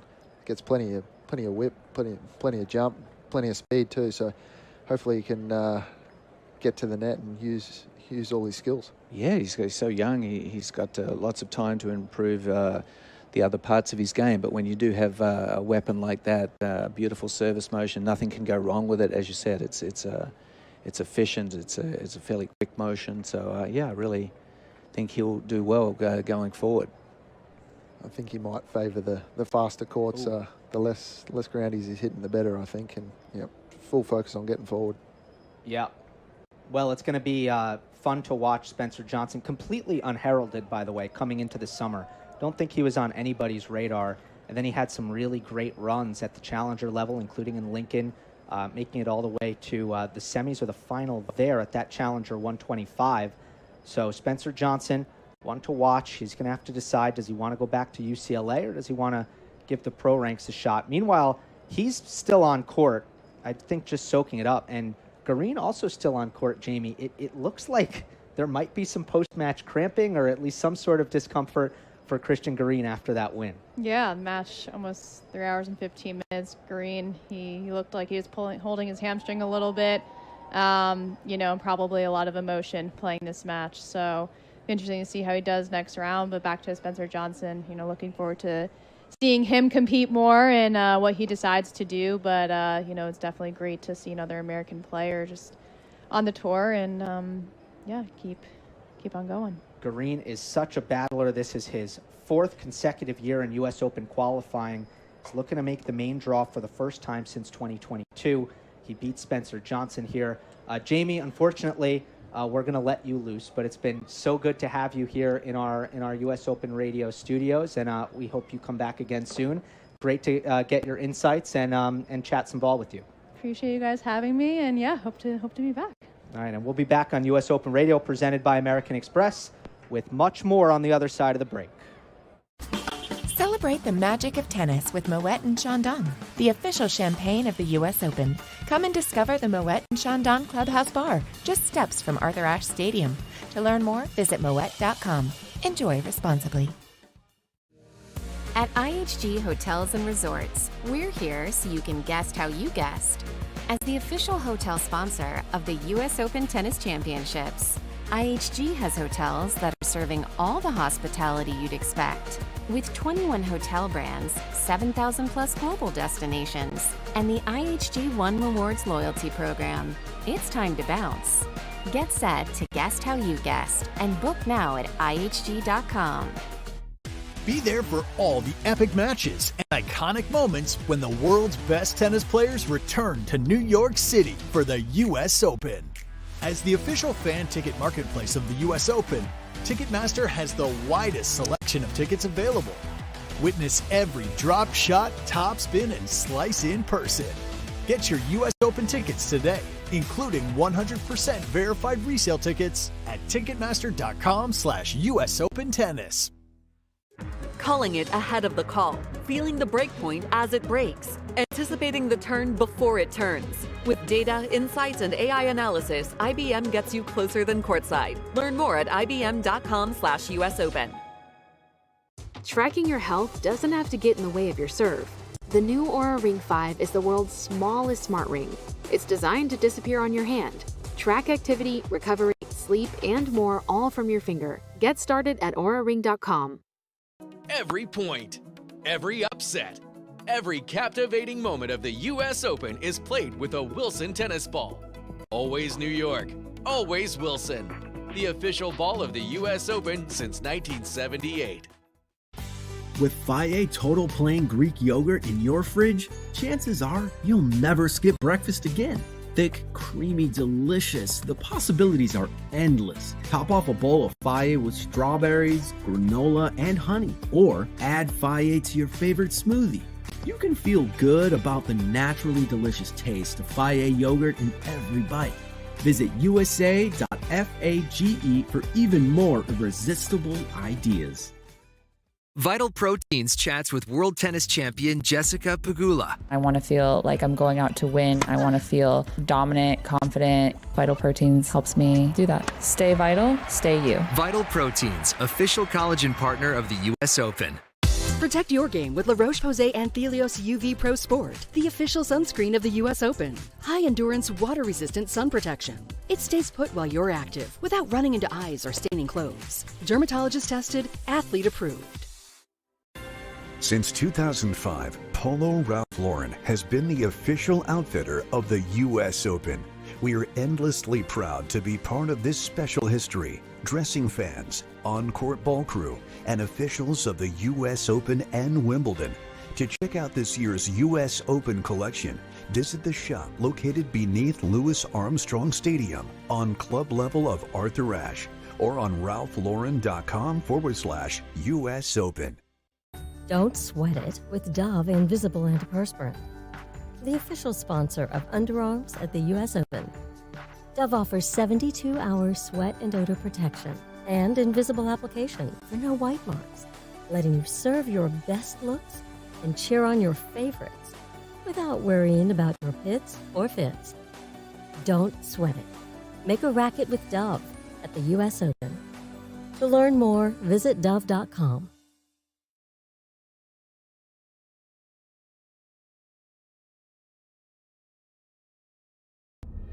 New York knows the spotlight, the highlights, and summer nights. We know greatness when we see it, and we know better than to miss it. New York knows legends and history, rallies and rivalries. The U.S. Open. Spectacular awaits. Get ready for the next star to shine. Live from the USTA Billie Jean King National Tennis Center in New York, this is U.S. Open Radio, presented by American Express. Today, walks in front of me. We're back on U.S. Open Radio, presented by American Express, with David McPherson and Jordan Thompson. I'm Gil Gross, and we're joined now by Nicolas Mejia, who's been playing fantastic tennis. You are at your career high ranking of 122. Congratulations for that, Nico, first of all. You play tomorrow, so before we get into everything else, how's your day been? What has your day been as you prepare to play your first qualifying match tomorrow? Yes, no, thank you so much for the invitation. Very happy to join you guys here. It's actually my first time in the U.S. Open as a professional player. I came here only as a junior. So this year I played Wimbledon and U.S. Open for the first time in my career. So very happy about that. My pathway is getting better little by little. So I'm happy about that. Everybody has different paths, but I'm just happy with how I'm playing, how I'm getting better, and I'm enjoying on court. So very happy to be here. Is this place what you thought it would be? I mean, you were here as a junior, but it's changed a lot, actually, in the last 6 years. I mean, it's a lot of people. I don't think there's too many people in a qualifying. Maybe in Wimbledon there is a lot of people in qualifying, but here I feel like it's way more people that come watch the qualifying matches. I don't know if you guys agree. I think it's it's just a lot of density, a lot of noise. It's the first. I mean, I don't remember when I was a junior, it was this packed. But I mean, it's just so grateful to be part of these big events, honestly. Yeah, there's a big energy here, as we keep saying. We cannot stress that enough to our listeners, how much energy is on the grounds here at the U.S. Open at all times. But this first week, this qualifying week, is also teeming with people, big energy. The mixed doubles, obviously, adding some extra excitement to it all. And, it's really all happening.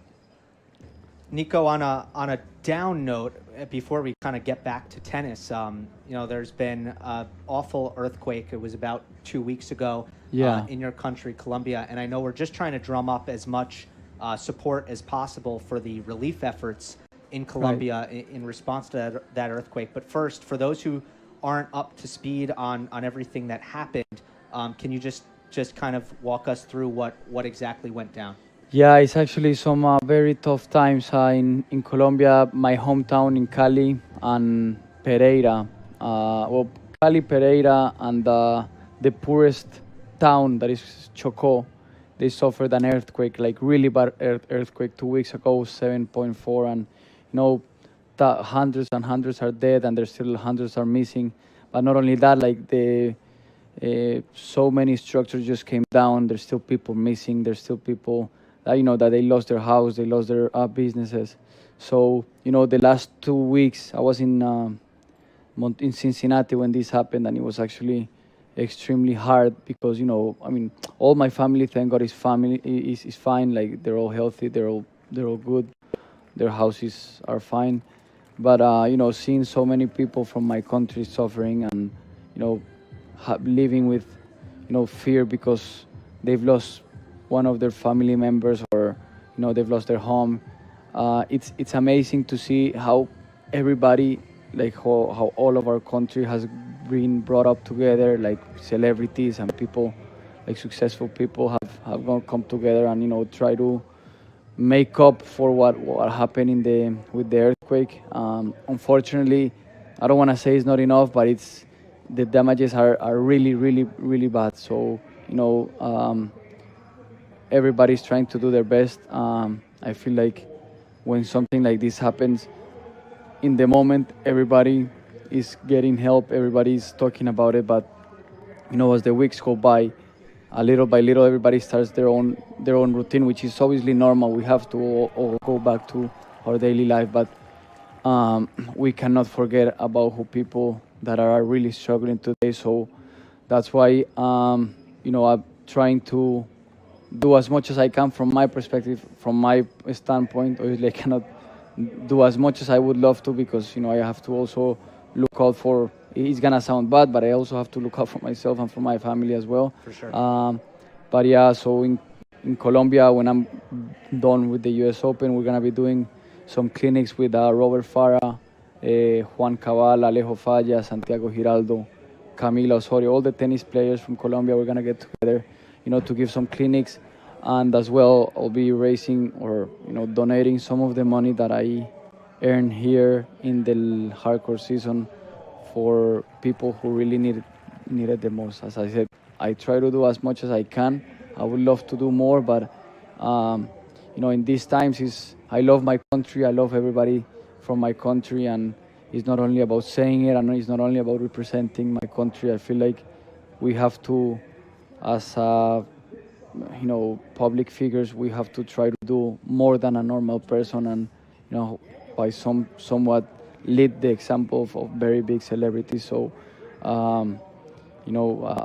I'm very proud to be able to help my country in a way, and just trying to get even more people into this. Not only for now, but building back the cities is gonna take at least 1 or 2 years. So we really need help. Yeah. Obviously, we have the government and everything, but the more help we get from everybody, the easier it's gonna be. You're doing a whole lot, and you should be proud. And I know you don't necessarily want credit for this, but I know that for your prize money in the last few events, you've set some aside for the relief efforts. What can regular people who might be listening to U.S. Open Radio do to help the efforts in Colombia? Well, right now we're actually we still don't have the exact foundation that we're gonna raise all this money for. Sure. But we do have, with Santiago Giraldo and Robert and Cabal, they all have their own foundations, which we're trying to do the best way to canalize it through there. But the Red Cross is been a huge help. All the big foundations for now. That's all I can say, because also I cannot, talk too much about stuff that I don't know.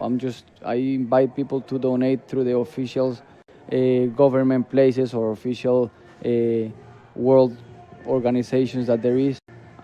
That's all we can really help. At the end of the day, the more help we can get, the more visibility we also can get through social media. Nowadays, this is such an such an important thing in day to day, that everybody is on their phones. As long as we can visibilize this earthquake that is going on, I think that's more than enough. Reposting, retweeting, there's so many people, as I said, that are having such a bad time, and I feel terrible, from the distance. But as long as they can get the views, everybody can see how they're struggling. I think that's the best way we can help. Yeah. Are you still figuring out when and where the exhibition is going to be? We have the date for the weekend of the finals here in the U.S. Open. It will be between 5 and 12 of September. We're still looking for the location to be doing, but we're gonna be doing it the first one in Bogota. Then we're gonna go most likely to Pereira, that Santiago Giraldo is from there. And that's actually one of the worst cities that got hit. So we're gonna try to do as many as we can. Obviously, the tennis season is still far from over. So whenever we have some time off from my side, I will be able to be there present. But if not, Sebas, Robert, and Falla and Santiago Giraldo, they're doing an amazing job as well. So we're gonna try.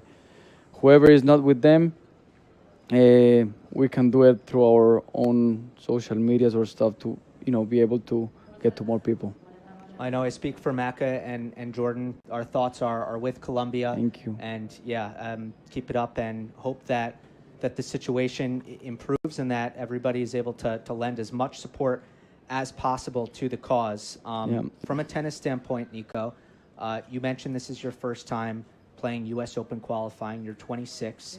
Do you accept the label late bloomer? Like, do you feel like you've gotten to your best a little bit later on than most players do? I don't know about most players or not. I've known the road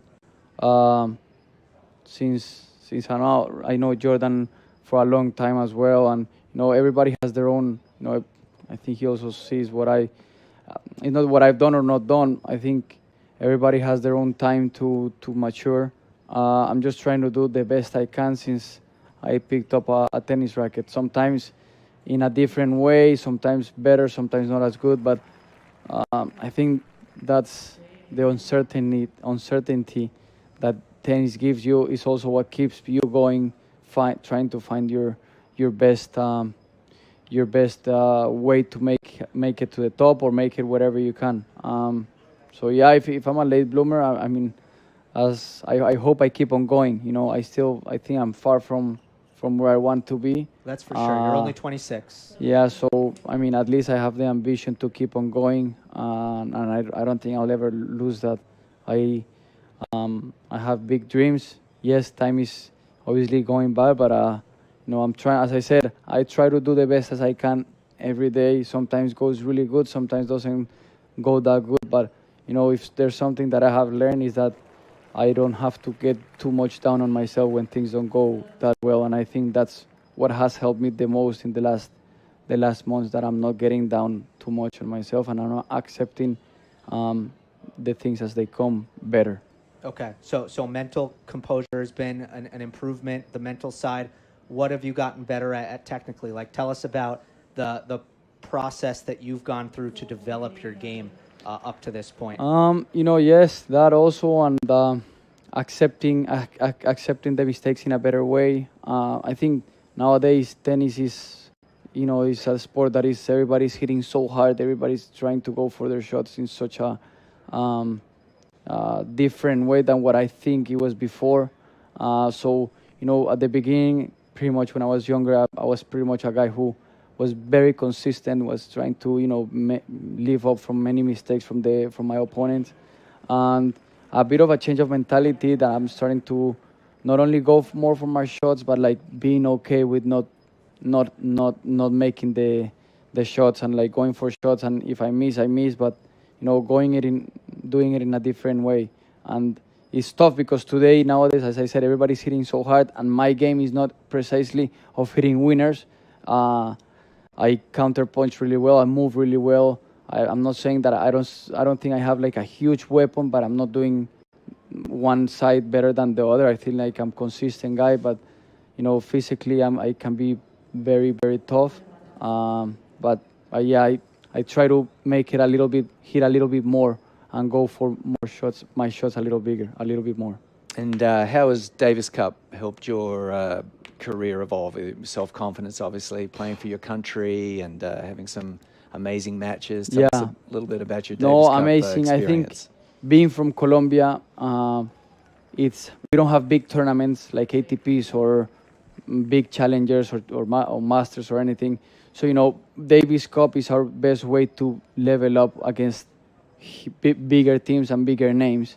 And once you start playing these matches, you know, you start realizing what's better to do, what's not to do, if you're in a good way, not good way. So, you know, I'm very proud. I'm very grateful to being able to play with, like, my first 5-6 matches that I played in Davis Cup. I didn't win one, but I was also playing top 20, top 30 guys the whole time. So, that's when I started realizing that I have to make an adjustment on my game if I want to reach my potential. I don't know if getting or not getting to top 20, top 30, you never know, because at the end of the day, there's a bunch of things that can happen. But you do have to make adjustments to reach your peak. And I think playing with these guys helps a lot. And that's what Davis Cup has given me. Aside from the passion, I'm a pretty passionate guy that plays tennis and, you know, most of things I do.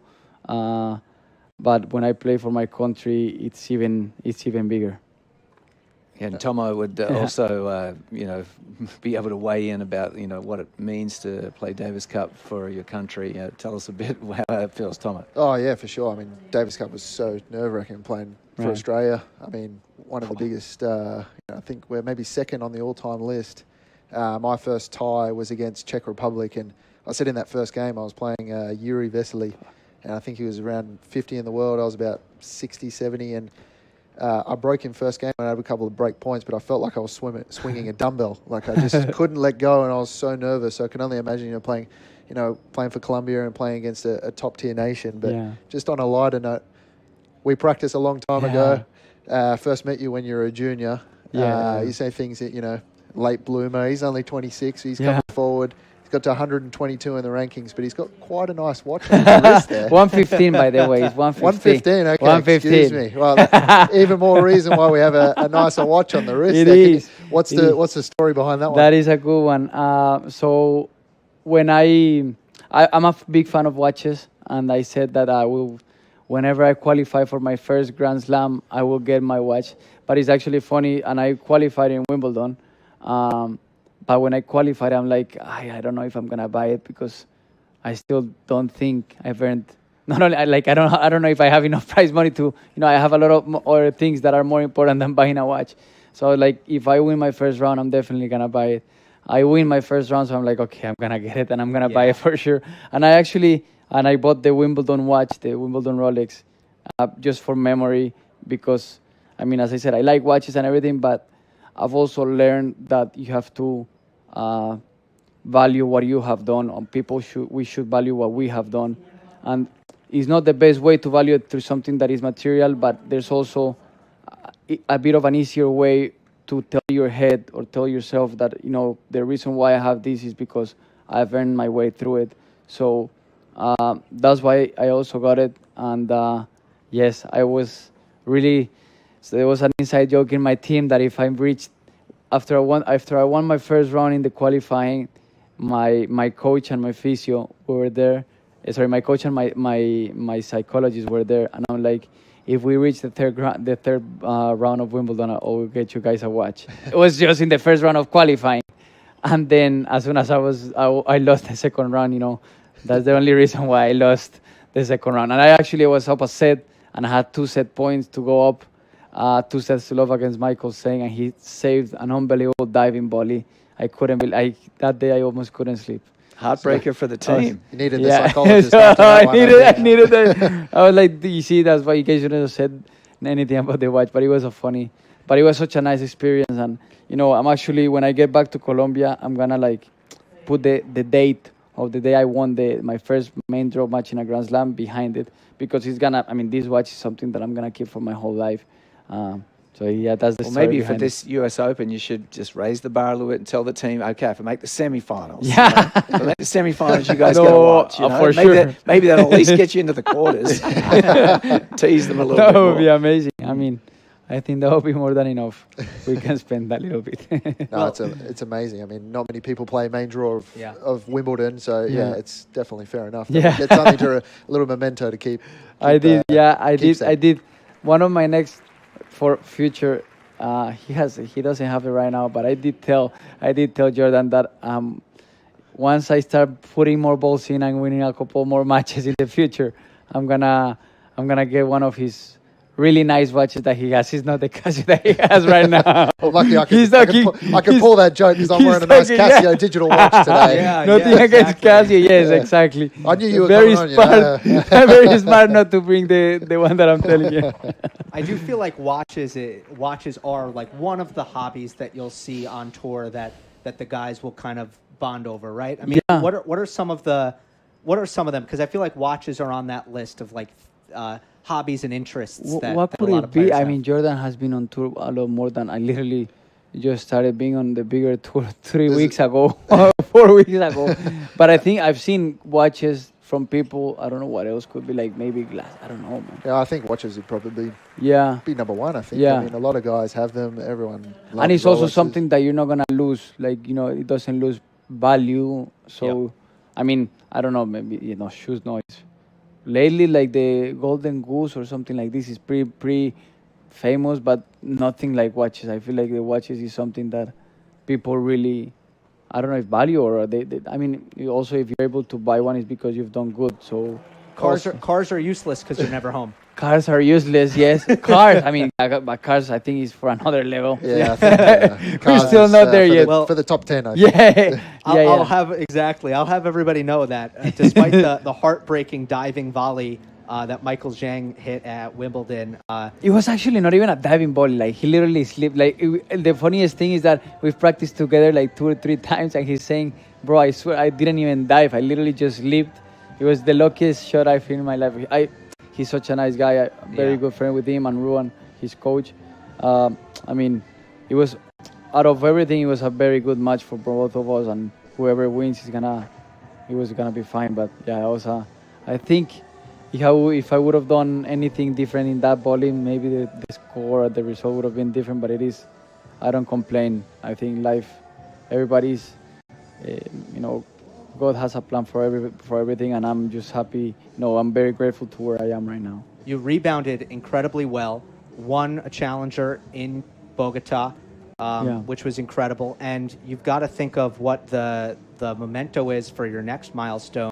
You've already won a match in a main draw. Of course, you're going to be looking to get through qualies here at the U.S. Open, but top 100, I feel like, is the next one, and you're getting very close. So congratulations on all of your success. And also, I encourage everybody to follow you on social media. What's your handle? Nico Mejia. Nico Mejia, because I'm sure you'll be putting up stories and stuff about how we can support. Yeah, that would be amazing. It would be so important for us. Like, as I said, I love my country, and it's going through a really difficult time. So from our side, like, we just try to visualize as much as we can in a good way, so that we can get the most help as we can from people, which is extremely important. Nico, thanks so much for joining us on U.S. Open Radio, presented by American Thank you so much Express. for the invitation. We'll have more after the break. Awesome. Calling it ahead of the call, feeling the break point as it breaks, anticipating the turn before it turns. With data, insights, and AI analysis, IBM gets you closer than courtside. Learn more at ibm.com/US Open. Incredible events are even better when you're with Amex. Like at the U.S. Open, where card members can discover tournament perks at the Amex Fan Experience and relax in the card member lounge. Because no one serves up the U.S. Open like Amex. That's membership at its best. Capacity limitations and terms apply. Chase has been a proud sponsor of the U.S. Open for 45 years and is committed to providing the best experience for customers and fans. Visit chase.com/US Open to learn more. JP Morgan Chase Bank, N.A. member FDIC. Be there for all the epic matches and iconic moments when the world's best tennis players return to New York City for the U.S. Open. As the official fan ticket marketplace of the U.S. Open, Ticketmaster has the widest selection of tickets available. Witness every drop shot, topspin, and slice in person. Get your U.S. Open tickets today, including 100% verified resale tickets at Ticketmaster.com/US Open. When you're flying Emirates business class, sampling our range of vintage wines from the largest selection in the skies, you'll see that your vacation isn't really over until your flight is over. Fly Emirates, fly better. Whether scaling a global business or building a legacy at home, everything you've built deserves expert protection. Chubb provides business and personal insurance that has been protecting the world's ambitions for over 230 years. A world leader in commercial and personal insurance. Chubb. Enter to win tickets to the 2026 U.S. Open Singles Finals, courtesy of Mount Sinai, official health services provider of the U.S. Open. Enter by September 7th. No purchase necessary. See official rules. Visit mountsinai.org/US Open Sweeps. Harvey is the agentic platform for legal, built by lawyers and trusted by more than 75% of the AmLaw 100. Harvey, serving legal precision. Learn more at harvey.ai. Center court falls silent before the serve. The right entrance commands attention. Quiet power, unmistakable presence. Elevate your arrival in the all-electric Cadillac Escalade IQ, the official vehicle of the U.S. Open.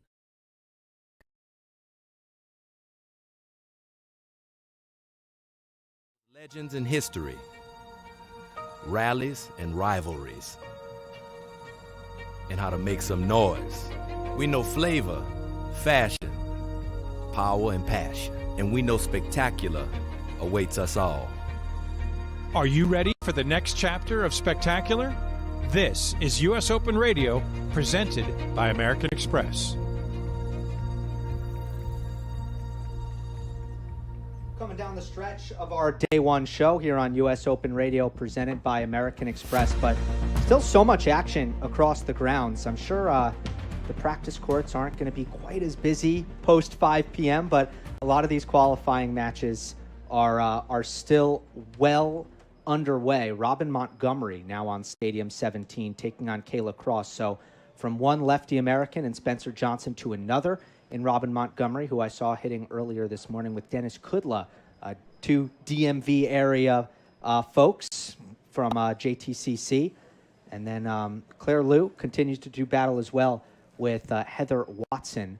That one is on court 5, and they are going into a third set. But everybody looking forward to Roger Federer, the exhibition tomorrow. It is Roger Federer, an icon, returns to New York. He's going to be taking on Andy Roddick in one set, no ad scoring. And then they're going to do doubles. Federer-McEnroe versus Roddick-Agassi, Macca. Wow, I mean, it's mouth-watering, isn't it? I wonder if Roger, being the great bloke that he is, will let Andy win at least an exhibition set. He broke his heart so many times on the tour. It'd be nice if he tossed him a set at the US Open Fan Week. I can't see it happening. I think maybe a couple of games, but not a set. No. What and to have Andre and sorry, who was the other? McEnroe. Gosh, Johnny Mack on the doubles court. The greatest doubles player individually of all time, a lot say. They say Johnny Mack and whoever his partner was. Yeah, is the that best was the team. saying back when I was playing. That Johnny Mack and anyone, he was fabulous. But yeah, that'll be an incredible day on the Tuesday, the first Tuesday of the US Open. It's great to see Roger back healthy enough to play an XO, because there were a couple of years there with his knee. Obviously, he was not fit to play on the tour, but he when you watched him hitting, and then when he talked about the physical state of that left knee, I believe it was, he really couldn't play even an exhibition. But he is so beloved among tennis fans all around the world that it's always been my hope that he's going to be able to do more and more of this stuff, because I know that it's going to draw and that people are going to be into it. And especially the last American to win a major, Andy Roddick, inside Arthur Ashe Stadium. This is a blockbuster event tomorrow. Yeah, incredible. I mean, you got 4 huge names on the court. I mean, I think there's not going to be too many empty seats, I wouldn't have thought. But to be watching these guys play again, and I loved watching Roddick for the service motion. I loved watching Agassi for his returns. Johnny Mack's just a character in himself, and then you've got one of the greatest of all times, and silky smooth Roger Federer. So tennis fans are really getting a treat tomorrow night. 8 p.m. to 10 p.m. And here on U.S. Open Radio, presented by American Express, we've got a really long day and night. So today we're going to be signing off in about 10 minutes at 5 p.m. Tomorrow, not the case, because and then the night after that, there's also going to be mixed doubles action that we're going to be carrying. So Fan Week continues to get bigger and bigger and bigger. And guys, I mean, you guys have accomplished so much in different spheres. Me in the lowly media sphere, I checked one off my bucket list today because I asked Roger Federer a question in his press conference, which I hadn't had the opportunity to do until today.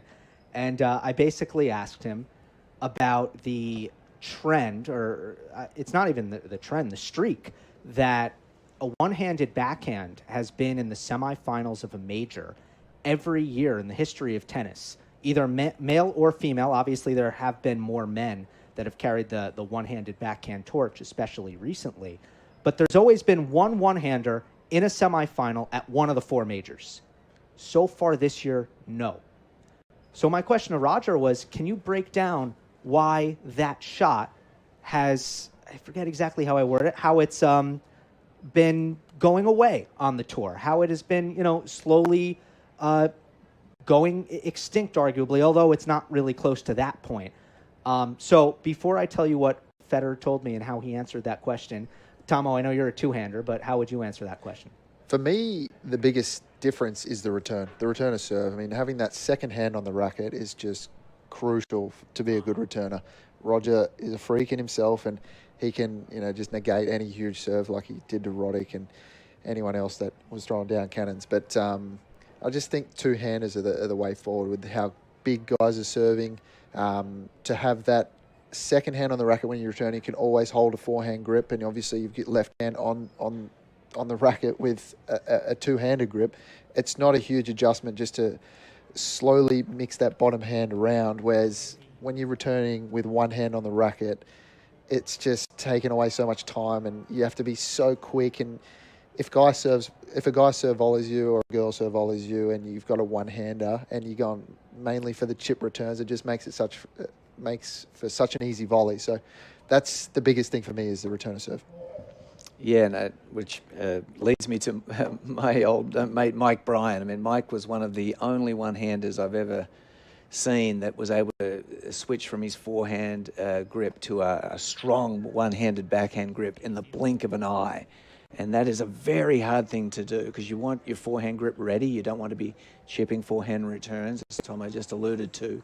But as a one-hander, to get a strong grip and come over, put some marginal topspin on the backhand return off a first serve is so incredibly hard to do. And Mike Bryan was the best I ever saw at doing that. He was able to have his forehand grip ready, but then if someone went with a big first serve to the backhand, Mike could turn it in a heartbeat and just come over that backhand return. Yeah, and Bob and I, his brother Bob and I would be looking at him and marveling at it because neither Bob or I could do that. Bob was the greatest doubles player of all time along with his brother, but we both just couldn't understand how Mike could, in the blink of an eye, get that grip switch to where he was able to impart some topspin so effortlessly on the backhand return. Yeah, it's extraordinarily difficult. I mean, you look at a guy like Dominic Thiem, he would either be on the back fence or chip. Stan would chip all the time. Musetti, either back fence or he can stand up and chip. But to stand up and drive is what's so tough. That was where Mike was just almost a unicorn. I'm actually surprised, though. Roger did not mention the return.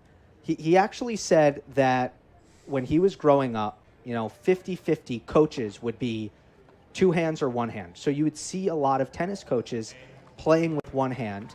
And he talked about, first off, less and less kids are seeing the one-hander.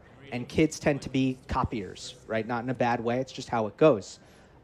So it almost it's a self-fulfilling prophecy that it goes away. But Roger talked about the open stance sliding two-hander and how they used to feel like if you have a two-handed backhand, you actually lose range defensively to your left. Now with that kind of open stance technique, not really the case anymore. Plus, there's just more baseline play. And, in the transition game, Roger was saying that with players being, 90-10 baseline to net, it incentivizes the one-hander a little less. Third factor he mentioned was slower courts and the slower ball, so kind of the heavier style of play. I think there are so many different directions you can take it. But one thing that, from a non-technical level, that was the case with Roger, clearly, when I asked him this question, is he was wincing as he heard me asking this question. And then he finished with, I really hope that one-handers don't go away on the tour. Like he clearly feels a connection and an affection for that shot. Yes, but he had such a beautiful one-hander. There's just the beautiful slice. And then he came over it so effortlessly, at least once the rally developed. I mean, he could obviously come over the backhand return. And me personally, I got to coach him once in my life. They invited me to coach the doubles point in their Davis Cup final against France. And Roger and Stan played a beautiful match to beat Julien Benneteau and Richard Gasquet. And I can still see Roger, in my mind, stepping in and just drilling a topspin backhand return down the line to get a crucial break in the deciding set. So, I mean, he was also one of those one-handed players that, one of the few that could, come over that one-handed return with force and control. Speaking of one-handers, you had Gasquet, Wawrinka, and Federer on that court. I mean, that's three beauties right there. I mean, I think arguably, Gasquet and Wawrinka, they're saying who's got the best one, and then you've got Roger there as well. Tomo, great point. And I remember that was the most important thing I advised Roger and Stan that day. Our game plan was that we wouldn't give Gasquet one backhand return the entire match unless the score was 40-love. That was my instructions that day. And just as a little side note, first point of the match, I think it was Roger served the first game. He just, as he often did, just smoothed his first serve to the forehand. And I had promised Roger and Stan that Richard would not hit the forehand down the line from the ad court. I had promised them after a lifetime of studying and scouting him with the Bryans. And wouldn't you know, the first return of the match is a forehand down the line winner from Rashad Gasquet, and my heart sank. It's like, I'll never get over this. But to their credit, like, I think Roger gave me a little bit of a sideways glance from it was only first game of the match. But to their credit, they stuck to that game plan, and they did not give him one backhand return unless it was 40-love for the rest of the match. And they won convincingly. But you can imagine me, being asked to come in here as sort of a one-off doubles coach and to have such an extreme game plan. And then the first point of the match, Rashad just clobbers one up the line. Yeah, I think there might have been a bit of a death stare after that one. Lucky Roger's such a nice guy. But that's how cool Roger was. Like, it was just maybe just a little sideways glance, like, Deservedly so, I think. Yeah, I'll say. But it did, it had a happy ending. They won happy fine. For you there, because if you get brought on for Roger and Stan,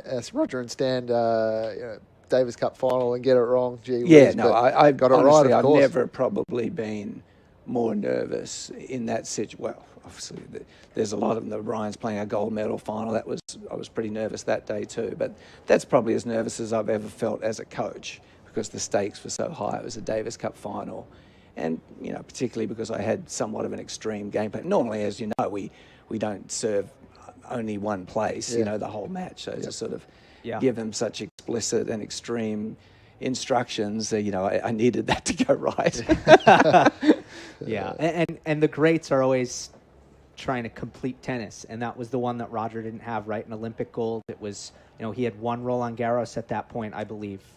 Yes, I'm pretty sure. So it was the thing that he wanted the most, and and he, oh gosh, I could talk about that tie, because he didn't hit a ball. He hurt himself at the World Tour Finals the week before, and he had a terribly bad back, and he didn't hit a ball, I don't think, until Thursday night. Played he played the singles against Monfils on Friday night and got tuned up and straight. All week we didn't think he was going to be able to play the doubles. He didn't tell Sevi Luthi, the coach, and me that he was even going to be able to play the doubles till midnight on Friday after he'd been beaten in straight by Monfils. But he called us over and he said, Cap, I'll be ready to go tomorrow. And you can imagine the relief that we felt that Roger was going to be able to take the court, and then that put them up 2-1, and then he beat Gasquet, ironically, on the Sunday morning to win the Davis Cup for Switzerland. And of course, here in New York, Roger Federer won the U.S. Open 5 times in a row. Juan Martín del Potro ended the streak in 2009. He practiced with Lorenzo Musetti earlier today. Just some of the beauties of Fan Week here at the Billie Jean King National Tennis Center, and it'll be Federer playing a set for the first time since Wimbledon against Hurkacz, against Andy Roddick tomorrow at 8 p.m. Eastern Time, along with some great mixed doubles action, Serena and Carlos Alcaraz, Sabalenka and Djokovic, and so many more stars. So for Macca, Jordan Thompson, Gil Gross, we appreciate you listening to U.S. Open Radio, presented by American Express. You're listening to U.S. Open Radio, presented by American Express. Coverage will continue when play resumes. Make sure to tune in for the next chapter of Spectacular.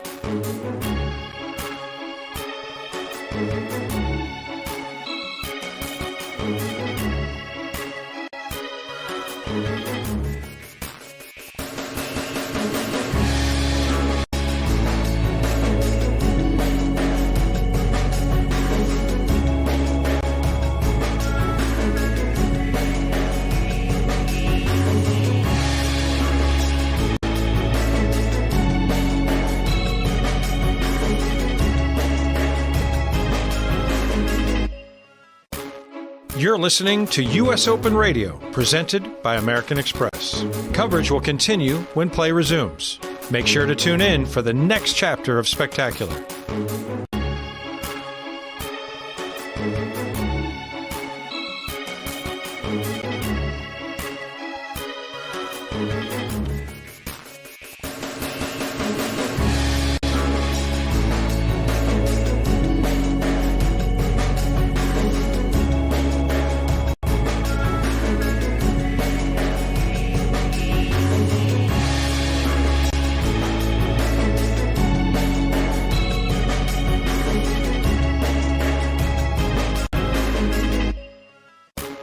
You're You're listening to U.S. Open Radio, presented by American Express. Coverage will continue when play resumes. Make sure to tune in for the next chapter of Spectacular.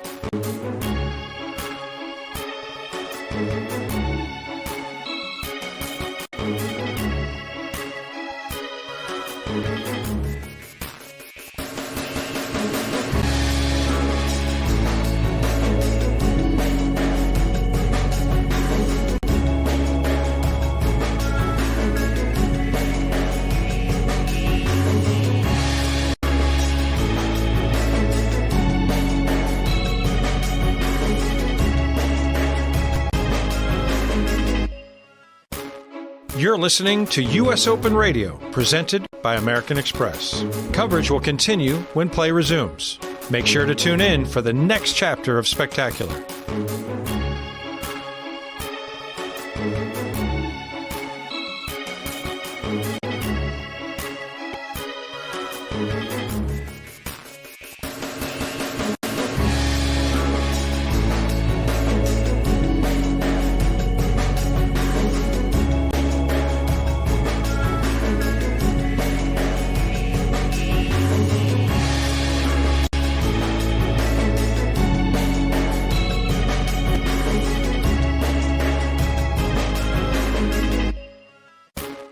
You're listening to U.S. Open Radio, presented by American Express.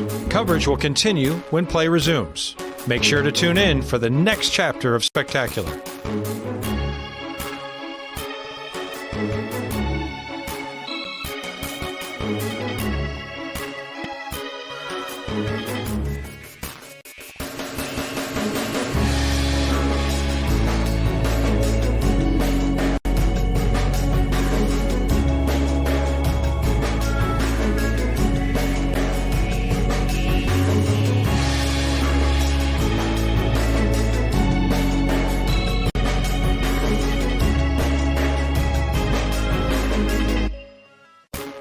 You're listening to U.S. Open Radio, presented by American Express. Coverage will continue when play resumes.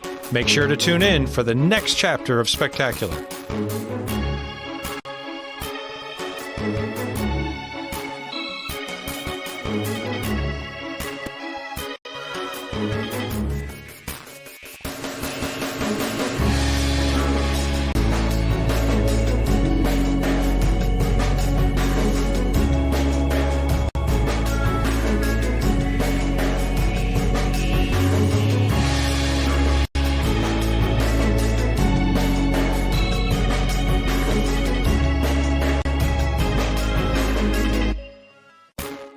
You're listening to U.S. Open Radio, presented by American Express. Coverage will continue when play resumes.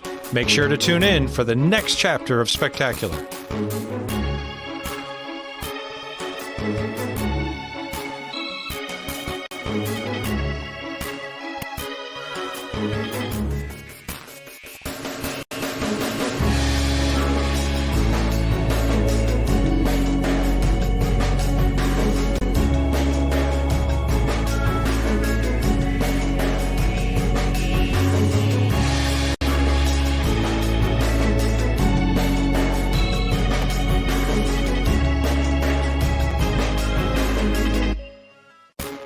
You're listening to U.S. Open Radio, presented by American Express. Coverage will continue when play resumes. Make sure to tune in for the next chapter of Spectacular.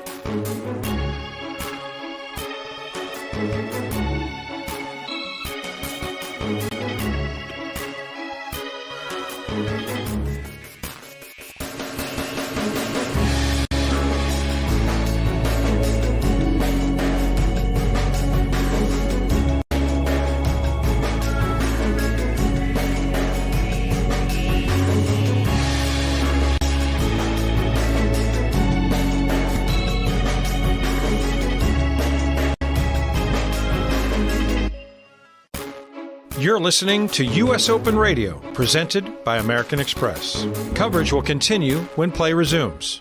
Make sure to tune in for the next chapter of Spectacular.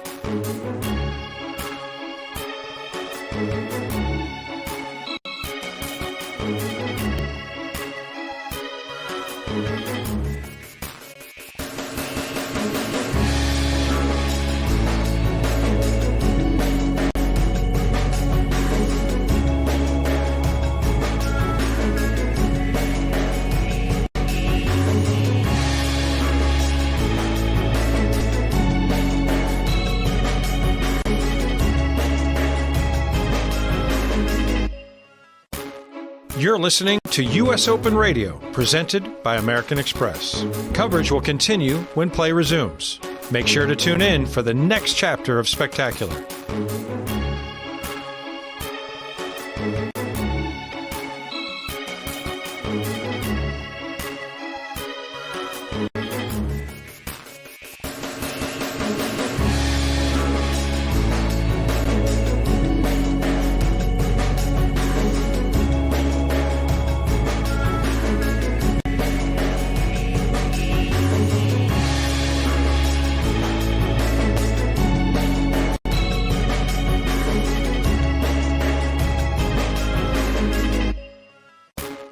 You're listening to U.S. Open Radio, presented by American Express. Coverage will continue when play resumes. Make sure to tune in for the next chapter of Spectacular.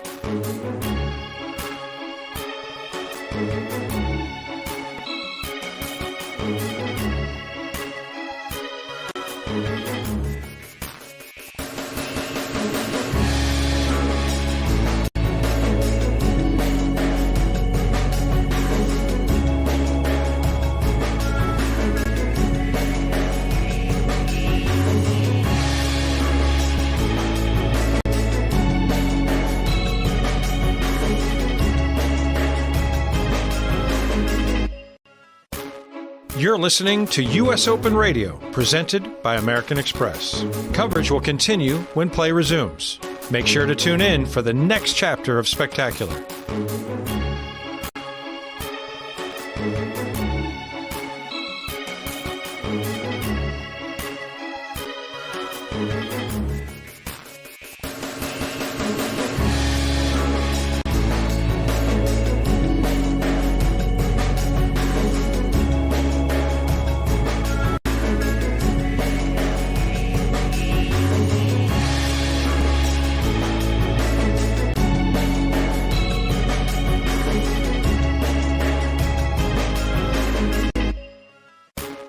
You're listening to U.S. Open Radio, presented by American Express. Coverage will continue when play resumes. Make sure to tune in for the next chapter of Spectacular.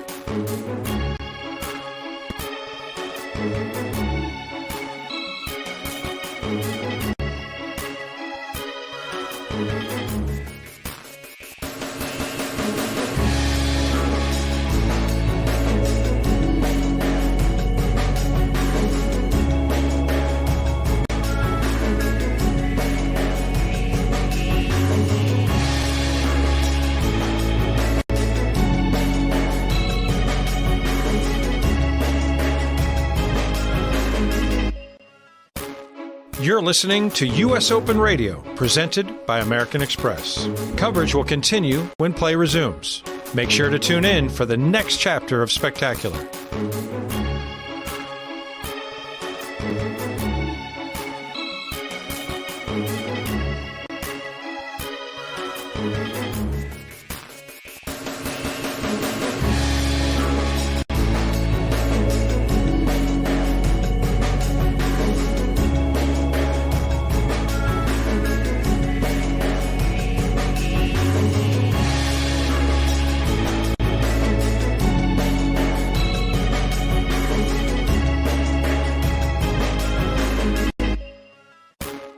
You're listening to U.S. Open Radio, presented by American Express. Coverage will continue when play resumes. Make sure to tune in for the next chapter of Spectacular.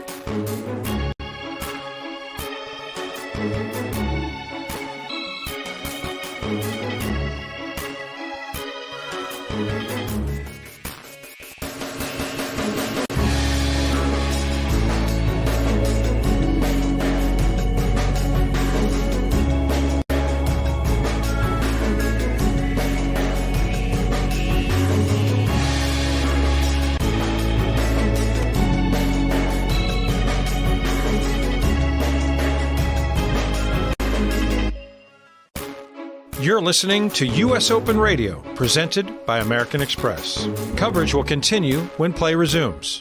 Make sure to tune in for the next chapter of Spectacular.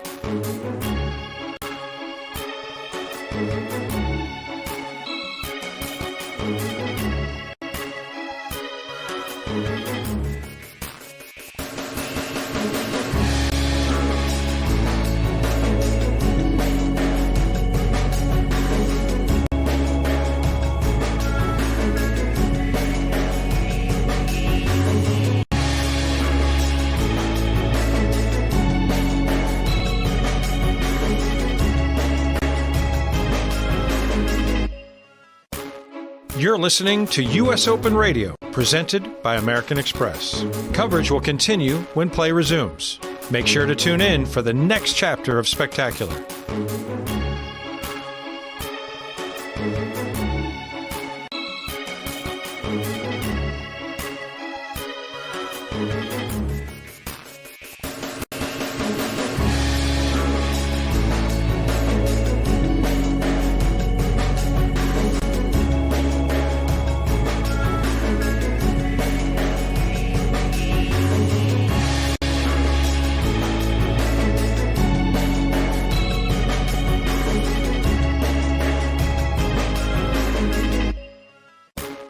You're listening to U.S. Open Radio, presented by American Express. Coverage will continue when play resumes. Make sure to tune in for the next chapter of Spectacular.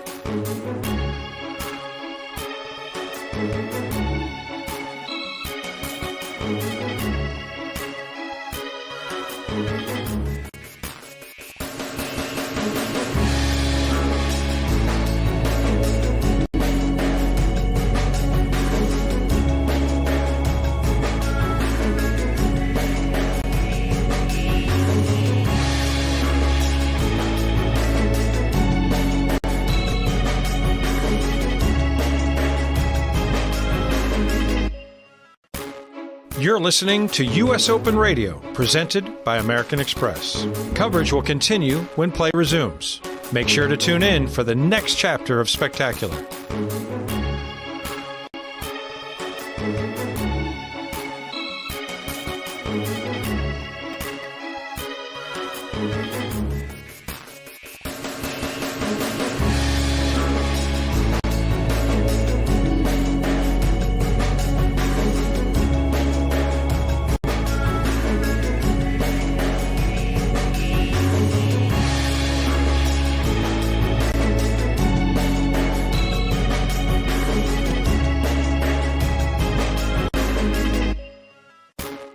You're listening to U.S. Open Radio, presented by American Express. Coverage will continue when play resumes. Make sure to tune in for the next chapter of Spectacular.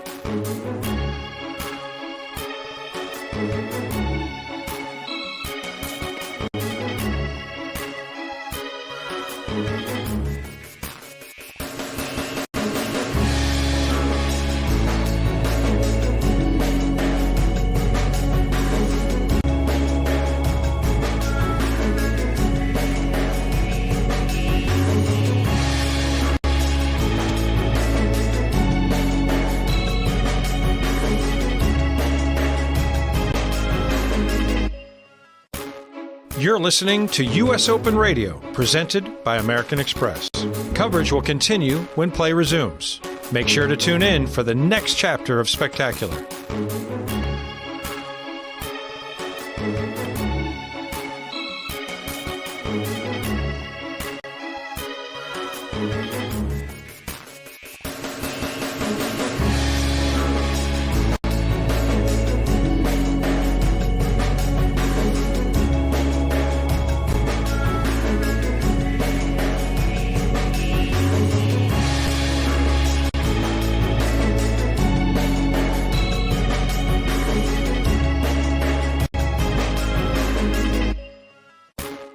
You're listening to U.S. Open Radio, presented by American Express. Coverage will continue when play resumes. Make sure to tune in for the next chapter of Spectacular.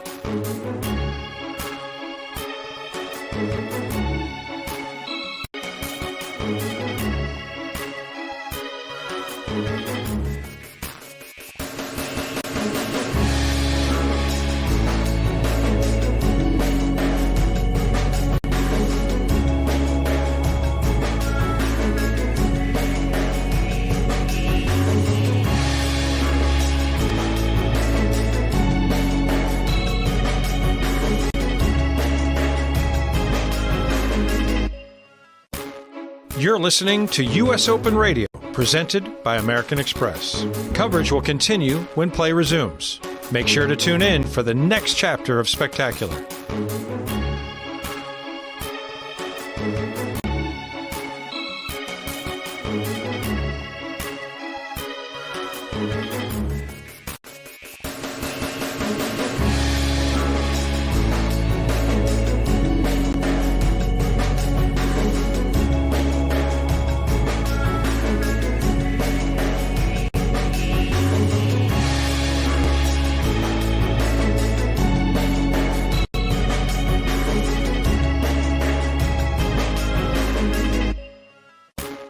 You're listening to U.S. Open Radio, presented by American Express. Coverage will continue when play resumes. Make sure to tune in for the next chapter of Spectacular.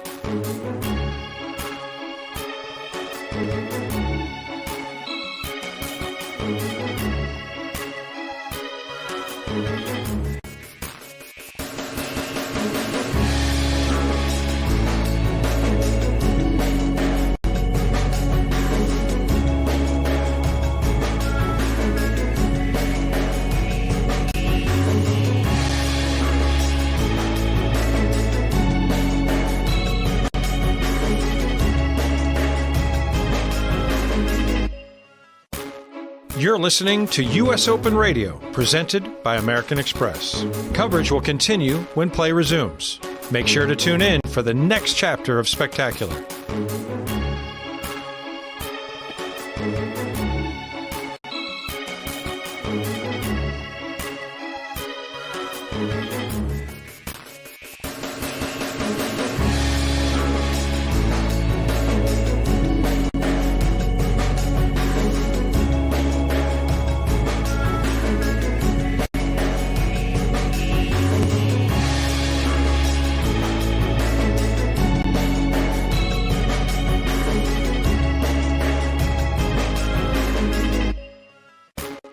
You're listening to U.S. Open Radio, presented by American Express. Coverage will continue when play resumes. Make sure to tune in for the next chapter of Spectacular.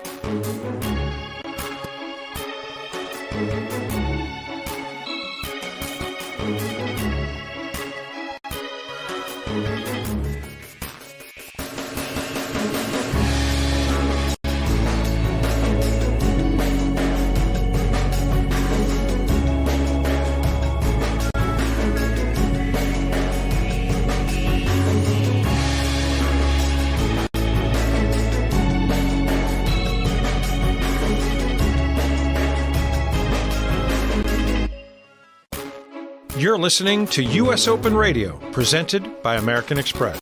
Coverage will continue when play resumes. Make sure to tune in for the next chapter of Spectacular.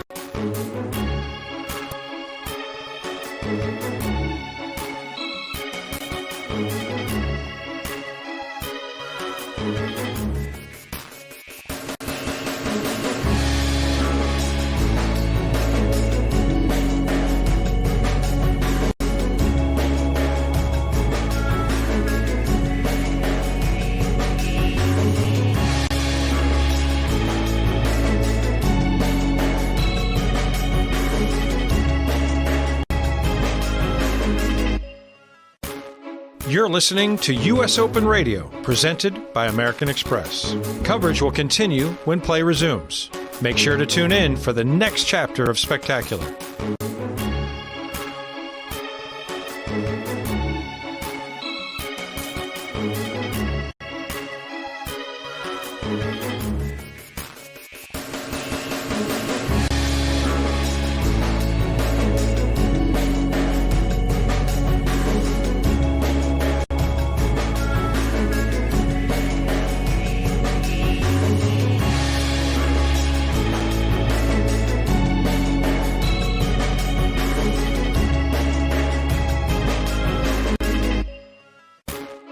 You're listening to U.S. Open Radio, presented by American Express. Coverage will continue when play resumes.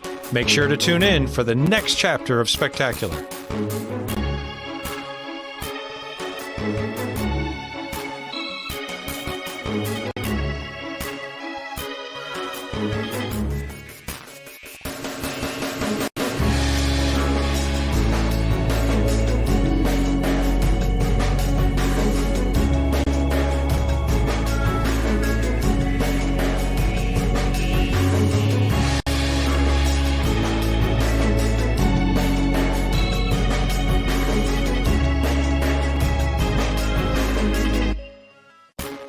You're listening to U.S. Open Radio, presented by American Express. Coverage will continue when play resumes. Make sure to tune in for the next chapter of Spectacular.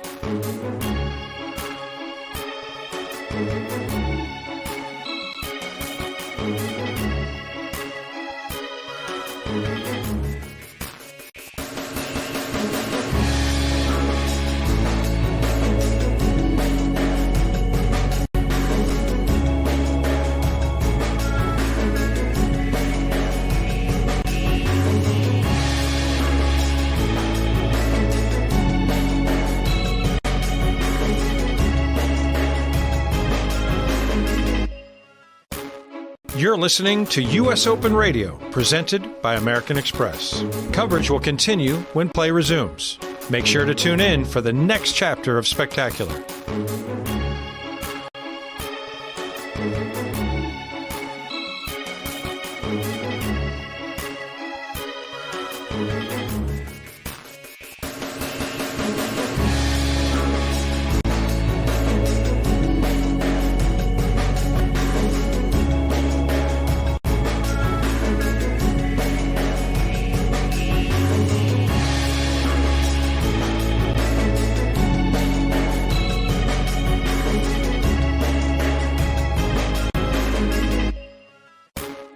You're listening to U.S. Open Radio, presented by American Express. Coverage will continue when play resumes. Make sure to tune in for the next chapter of Spectacular.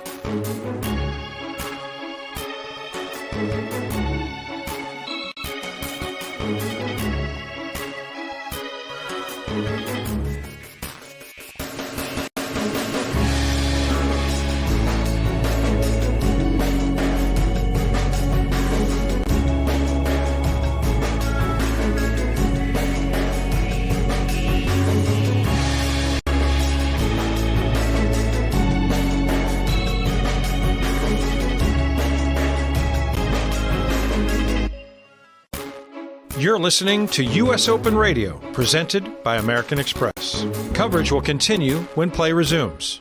Make sure to tune in for the next chapter of Spectacular.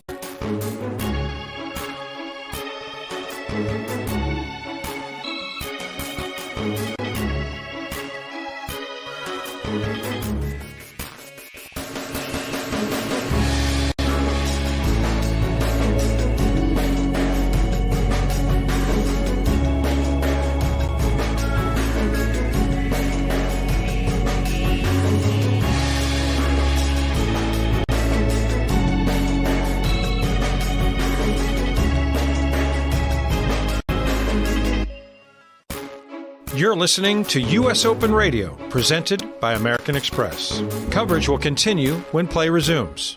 Make sure to tune in for the next chapter of Spectacular.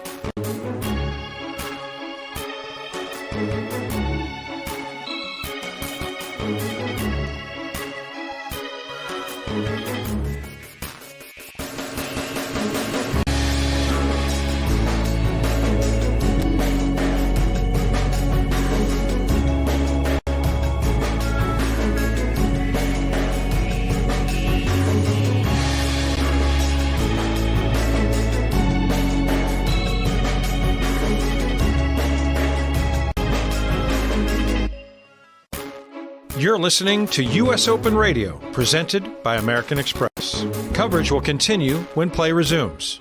Make sure to tune in for the next chapter of Spectacular.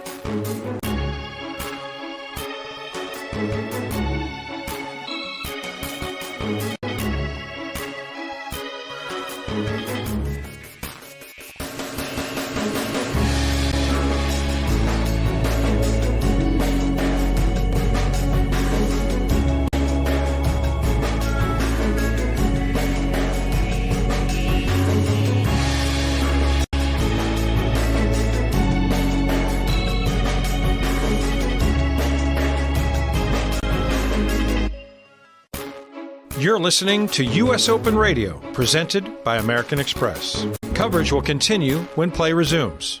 Make sure to tune in for the next chapter of Spectacular.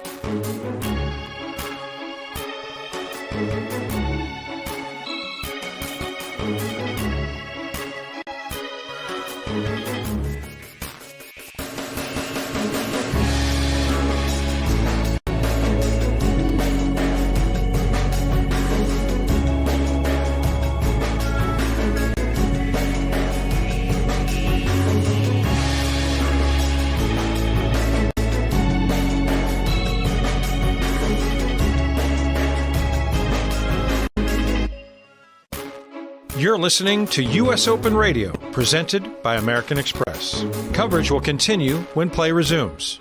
Make sure to tune in for the next chapter of Spectacular.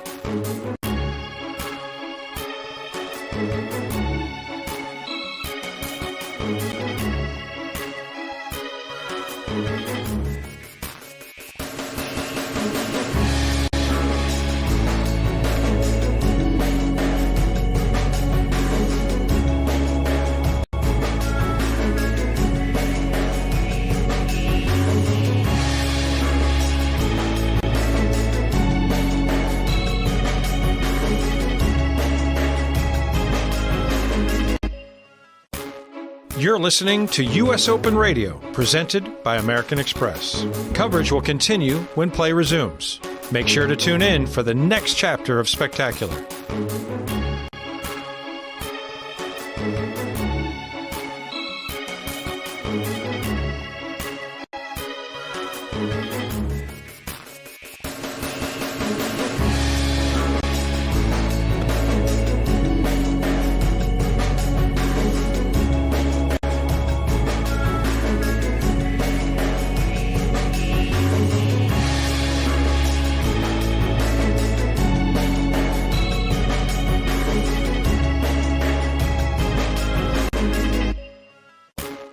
You're listening to U.S. Open Radio, presented by American Express. Coverage will continue when play resumes. Make sure to tune in for the next chapter of Spectacular.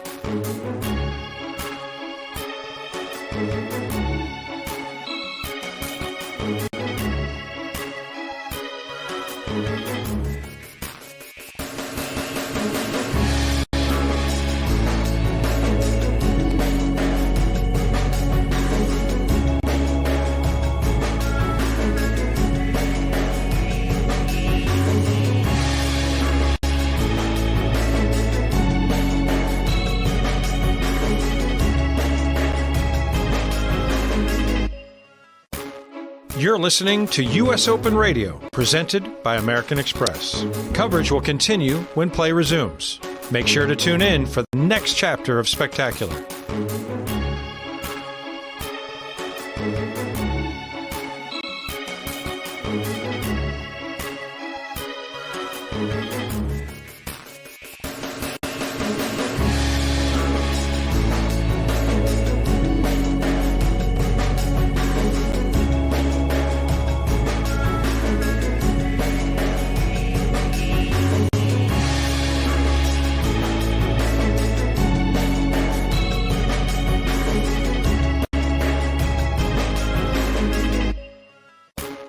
You're listening to U.S. Open Radio, presented by American Express. Coverage will continue when play resumes.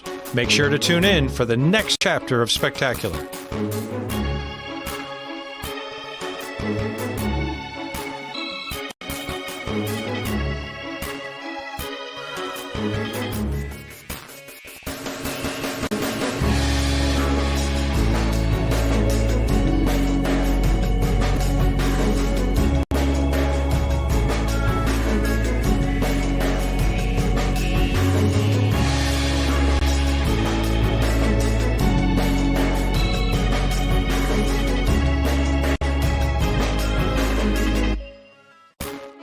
You're listening to U.S. Open Radio, presented by American Express. Coverage will continue when play resumes. Make sure to tune in for the next chapter of Spectacular.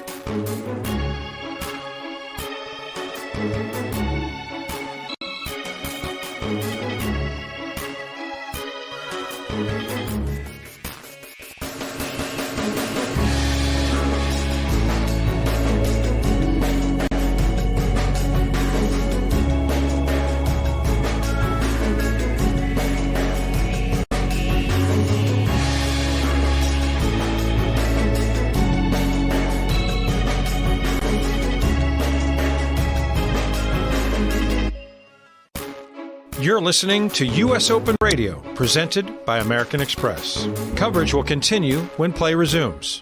Make sure to tune in for the next chapter of Spectacular.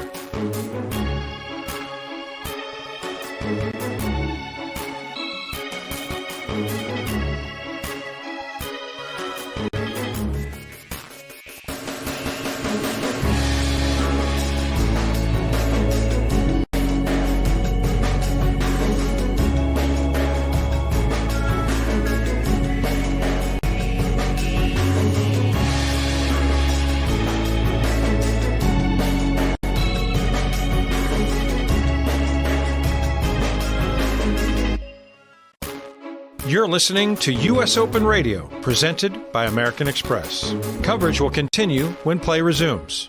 Make sure to tune in for the next chapter of Spectacular.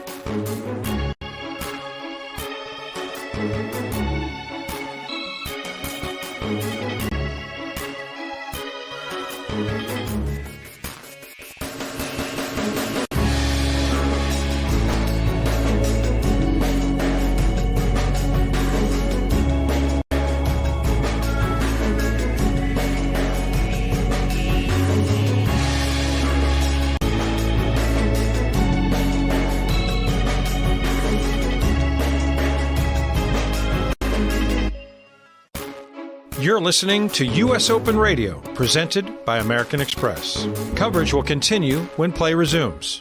Make sure to tune in for the next chapter of Spectacular.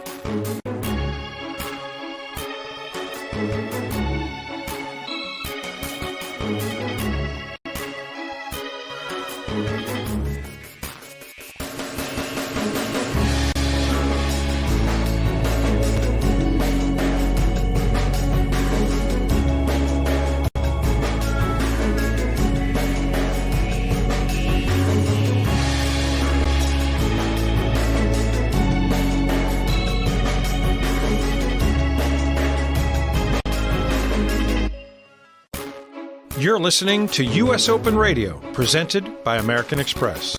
Coverage will continue when play resumes. Make sure to tune in for the next chapter of Spectacular.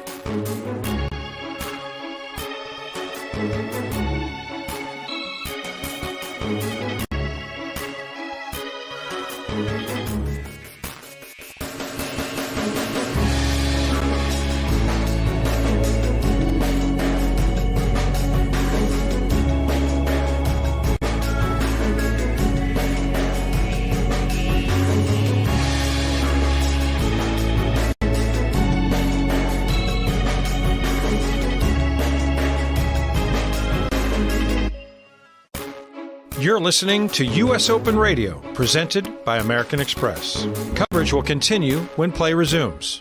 Make sure to tune in for the next chapter of Spectacular.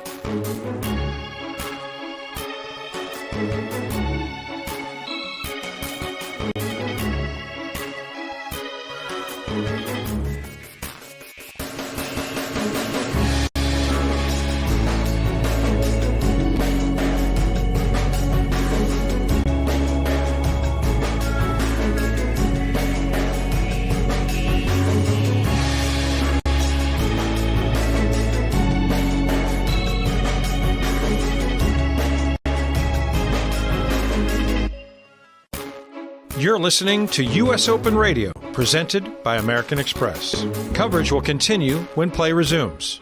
Make sure to tune in for the next chapter of Spectacular.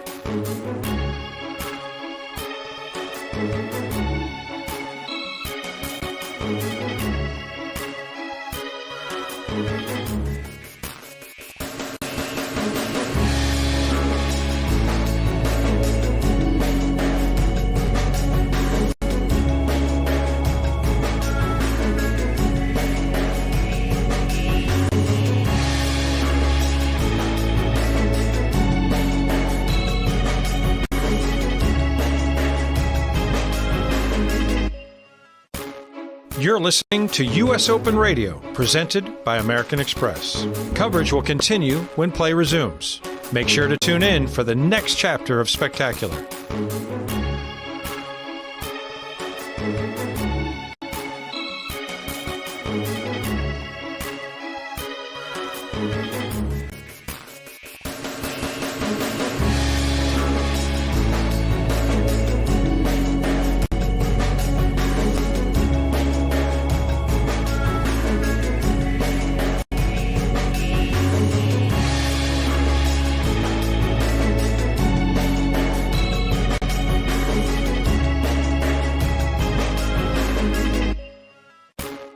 You're listening to U.S. Open Radio, presented by American Express. Coverage will continue when play resumes. Make sure to tune in for the next chapter of Spectacular.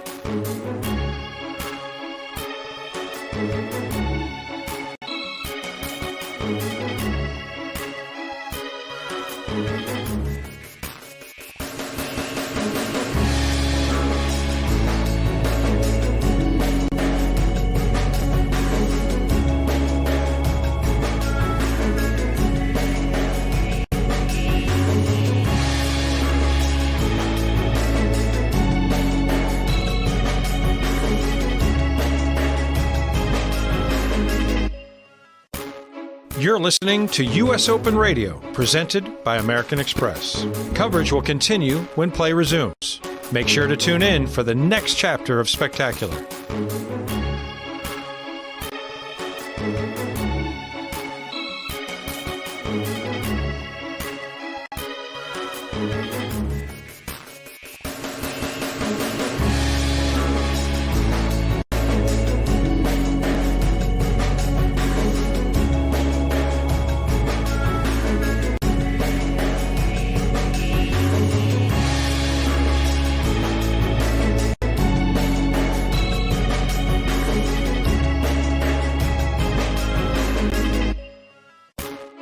You're listening to U.S. Open Radio, presented by American Express. Coverage will continue when play resumes. Make sure to tune in for the next chapter of Spectacular.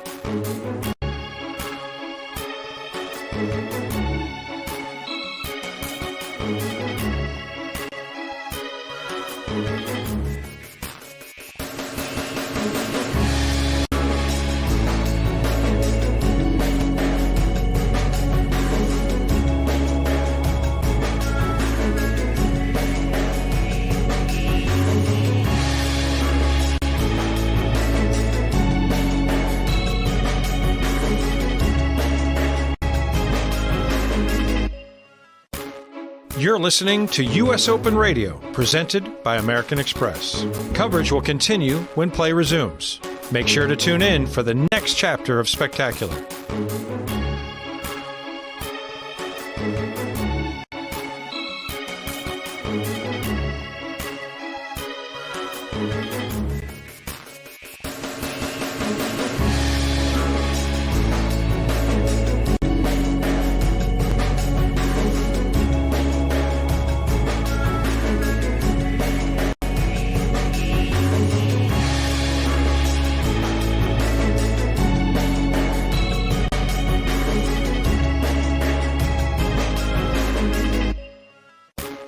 You're listening to U.S. Open Radio, presented by American Express. Coverage will continue when play resumes. Make sure to tune in for the next chapter of Spectacular.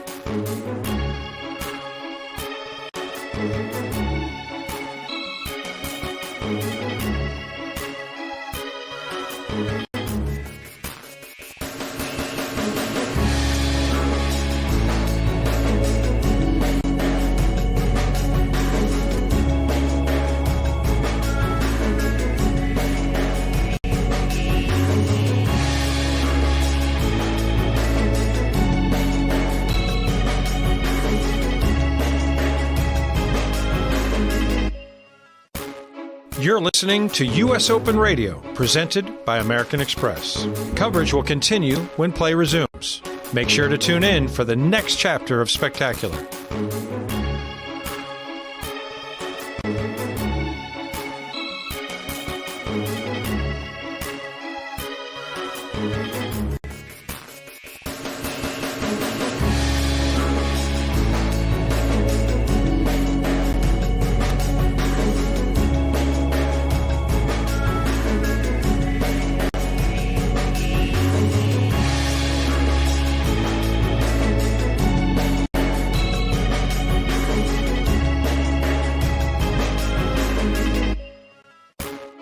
You're listening to U.S. Open Radio, presented by American Express. Coverage will continue when play resumes.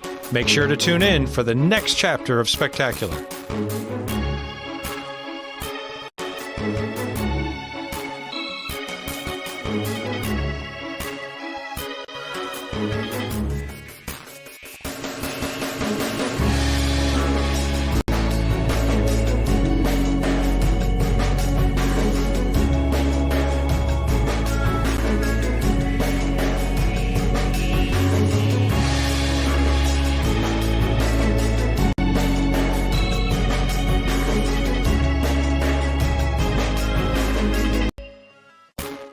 You're listening to U.S. Open Radio, presented by American Express. Coverage will continue when play resumes.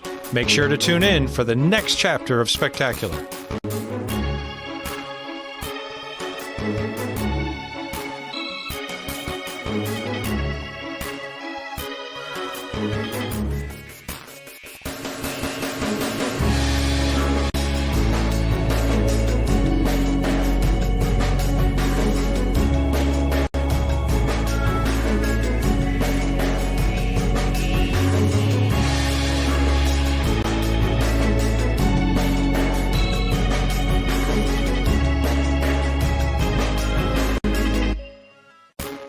You're listening to U.S. Open Radio, presented by American Express. Coverage will continue when play resumes.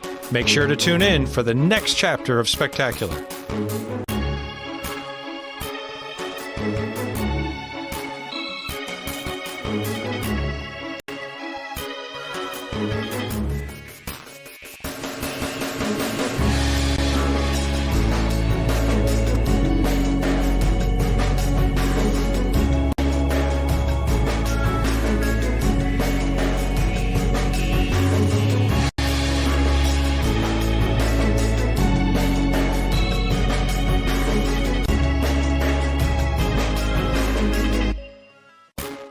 You're listening to U.S. Open Radio, presented by American Express. Coverage will continue when play resumes.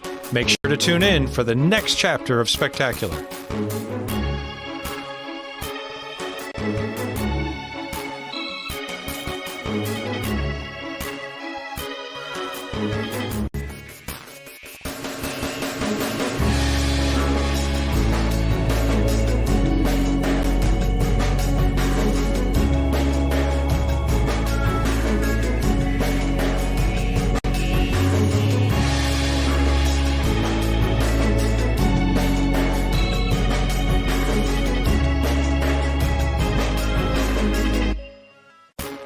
You're listening to U.S. Open Radio, presented by American Express. Coverage will continue when play resumes.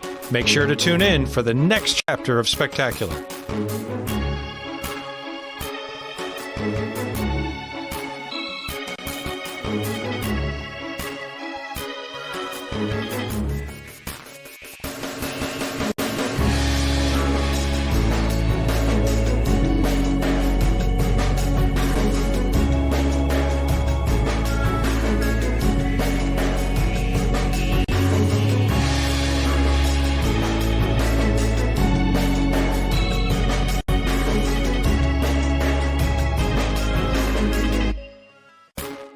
You're listening to U.S. Open Radio, presented by American Express. Coverage will continue when play resumes.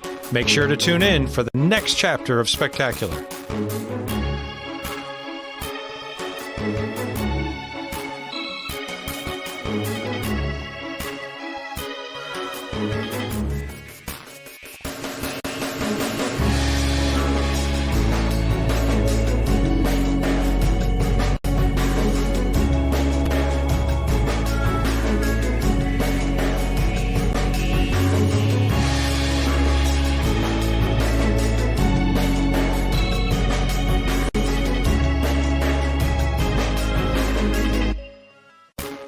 You're listening to U.S. Open Radio, presented by American Express. Coverage will continue when play resumes. Make sure to tune in for the next chapter of Spectacular.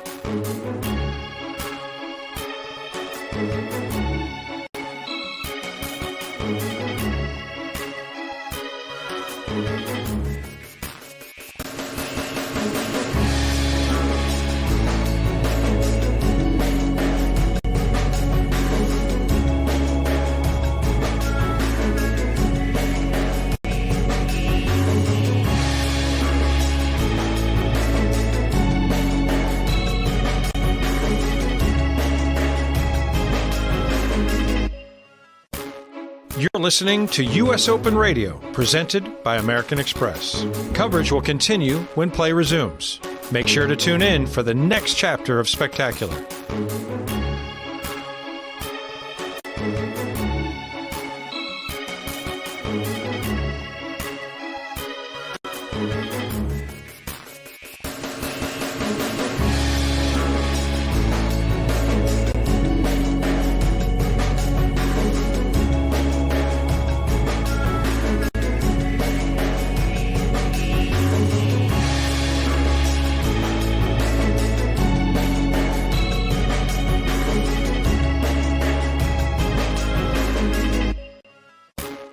You're listening to U.S. Open Radio, presented by American Express. Coverage will continue when play resumes. Make sure to tune in for the next chapter of Spectacular.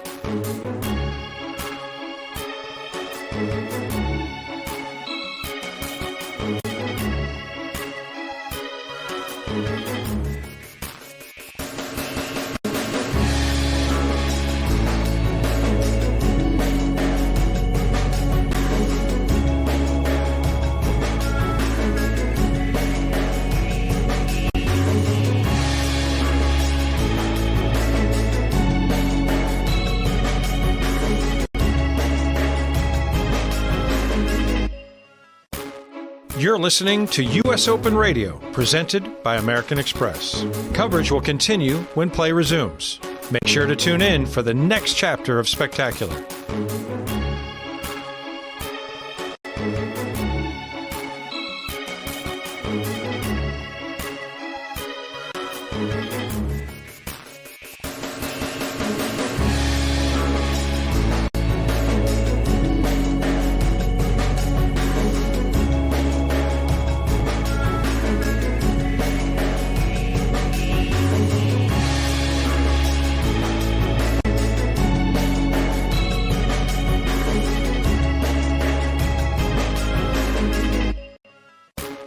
You're listening to U.S. Open Radio, presented by American Express. Coverage will continue when play resumes. Make sure to tune in for the next chapter of Spectacular.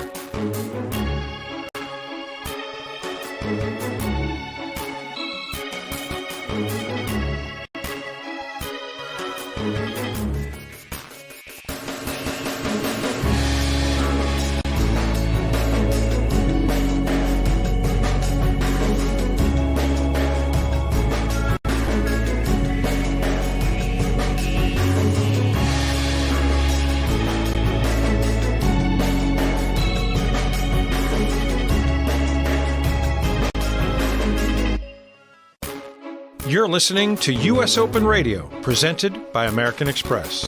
Coverage will continue when play resumes. Make sure to tune in for the next chapter of Spectacular.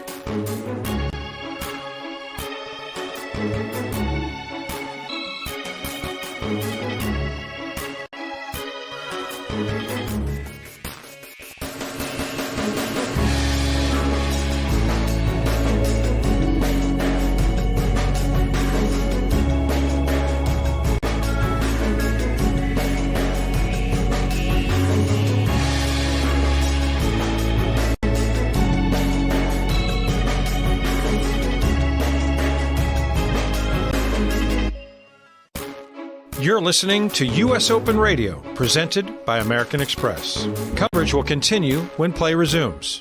Make sure to tune in for the next chapter of Spectacular.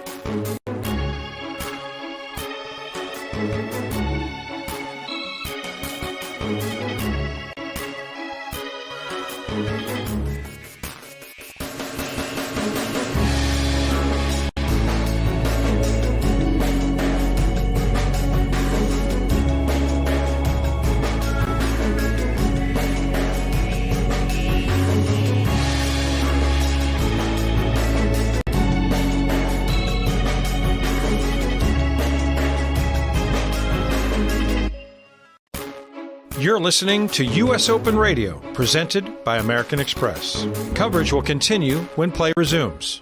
Make sure to tune in for the next chapter of Spectacular.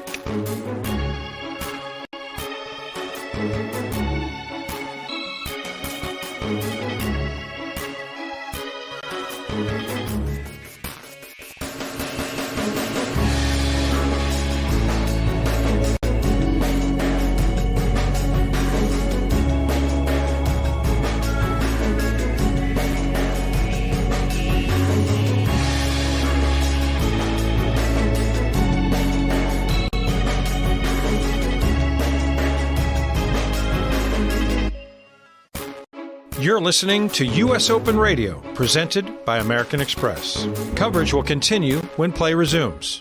Make sure to tune in for the next chapter of Spectacular.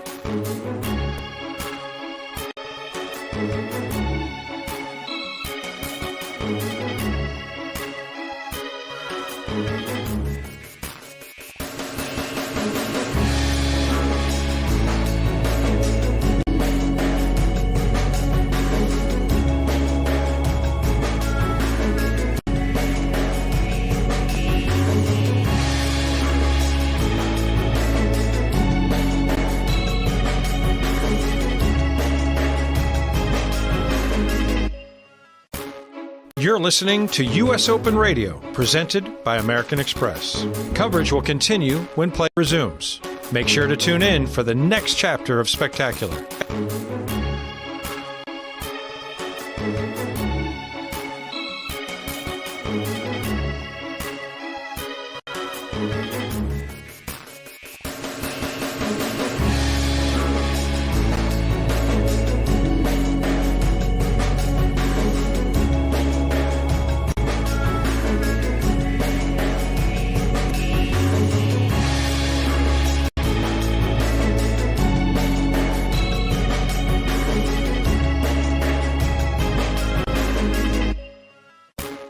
You're listening to U.S. Open Radio, presented by American Express. Coverage will continue when play resumes. Make sure to tune in for the next chapter of Spectacular.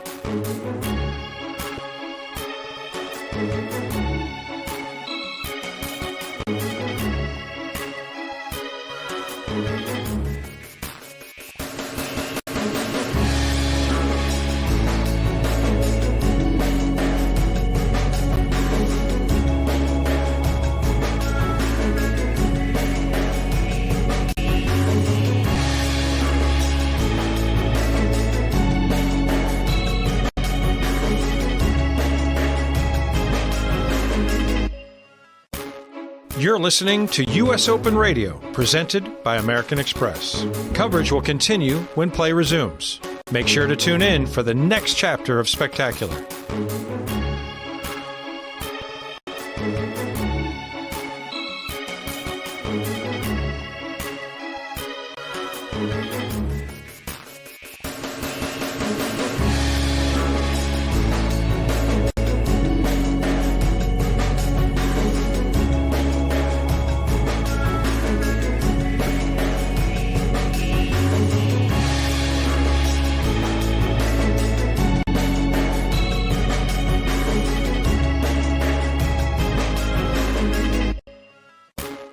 You're listening to U.S. Open Radio, presented by American Express. Coverage will continue when play resumes. Make sure to tune in for the next chapter of Spectacular.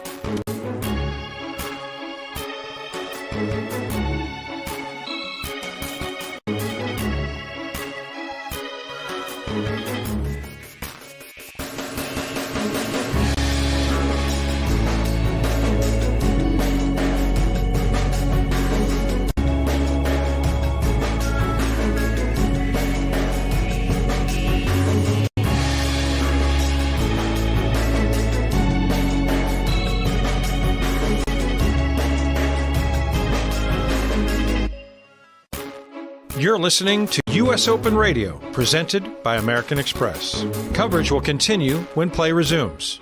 Make sure to tune in for the next chapter of Spectacular.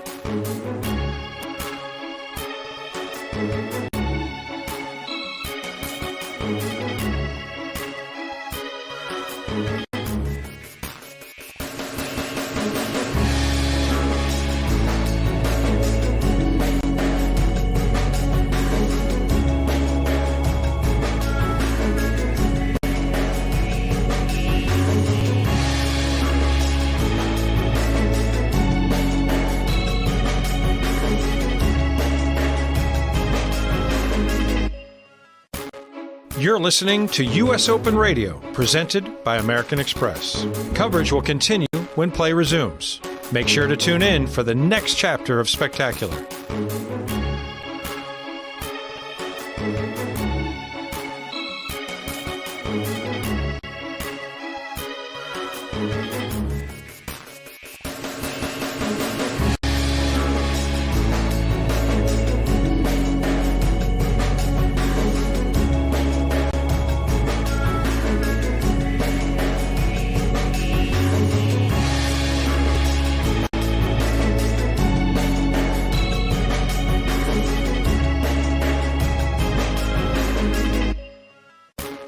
You're listening to U.S. Open Radio, presented by American Express. Coverage will continue when play resumes. Make sure to tune in for the next chapter of Spectacular.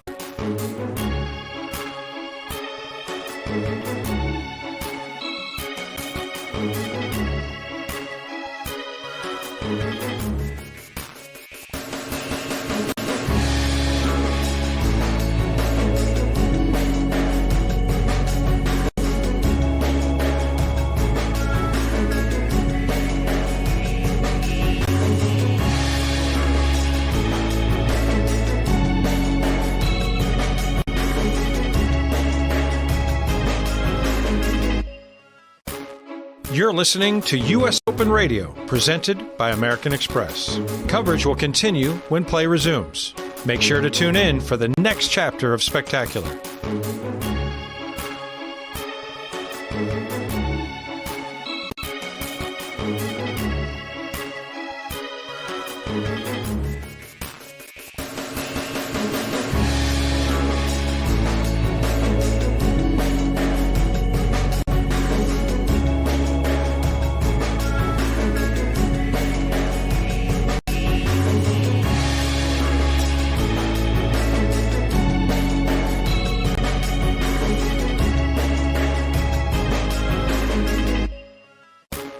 You're listening to U.S. Open Radio, presented by American Express. Coverage will continue when play resumes. Make sure to tune in for the next chapter of Spectacular.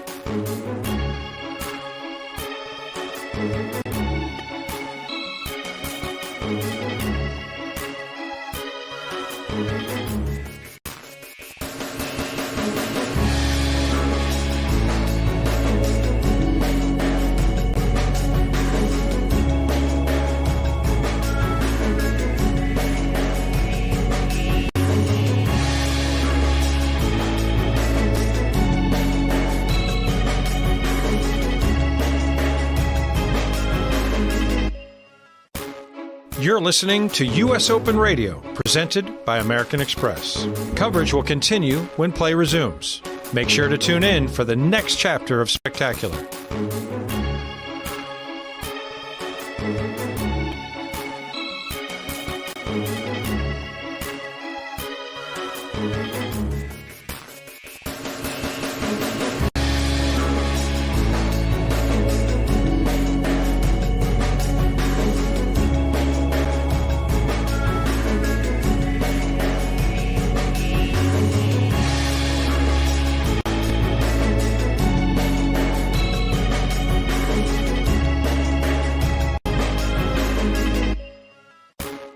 You're listening to U.S. Open Radio, presented by American Express. Coverage will continue when play resumes.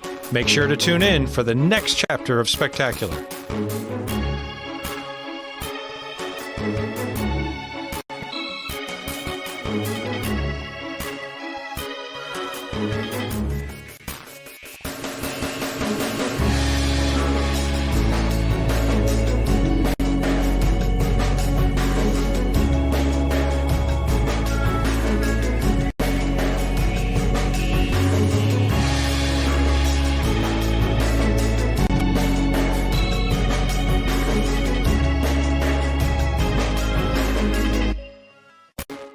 You're listening to U.S. Open Radio, presented by American Express. Coverage will continue when play resumes. Make sure to tune in for the next chapter of Spectacular.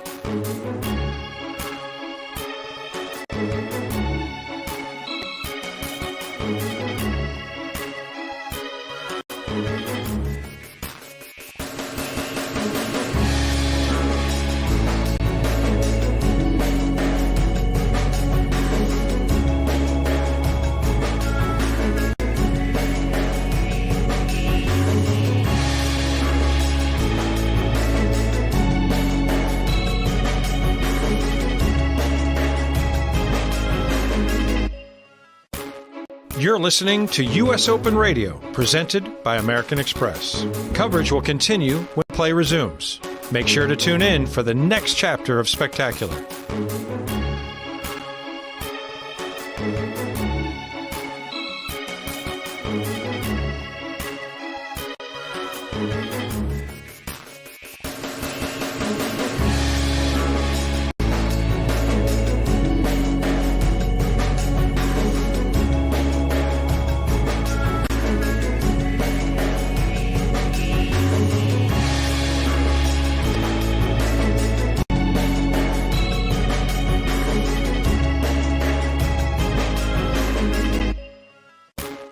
You're listening to U.S. Open Radio, presented by American Express. Coverage will continue when play resumes.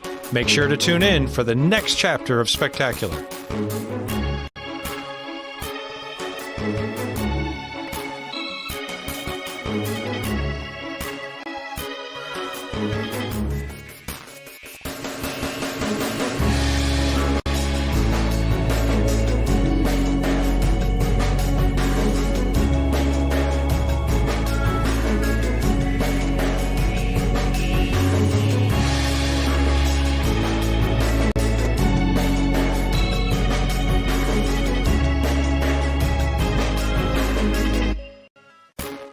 You're listening to U.S. Open Radio, presented by American Express. Coverage will continue when play resumes.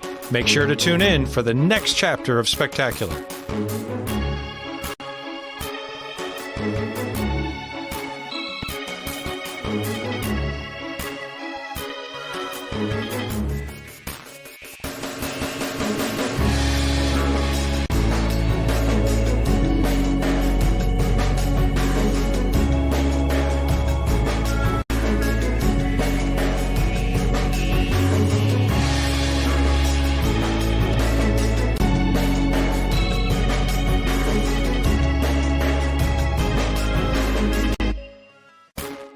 You're listening to U.S. Open Radio, presented by American Express. Coverage will continue when play resumes. Make sure to tune in for the next chapter of Spectacular.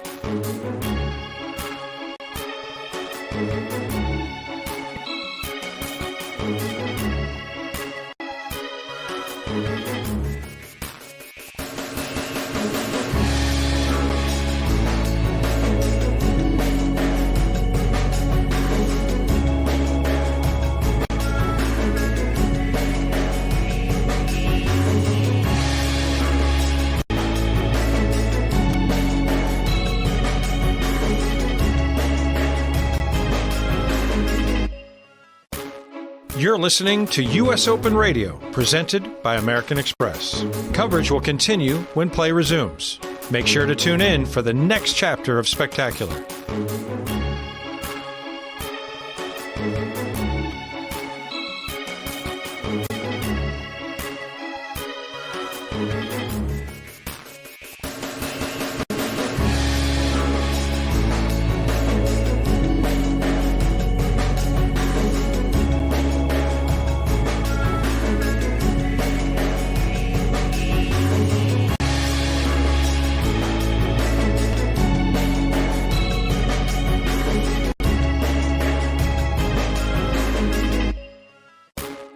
You're listening to U.S. Open Radio, presented by American Express. Coverage will continue when play resumes. Make sure to tune in for the next chapter of Spectacular.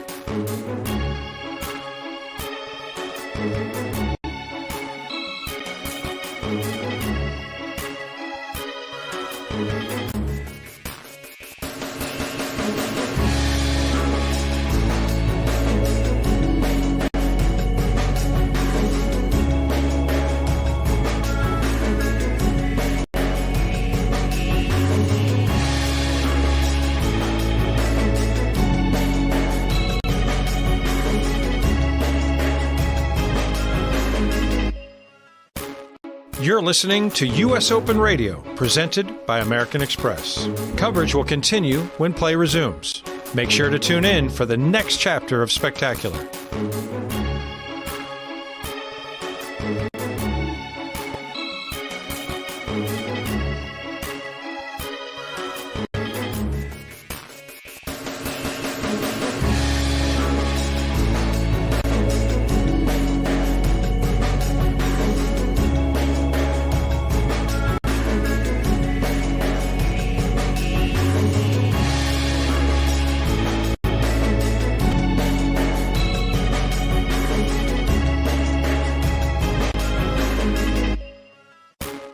You're listening to U.S. Open Radio, presented by American Express. Coverage will continue when play resumes.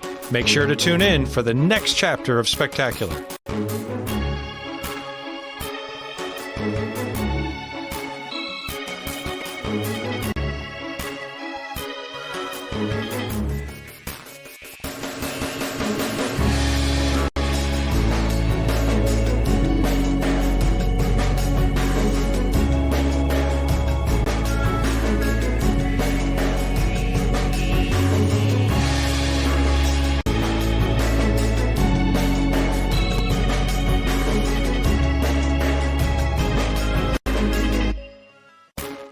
You're listening to U.S. Open Radio, presented by American Express. Coverage will continue when play resumes. Make sure to tune in for the next chapter of Spectacular.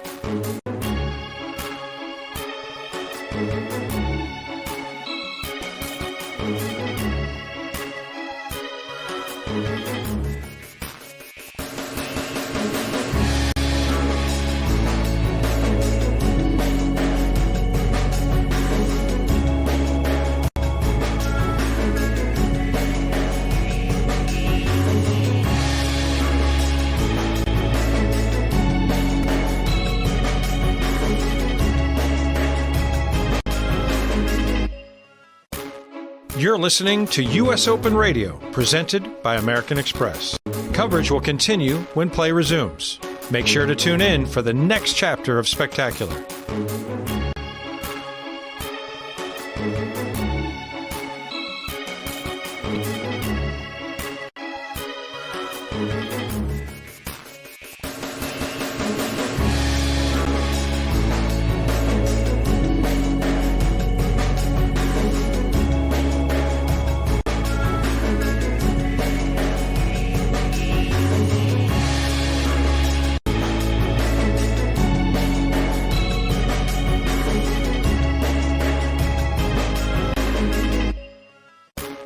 You're listening to U.S. Open Radio, presented by American Express. Coverage will continue when play resumes. Make sure to tune in for the next chapter of Spectacular.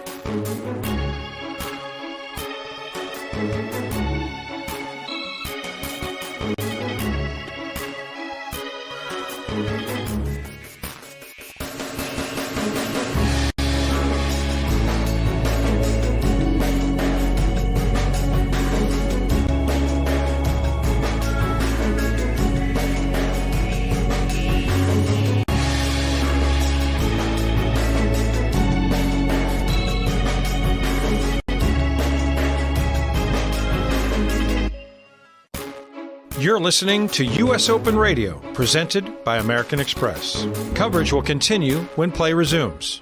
Make sure to tune in for the next chapter of Spectacular.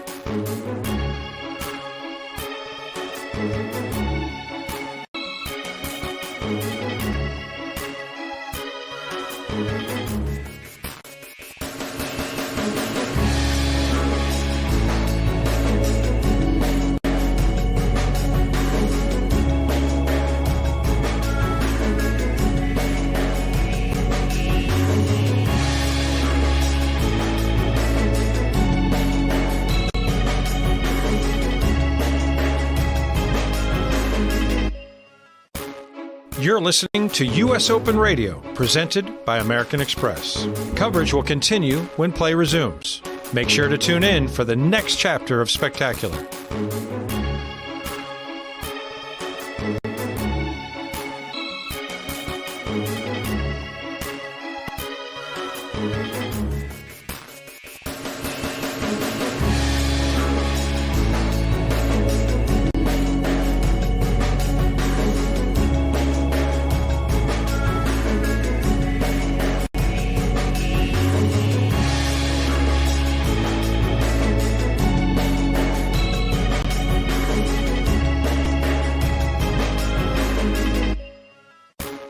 You're listening to U.S. Open Radio, presented by American Express. Coverage will continue when play resumes.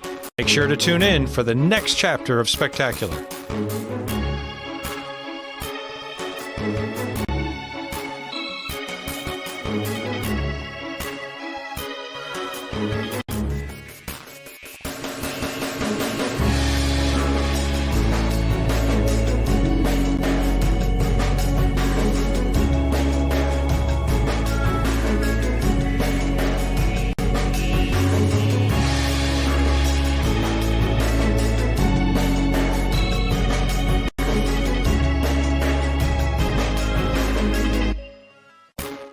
You're listening to U.S. Open Radio, presented by American Express. Coverage will continue when play resumes. Make sure to tune in for the next chapter of Spectacular.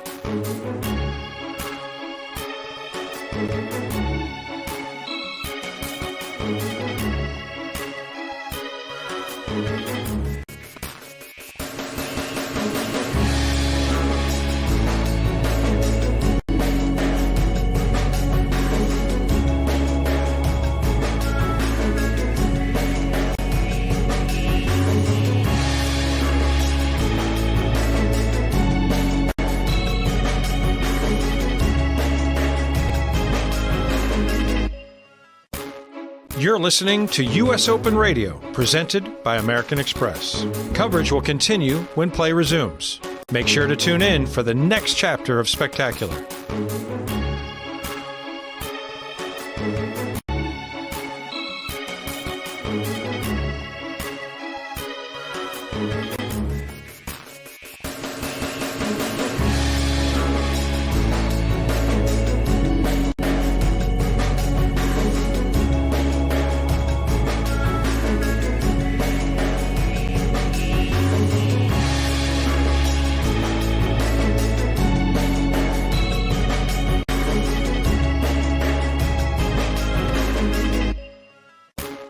You're listening to U.S. Open Radio, presented by American Express. Coverage will continue when play resumes. Make sure to tune in for the next chapter of Spectacular.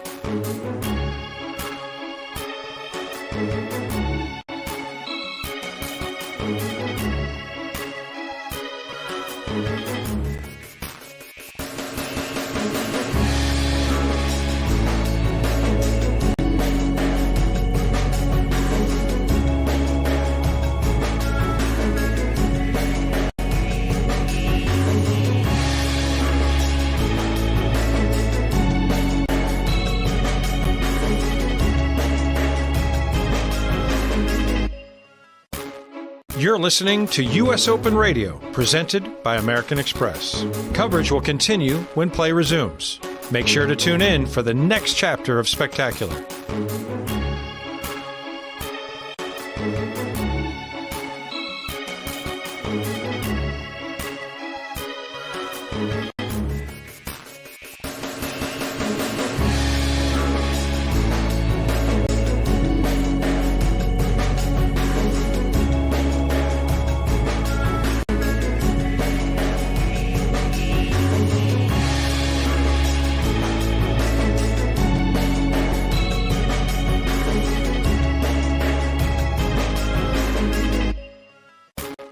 You're listening to U.S. Open Radio, presented by American Express. Coverage will continue when play resumes. Make sure to tune in for the next chapter of Spectacular.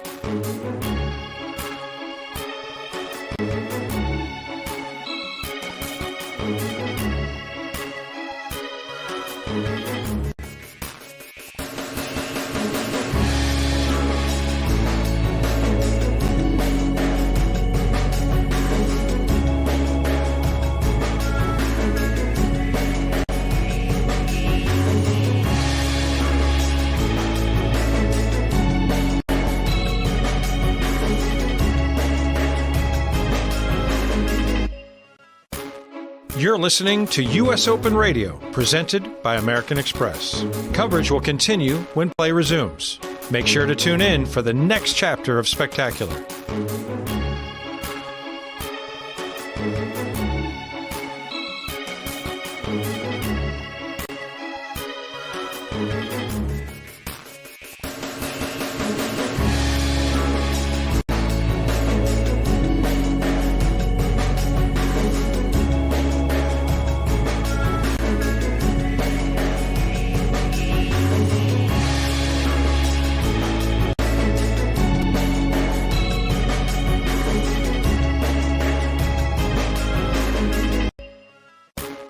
You're listening to U.S. Open Radio, presented by American Express. Coverage will continue when play resumes. Make sure to tune in for the next chapter of Spectacular.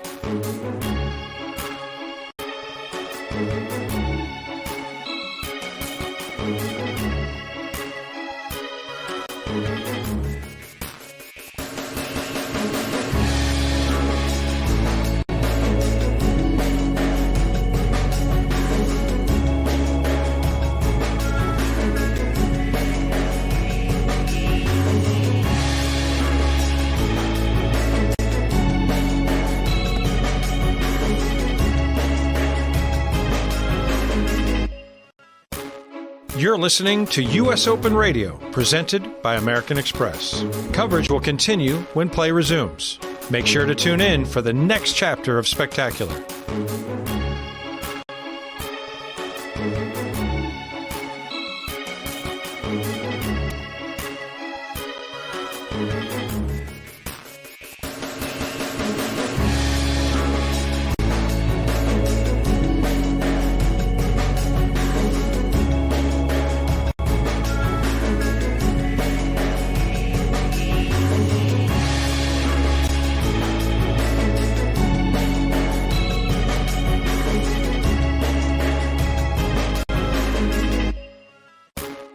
You're listening to U.S. Open Radio, presented by American Express. Coverage will continue when play resumes. Make sure to tune in for the next chapter of Spectacular.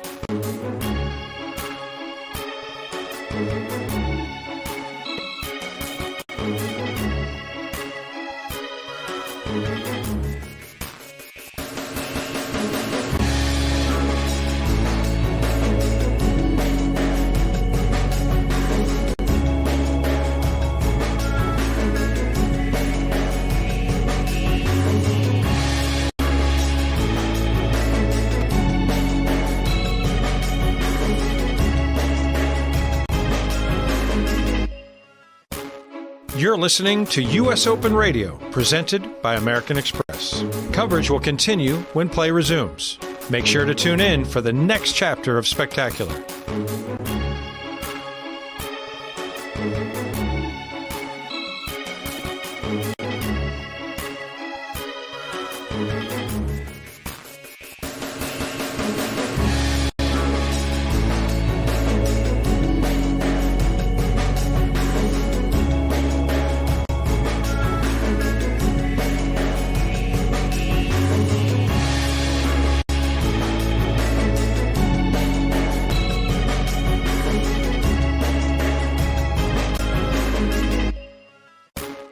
You're listening to U.S. Open Radio, presented by American Express. Coverage will continue when play resumes.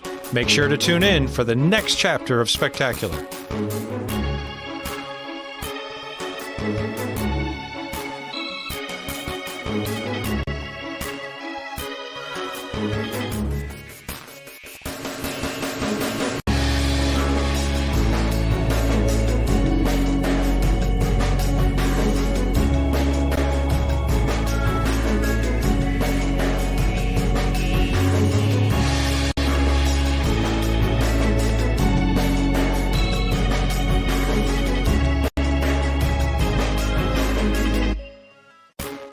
You're listening to U.S. Open Radio, presented by American Express. Coverage will continue when play resumes. Make sure to tune in for the next chapter of Spectacular.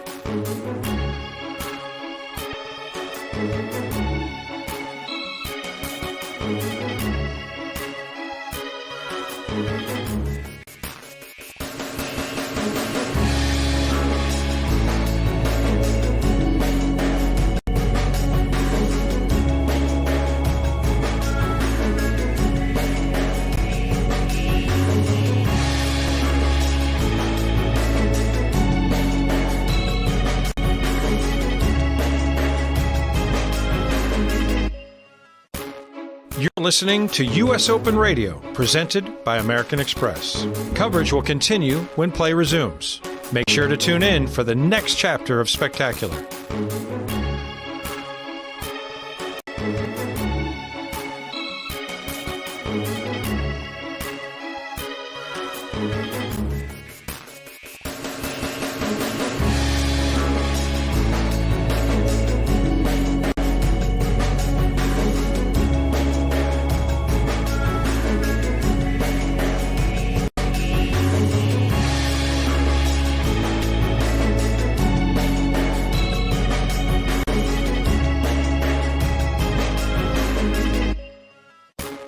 You're listening to U.S. Open Radio, presented by American Express. Coverage will continue when play resumes. Make sure to tune in for the next chapter of Spectacular.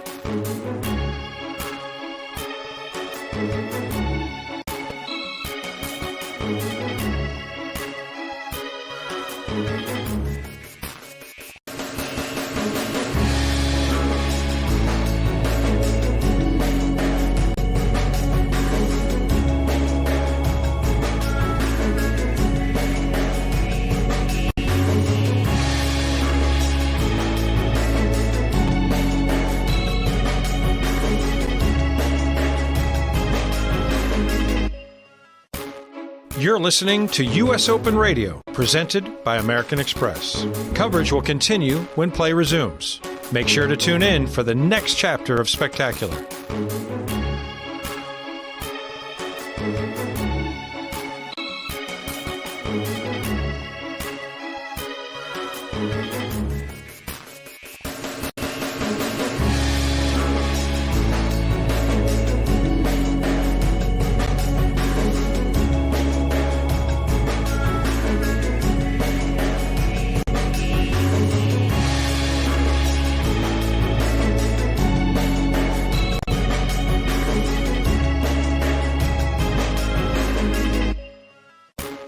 You're listening to U.S. Open Radio, presented by American Express. Coverage will continue when play resumes. Make sure to tune in for the next chapter of Spectacular.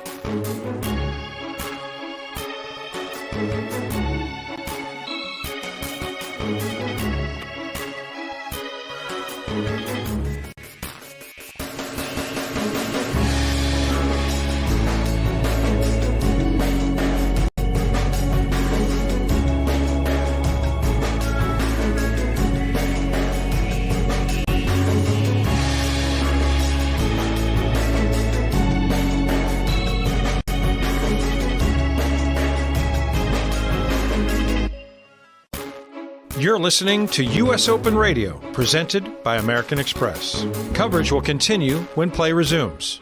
Make sure to tune in for the next chapter of Spectacular.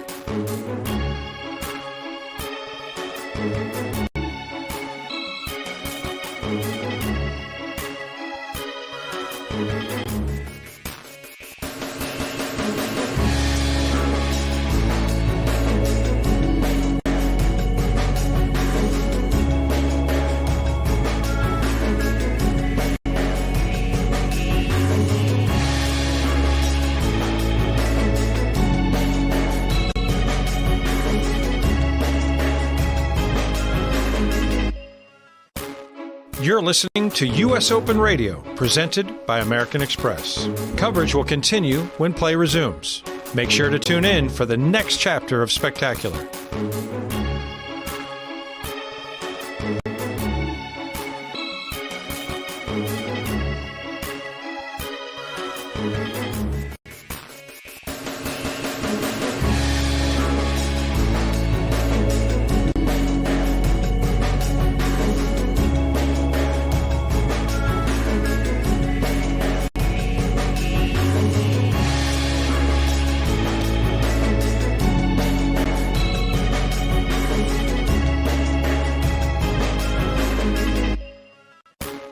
You're listening to U.S. Open Radio, presented by American Express. Coverage will continue when play resumes. Make sure to tune in for the next chapter of Spectacular.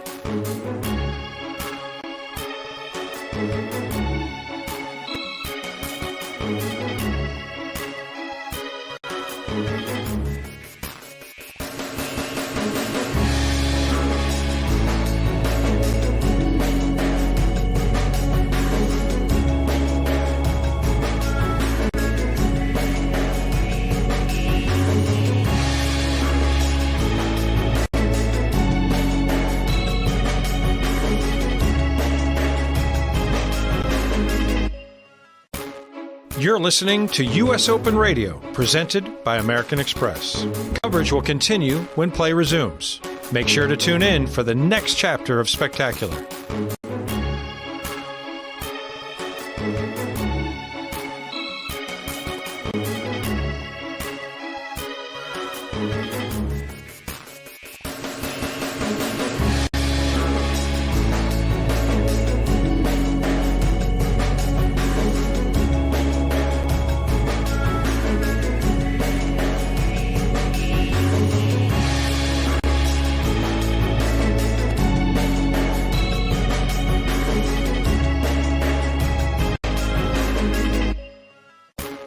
You're listening to U.S. Open Radio, presented by American Express. Coverage will continue when play resumes.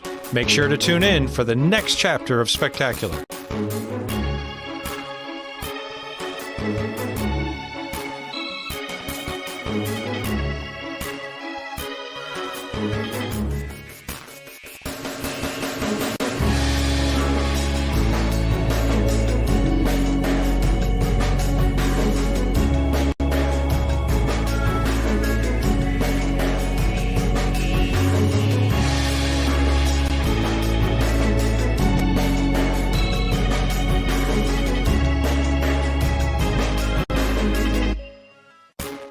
You're listening to U.S. Open Radio, presented by American Express. Coverage will continue when play resumes. Make sure to tune in for the next chapter of Spectacular.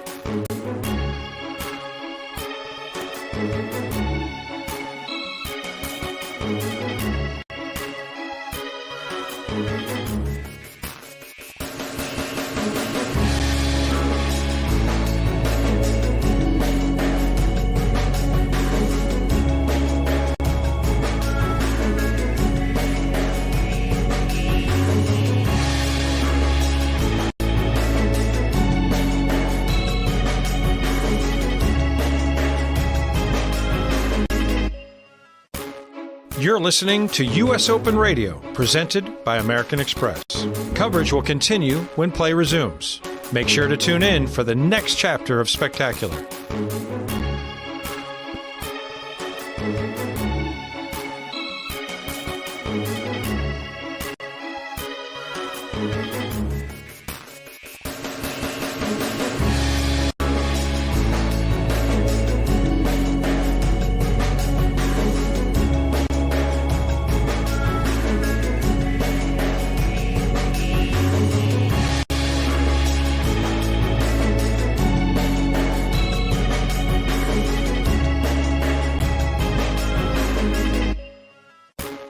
You're listening to U.S. Open Radio, presented by American Express. Coverage will continue when play resumes.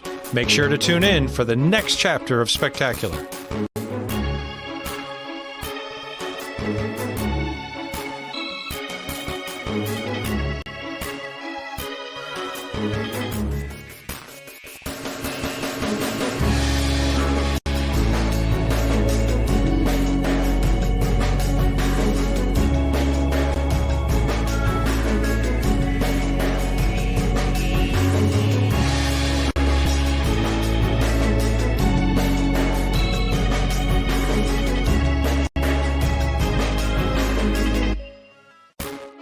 You're listening to U.S. Open Radio, presented by American Express. Coverage will continue when play resumes. Make sure to tune in for the next chapter of Spectacular.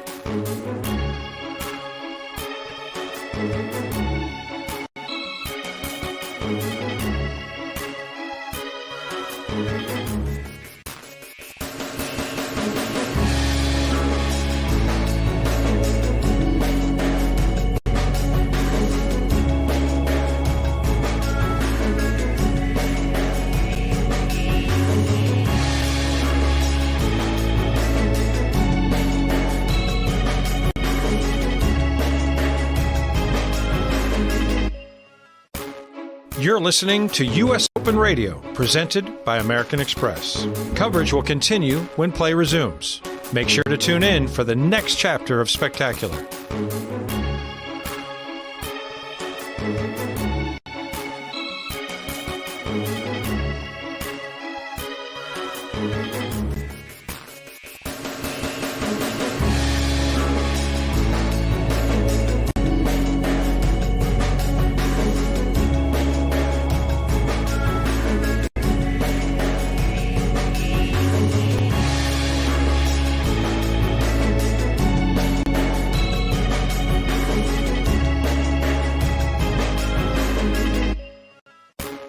You're listening to U.S. Open Radio, presented by American Express. Coverage will continue when play resumes.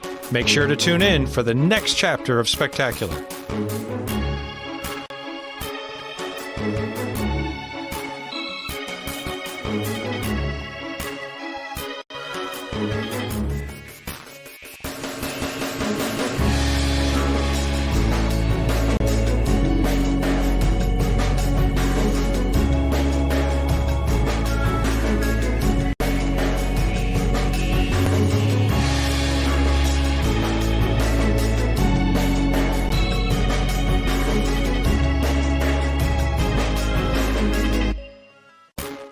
You're listening to U.S. Open Radio, presented by American Express. Coverage will continue when play resumes. Make sure to tune in for the next chapter of Spectacular.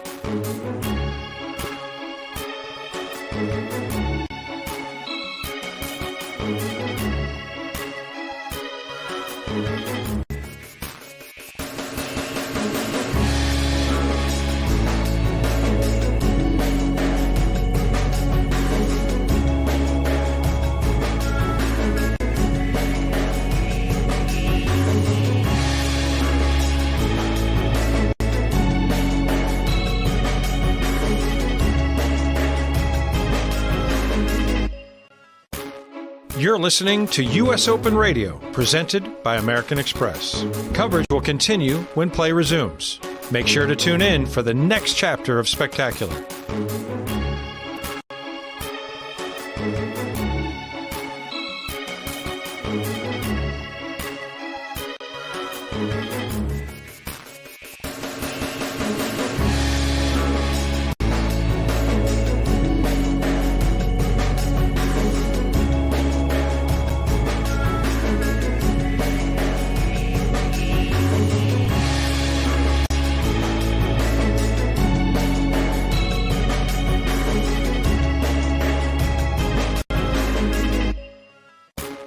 You're listening to U.S. Open Radio, presented by American Express.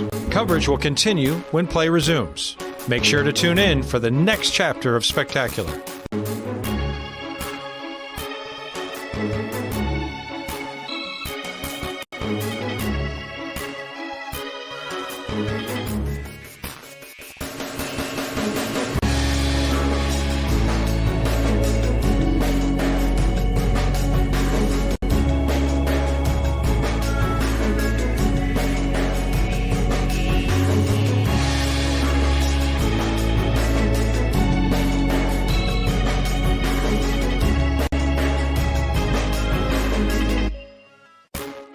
You're listening to U.S. Open Radio, presented by American Express. Coverage will continue when play resumes.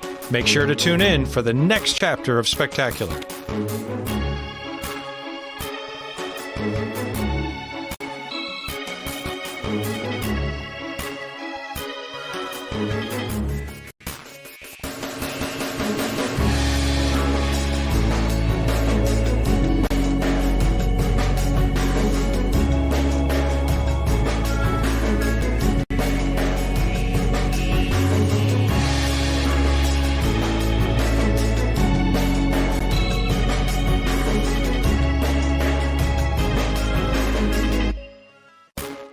You're listening to U.S. Open Radio, presented by American Express. Coverage will continue when play resumes. Make sure to tune in for the next chapter of Spectacular.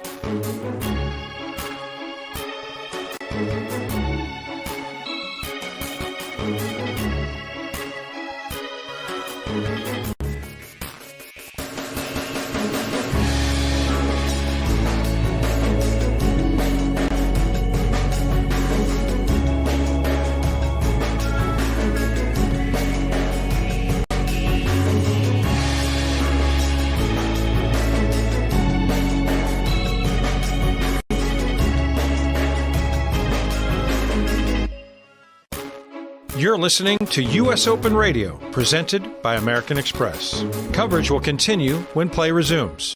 Make sure to tune in for the next chapter of Spectacular.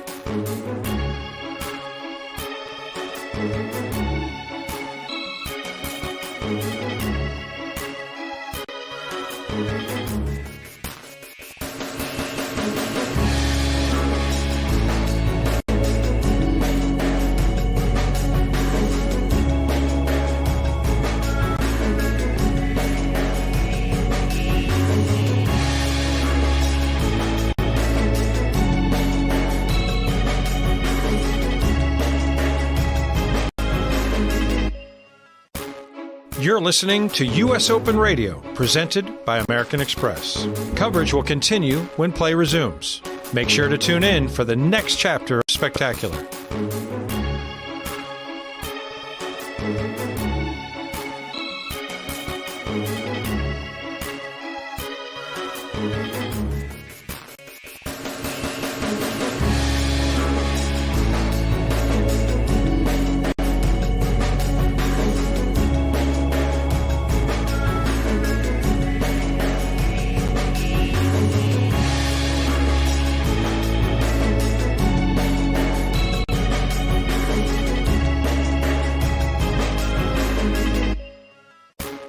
You're listening to U.S. Open Radio, presented by American Express. Coverage will continue when play resumes. Make sure to tune in for the next chapter of Spectacular.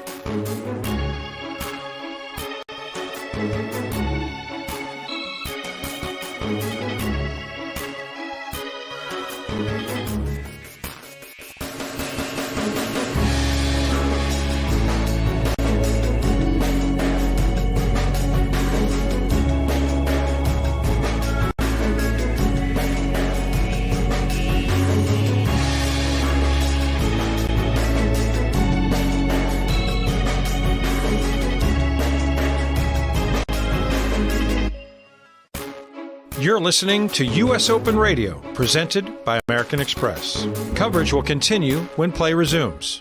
Make sure to tune in for the next chapter of Spectacular.